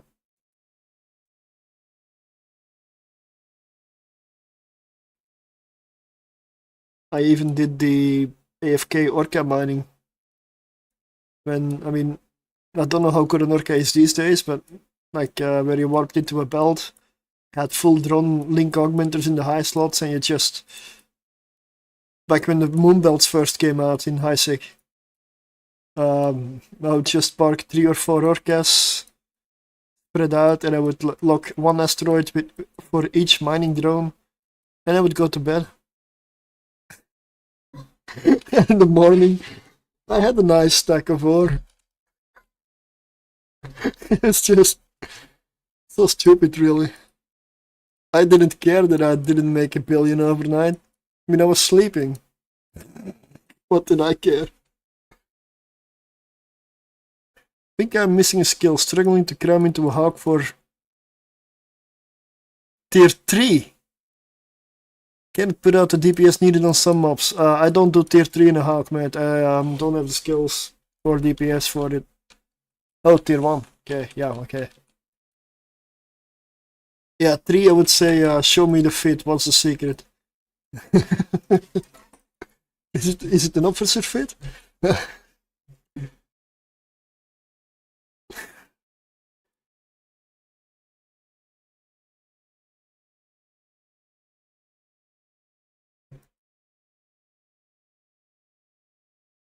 I almost lost my faith into my game style. Wait, what? Oh, double drink effect. Ooh.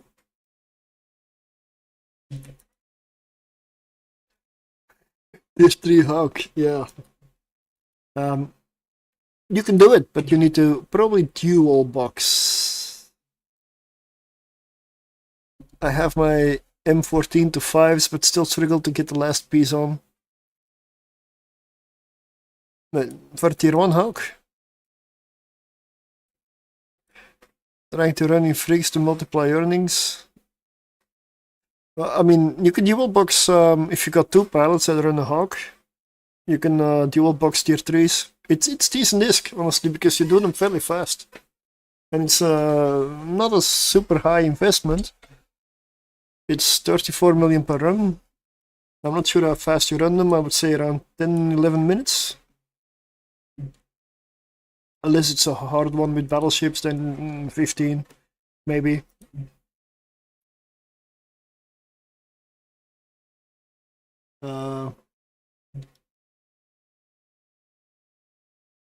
I used to do that a lot with 2 Hawks.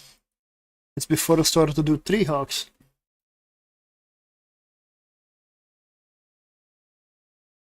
It's fun.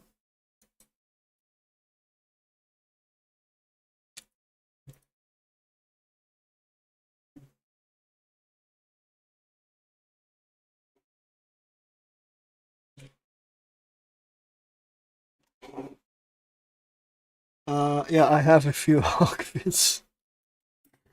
Sorry, just a few.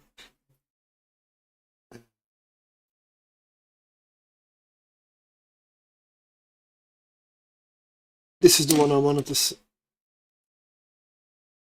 This is Duo Tier 3.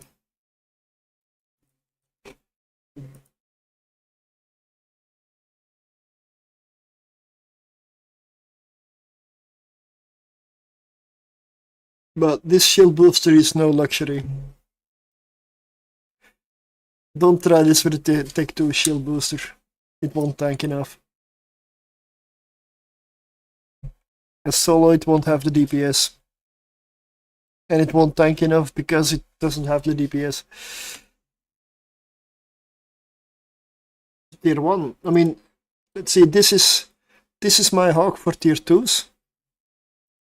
I'm also gonna tier 2 frigates will include this one.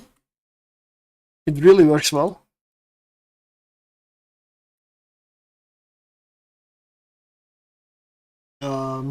Tier 1. I tend to use. What is this? Ah, didn't know. What is this fit? I didn't know I had this. Huh? I tend to use this. I'll link it in the in-game chat as well. This for me is a very, very, very chill Hawk to run.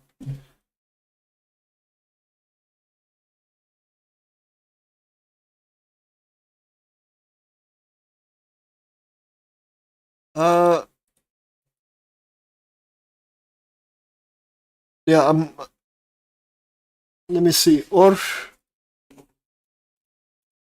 in the in-game chat, in my in-game chat, I can link it, or could be on that it's on Workbench and Abyssal Tracker already. I don't always know what I've posted in the past. It's likely that it's on there.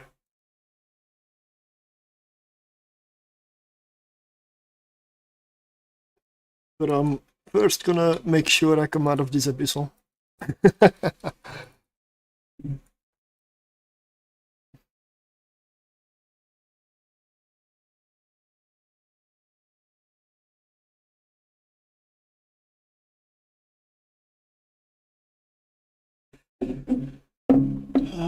Do I have my workbench open?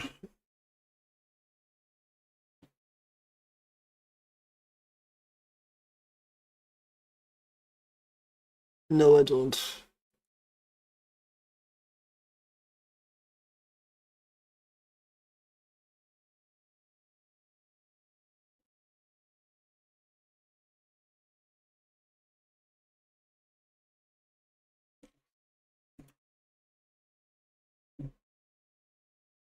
I'm so sad that YouTube cannot hear the music, honestly. I wish I could fix it, but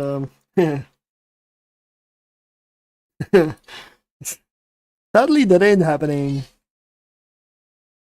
The tier 3 one, that would be this one, and the other one I would post right now, that one.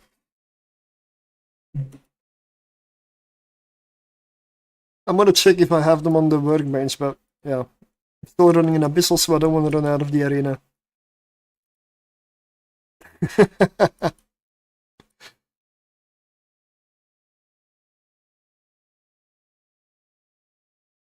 This is the last room, so it's just about done. Again, around 11 minutes. Very good time, honestly. Exotic might be the way, once again.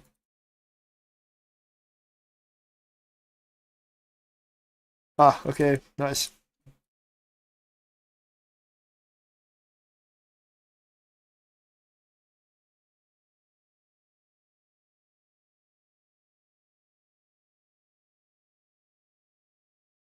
Still something. Okay, yeah. Yeah, they were fast. Exotic tends to be a fairly fast filament.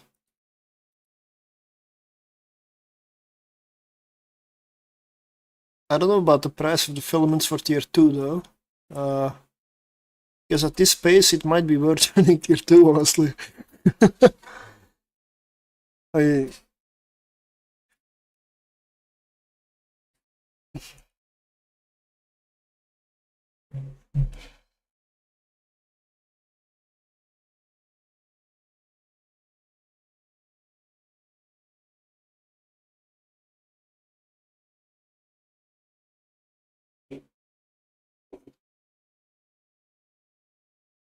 Let me check. Workbench.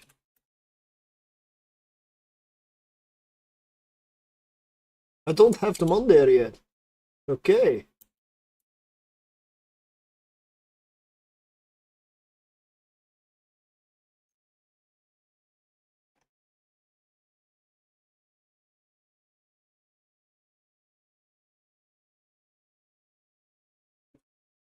I do have this one on there.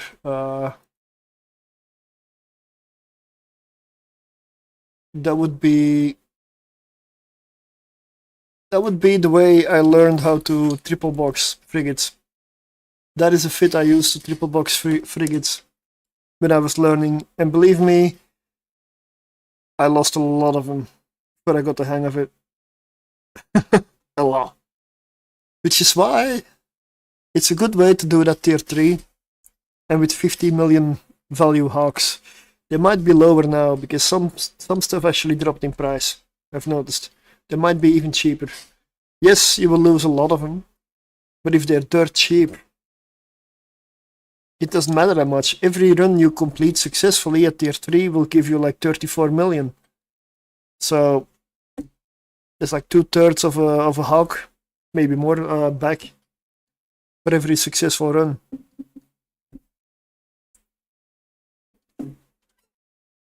That's how I learned, and it was not a fun. In the beginning, it was not actually fun, because I was losing a lot of shit. I was terrible at that point. But it's muscle memory, learning how to judge certain things, how frigates fly when multi-boxing. Because that's very different from when you're flying a single frigate. Yeah.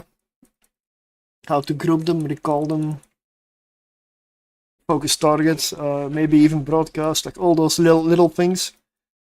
It takes definitely time and training to get them right.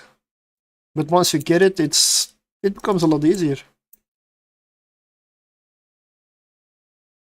But you will lose ship with if you multi-box frigates, you will lose ships. It is going to happen. More than with cruisers, more than, well, maybe not more with destroyers, but more than with cruisers, a lot more. And that is normal. I rarely see Gustav lose any frigate, but then again, that guy is special. He's too good. I'm a sucker. I lose a lot of frigates.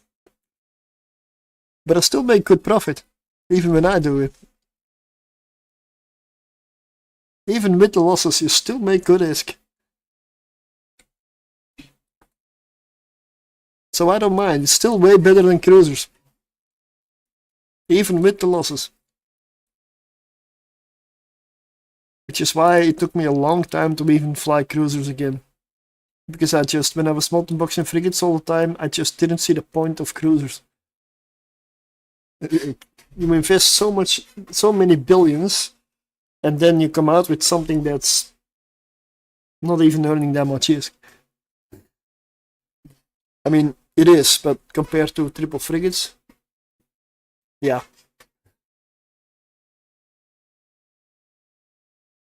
But it's the difference is with a cruiser you can relax and you can be a bit more casual. While with triple boxing frigates, it's hectic. You're gonna be all over the place. You're gonna be busy with lots of like 3, 4, 5 things at the same time. Not just the frigates, but if you're streaming, stream the other stuff. Like whatever is going on, you need to assess a room, and at the same time that you're assessing the room, you already need to be or moving or thinking ahead of where to go, how to go, where are the clouds, how do we avoid them, because you get seconds before they start hitting you, and if you're not ready by then, you're already going to start to take a lot of damage. So you need to be really, in the high tiers, you need to be really fast. Every split second counts. And to do that all the time, for hours and hours and hours, is tiring. If you start to get tired while doing that, quit while you're ahead. Get rested, try again the next day. Or switch to something more casual or go lower tier. You don't want to run high tier multi-boxing frigates when you're tired. You really don't. Honestly, same with cruisers. Go down a tier. Know yourself, know when you're getting tired. It's easy to say, nah, I can do it. Until you lose your ship.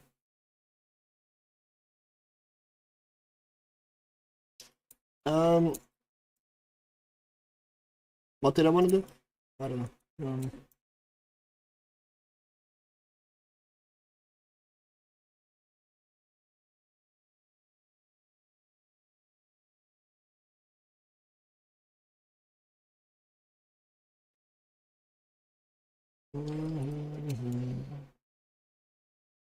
Oh yeah, well, tomorrow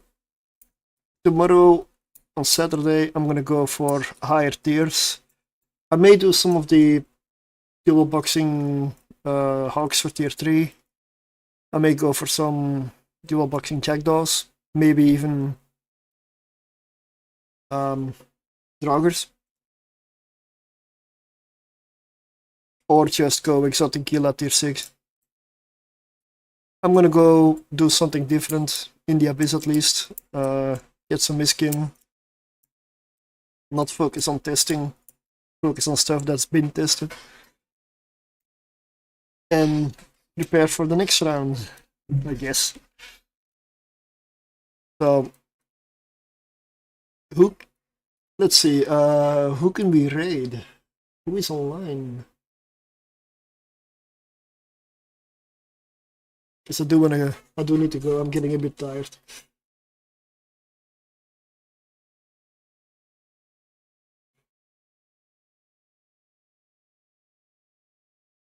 Contempo is online, Sniper Chris has a Twitch partner? Really? Did he, how did he already make Twitch partner? Awesome, it's good. How long has it been going for?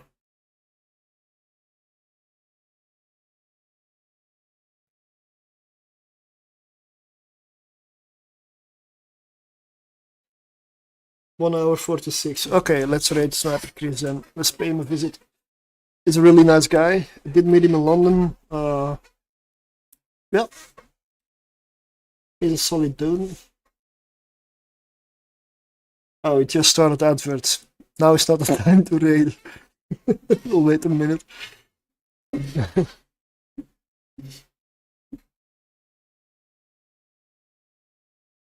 You know what? I will leave you with this. And I'll just await his adverts. Yeah, thanks for having you here. And ads are over. Let's go.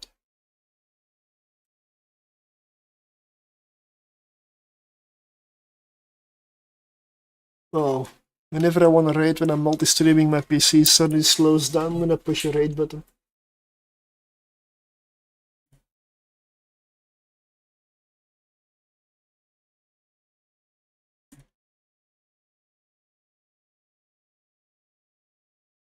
Let's raid.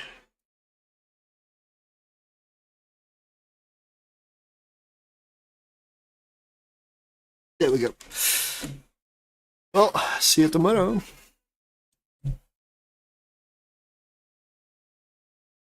I'll figure something out for Sunday.